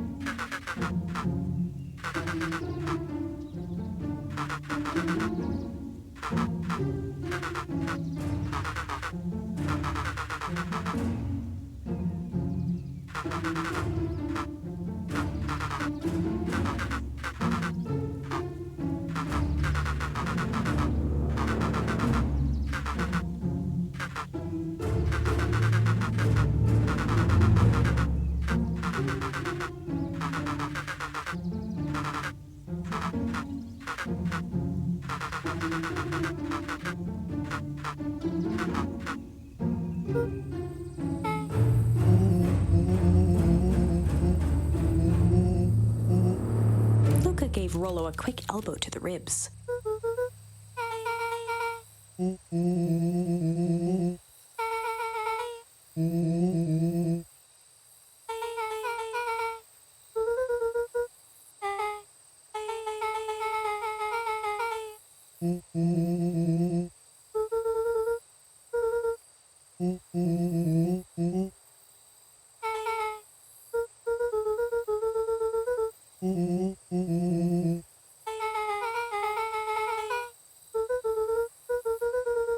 Beck flicked a large sheet of paper out of her pocket and slammed it on the floor.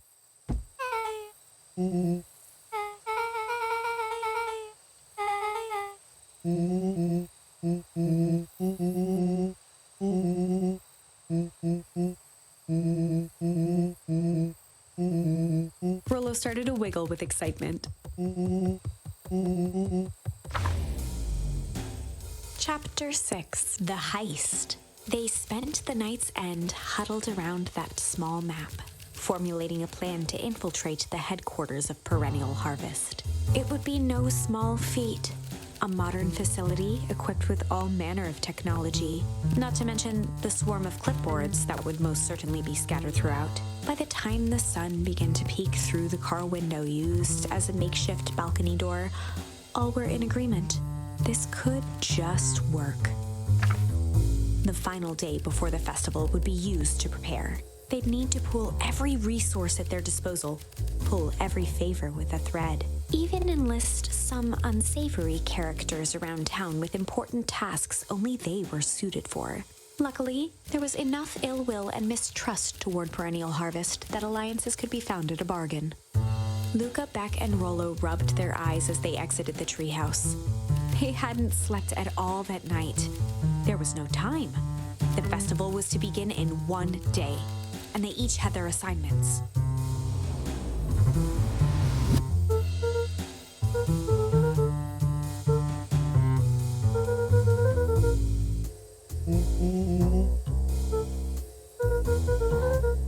He waved vaguely at Rollo's sizable figure. Beck snorted an involuntary giggle.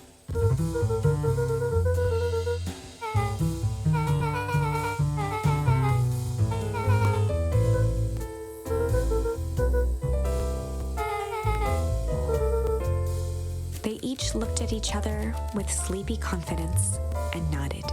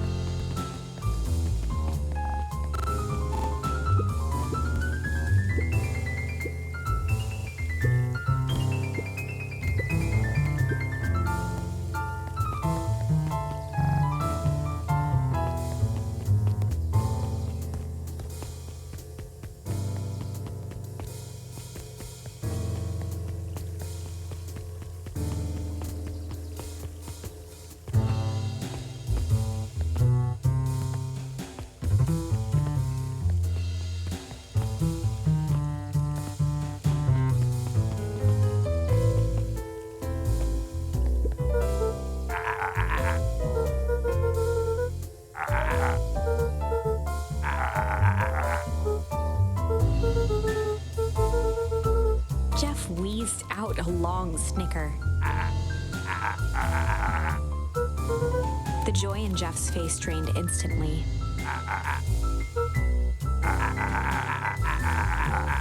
Looking into the sullen eyes of his would-be accomplice, Luca blurted out the first word that came to mind.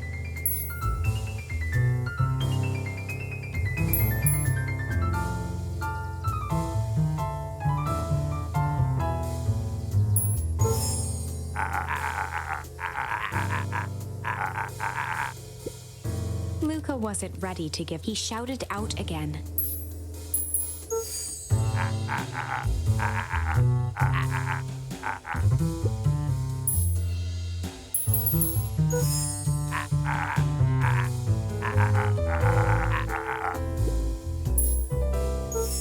Jeff's brow perked up.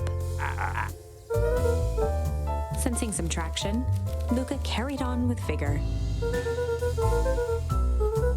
Jeff's scowl faded with a sigh. One good stomp of the foot was all Jeff needed to drive his point home.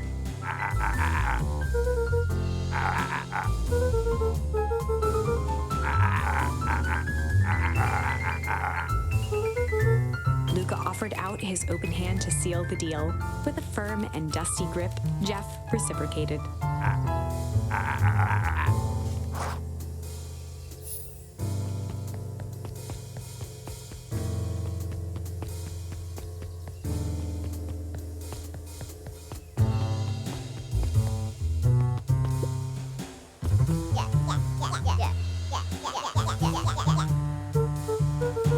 Iggy raised an eyebrow suspiciously.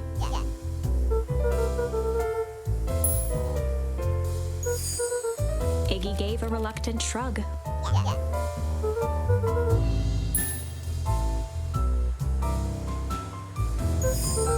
Iggy considered the point.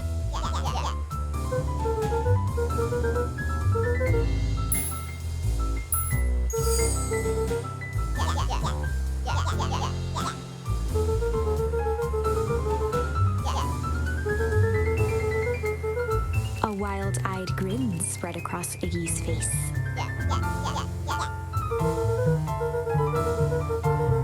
Iggy glanced over to Tish, who nodded in agreement. With a quick nod, Luca was off. gazed up at Tish with a smile. A single tear ran down Tish's cheek.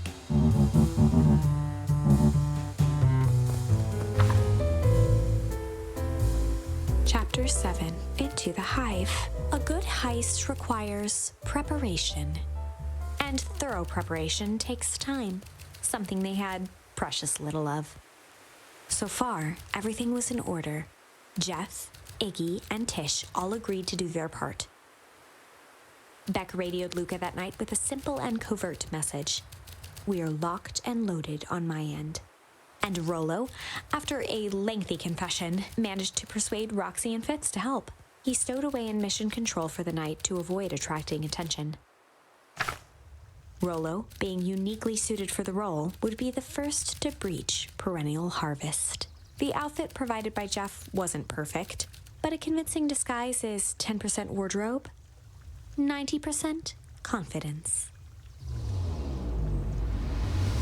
Rollo took a few vigorous breaths and shook out his arms.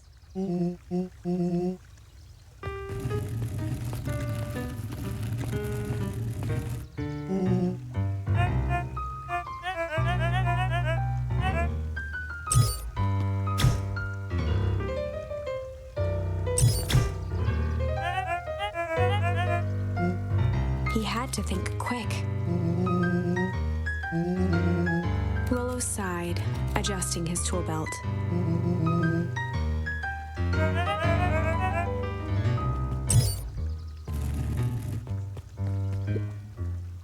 With a stroke of his mustache, Rollo proceeded into the Perennial Harvest headquarters.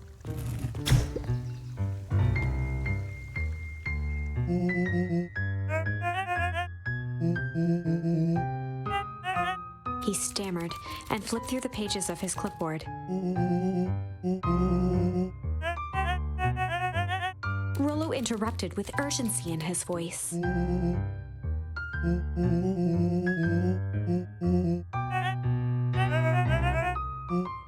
Rollo panicked.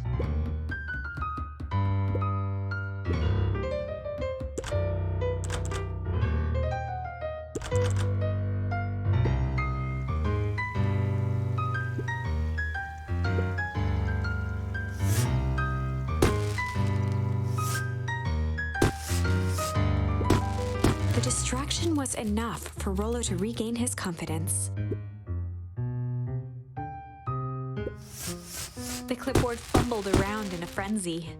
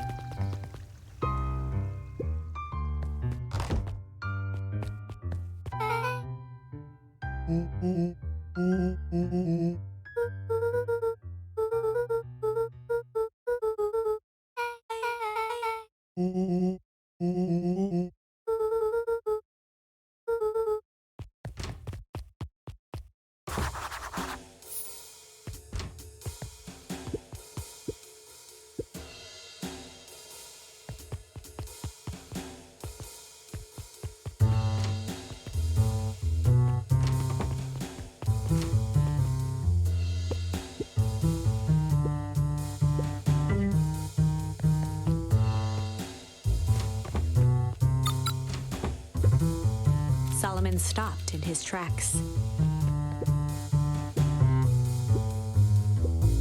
A veneer of confusion flashed across Solomon's face. His words rushed out dramatically.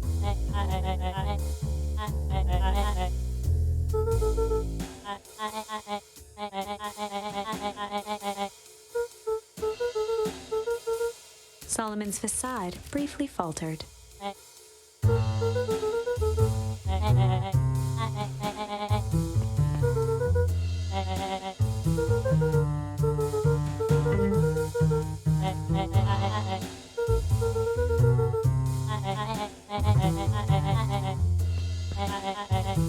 Luca happened to notice a plaque above the door.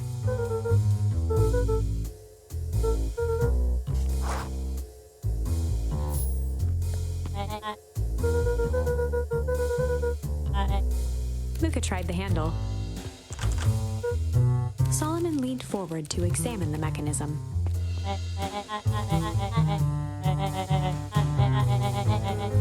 Luca smiled and looked at his watch.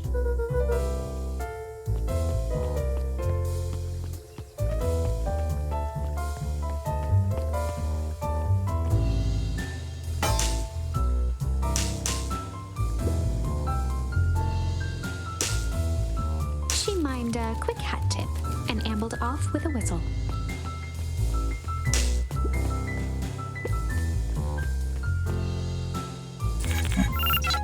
The light on the keypad changed from red to green.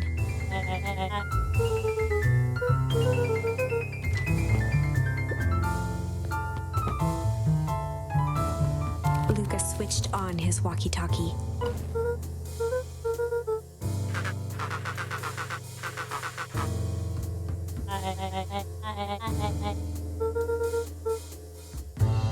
On the computer screen, a green cursor blinked in a password field.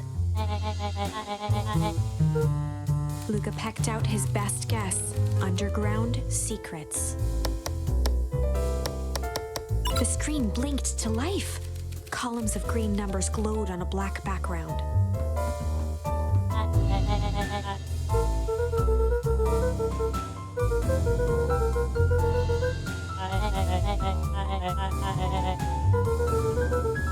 Solomon's jaw clenched into a half smile. Luca quickly scanned the columns for number 24601.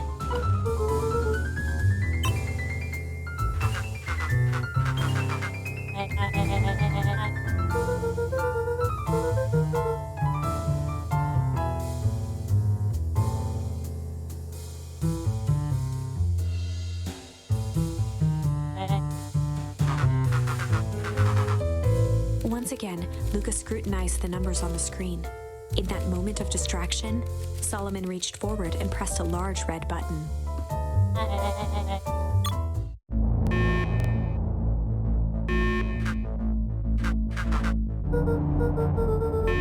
He quickly skimmed the screen with his finger.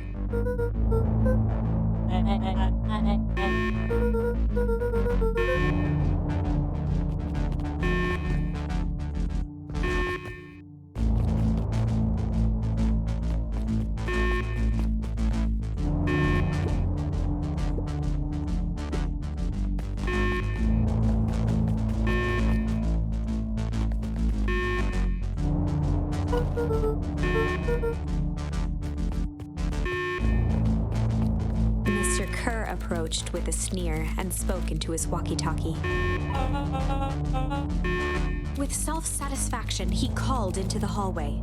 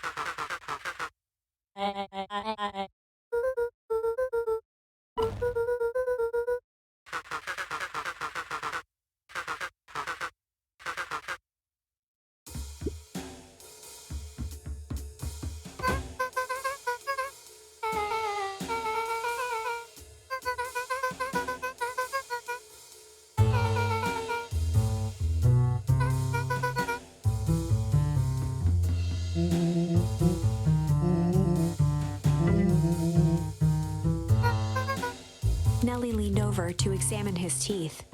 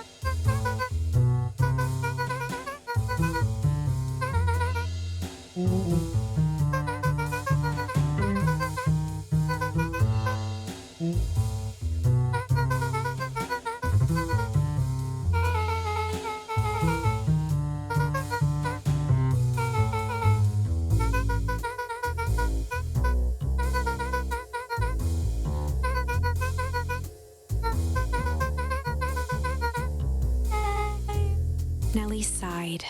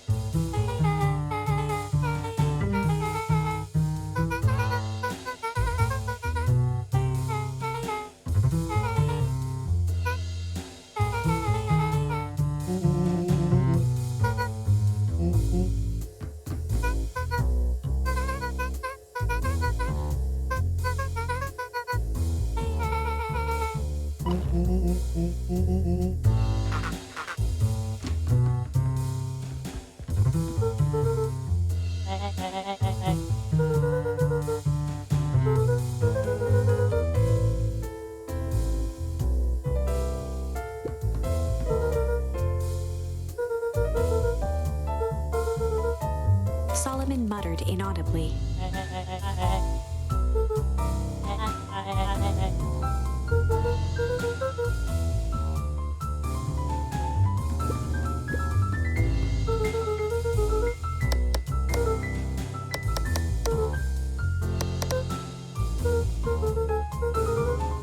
Solomon once again muttered under his breath.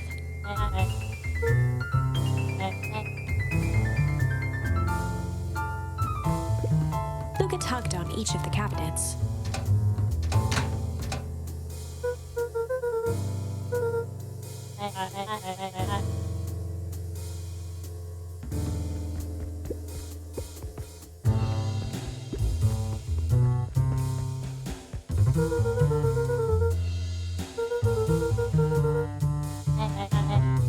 Luca held his hand up to the ashtray.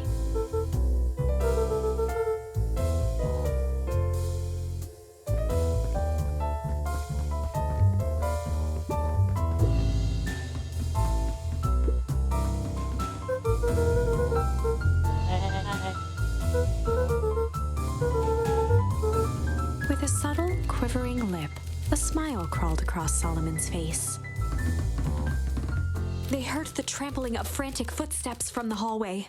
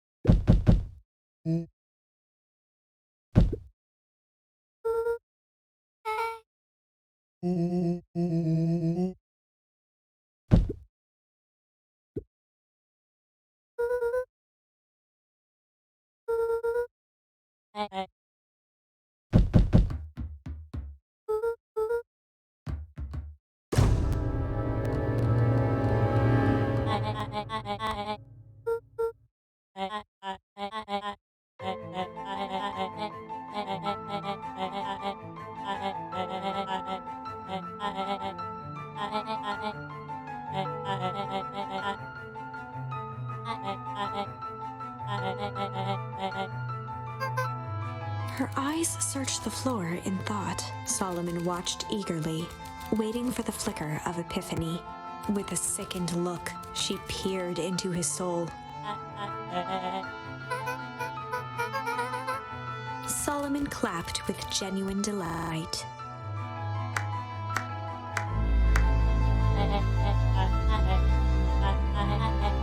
Solomon glanced down, examining his youthful form.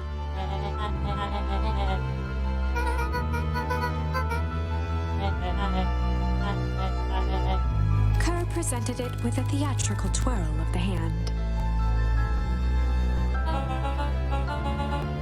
Before he could finish, Rollo snatched the vial from Kerr's palm.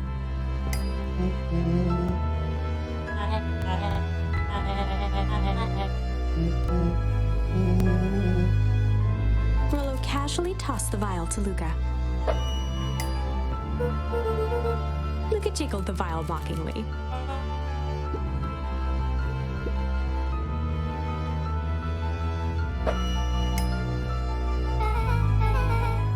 She held it tightly behind her back. Solomon sighed, speaking in crisp, measured syllables.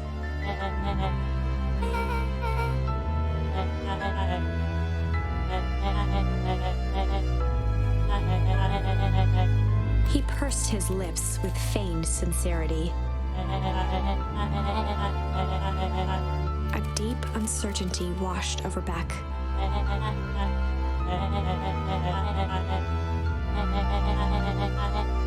She looked to Nellie shakily.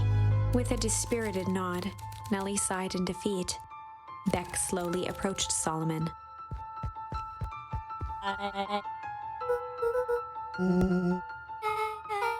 With apprehension, Beck conceded.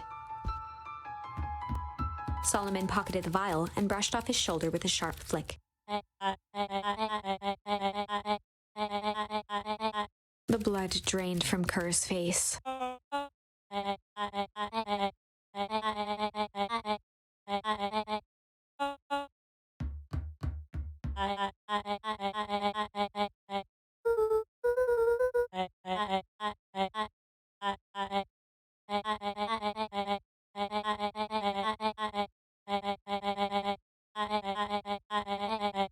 Solomon shook his head with gratification.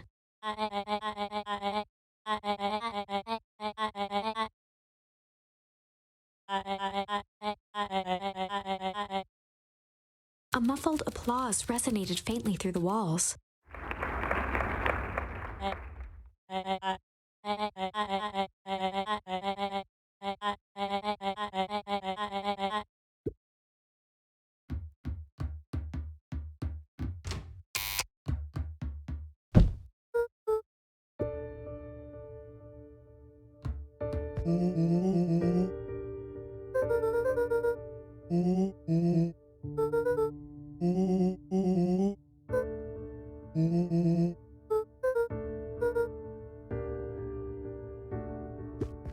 Nellie was staring at the floor, deep in thought.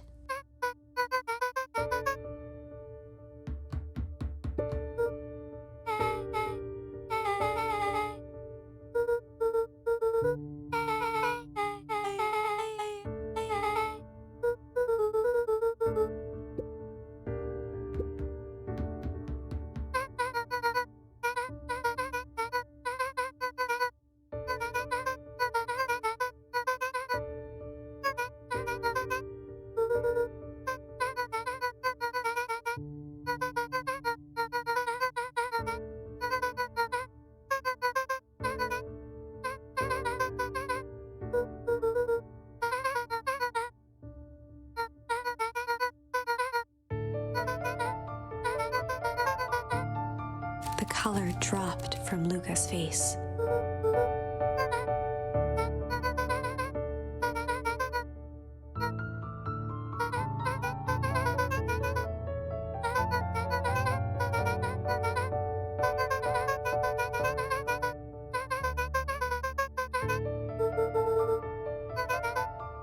Luca was overwhelmed with emotion.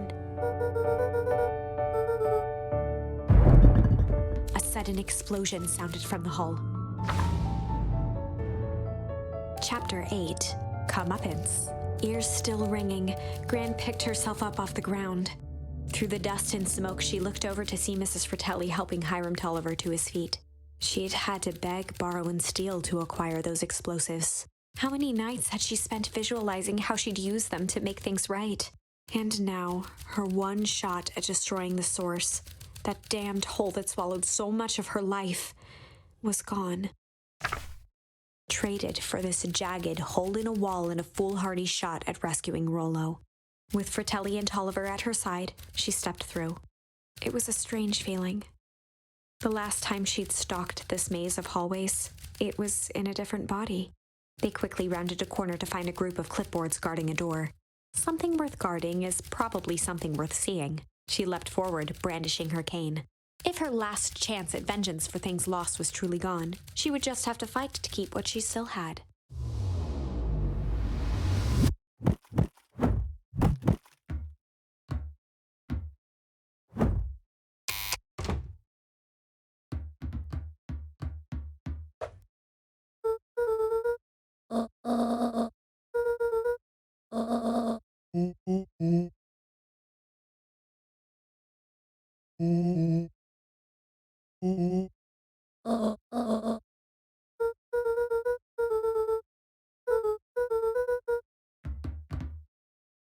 They made their way out from deep within Perennial Harvest, just as Solomon finished up his speech. Solomon pulled a glass vial from his pocket. In one smooth motion, he downed its contents. A triumphant smile grew across Solomon's lips.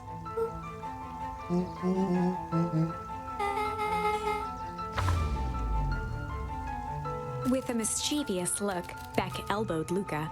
"Remember when I had the vial behind my back?"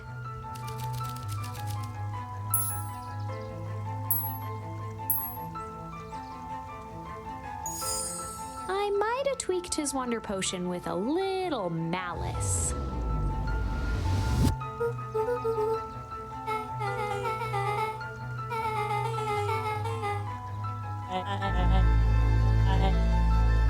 His body and face began to contort and expand as he disappeared into a belching green mist.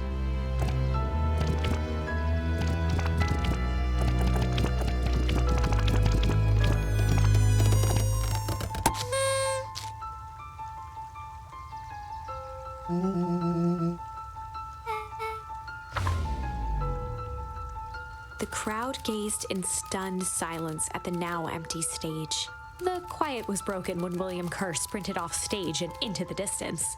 He was never seen around Beacon Pines, or anywhere else for that matter, again. Watching the silhouette of Kerr disappear over the horizon, Luca began to laugh. First, a low chuckle that became uncontrolled, heaving laughter. Through his tears, he was vaguely aware that the crowd had begun to laugh with him. The end. That was unexpected. Perhaps a bit of an absurd ending for my taste, but who am I to say? I'm only writing the damn thing.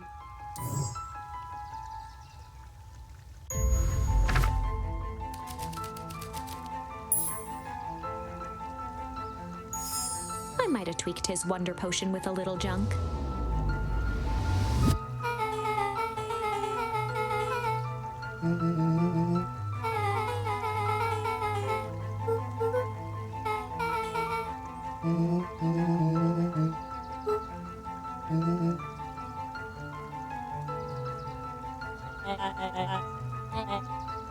His body and face began to contort and expand as he disappeared into a belching green mist.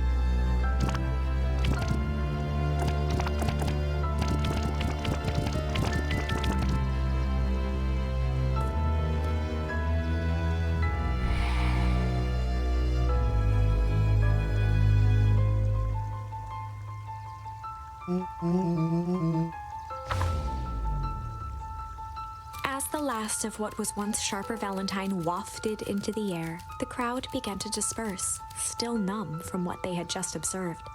Sharper Valentine was gone for good. His end would be a new beginning for Beacon Pines, a new chance to let go of the things they had lost and grab hold of a new future. The end. Well, I'd be lying if I said that wasn't a bit gratifying. If that feels to you like a good note to end on, I won't stand in your way.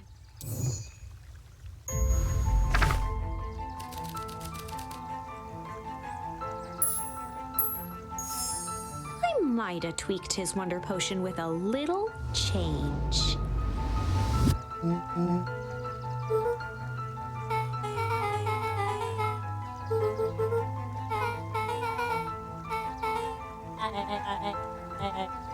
His body and face began to contort and expand as he disappeared into a belching green mist.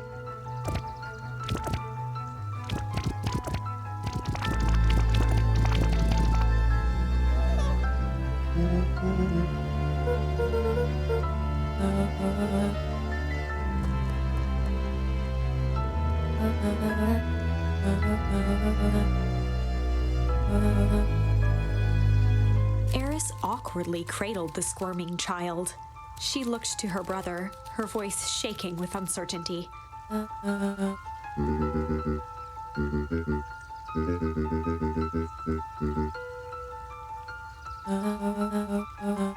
She looked back down at the infant with equal parts kindness and terror in her eyes. With a shake of her head, Eris addressed the crowd with a stern scowl.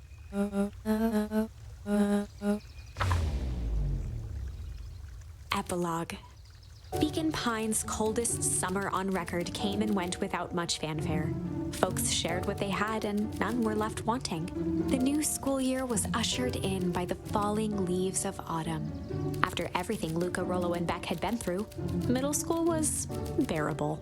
The chill of winter didn't seem to bother people much. They kindled a hope for a better future in their hearts. When spring arrived, farmers planted their crops with a sense of joy and optimism. And as the dawn of the first day of summer came again, its light slowly spread through the shallow valley. It crept over the town square, across the river, past the neglected welcome sign, and came to rest on a young boy sleeping at dawn, his mind at peace, knowing he is here for a reason.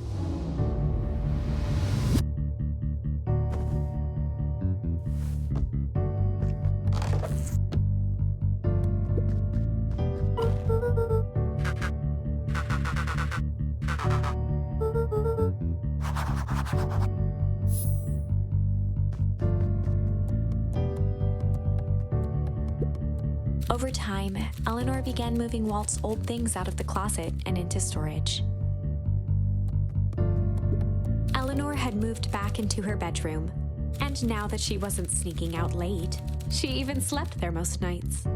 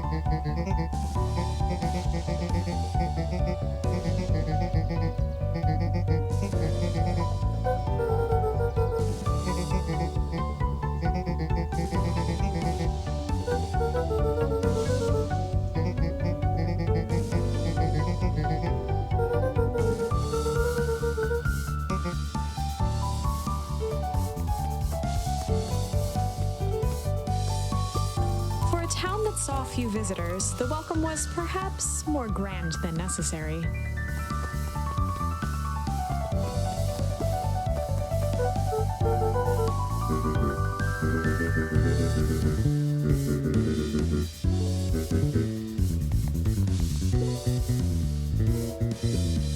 When Perennial Harvest collapsed, most of the clipboards skipped town, but some stuck around and dedicated themselves to making things right.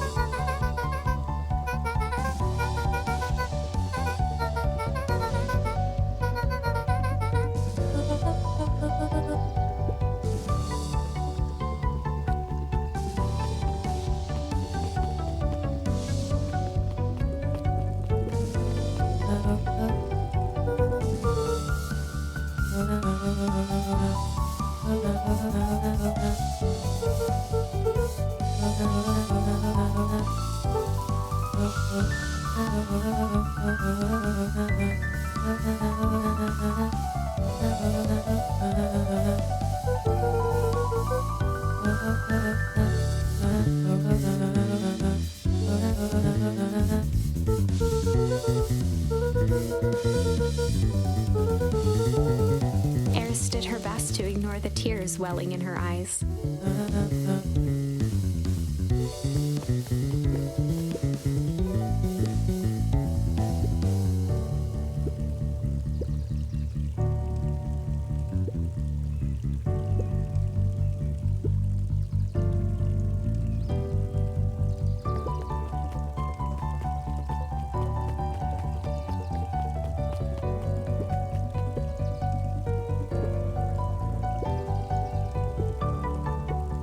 Closing her eyes, Miss Hatch took a deep, relaxing breath.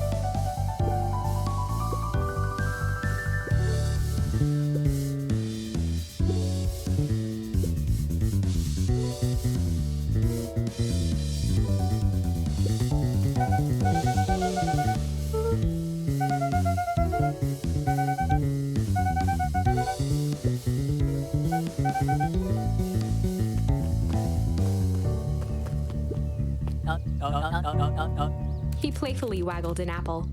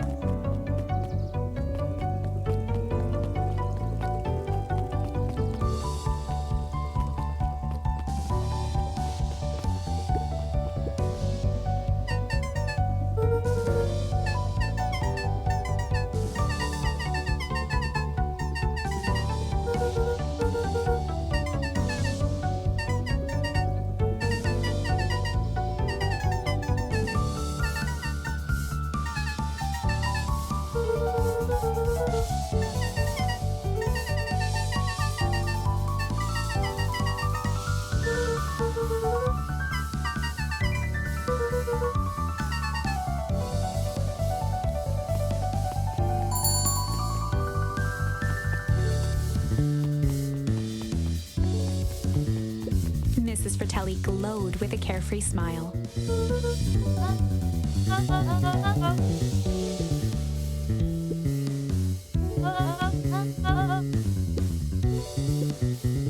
Mrs. Fratelli sighed with a zen-like calm.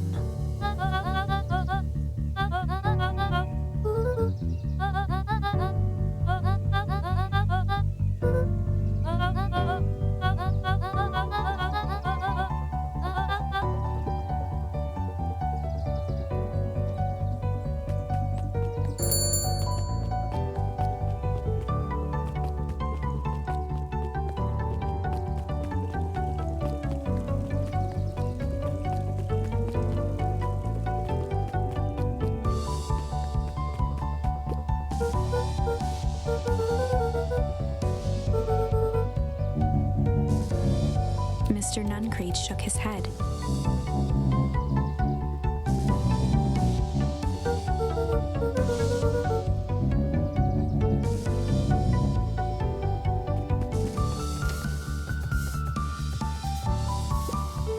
Over the school year, Kato and Bert had become close friends.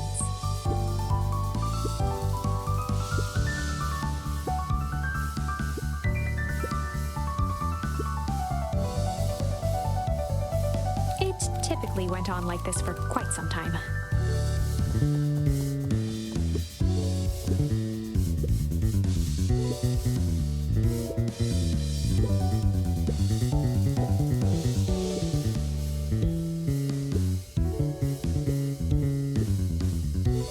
Luca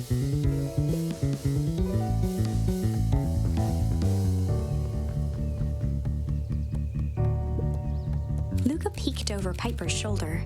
Laid stealthily inside a large volume of mathematics was the first issue of Hank Atomic.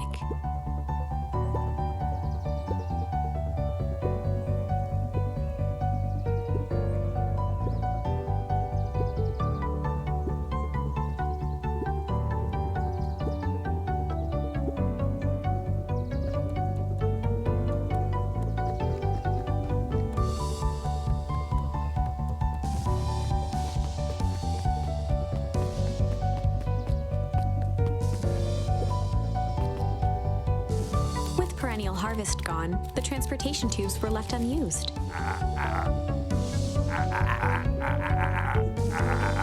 Well, maybe not completely unused.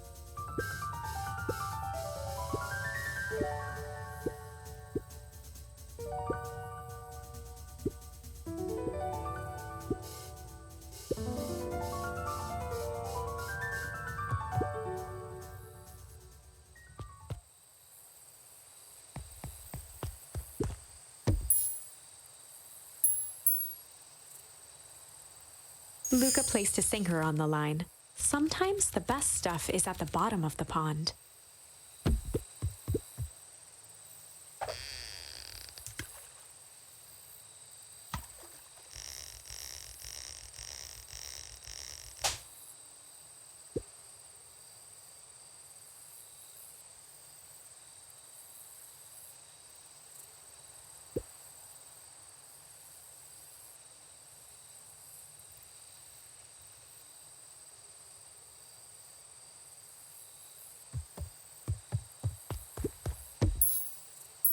Luca placed a sinker on the line.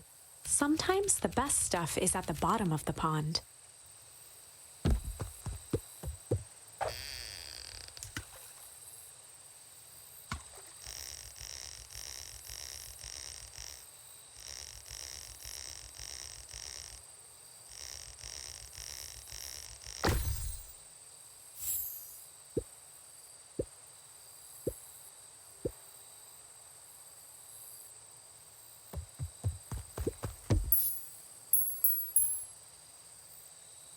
Luca wrapped a twig of thyme around the hook. Some fish have refined taste.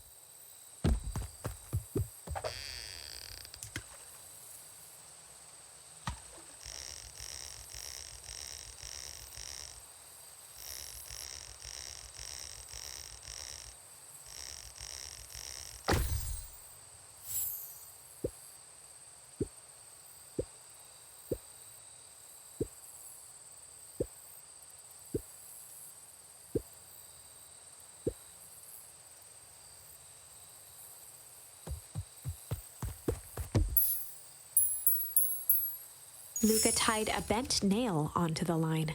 If all you have is a hammer,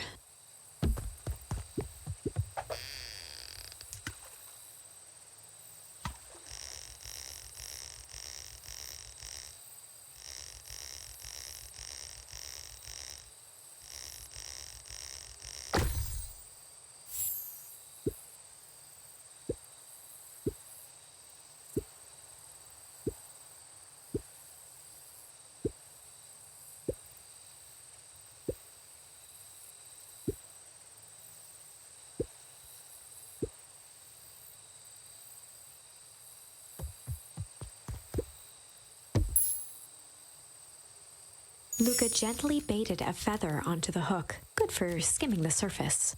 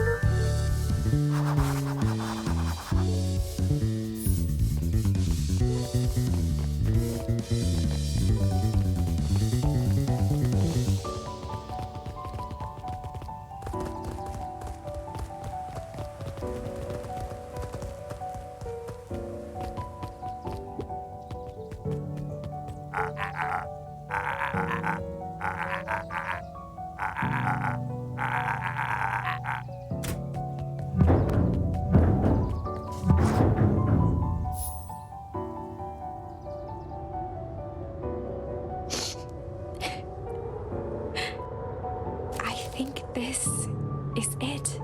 The end I've been waiting for.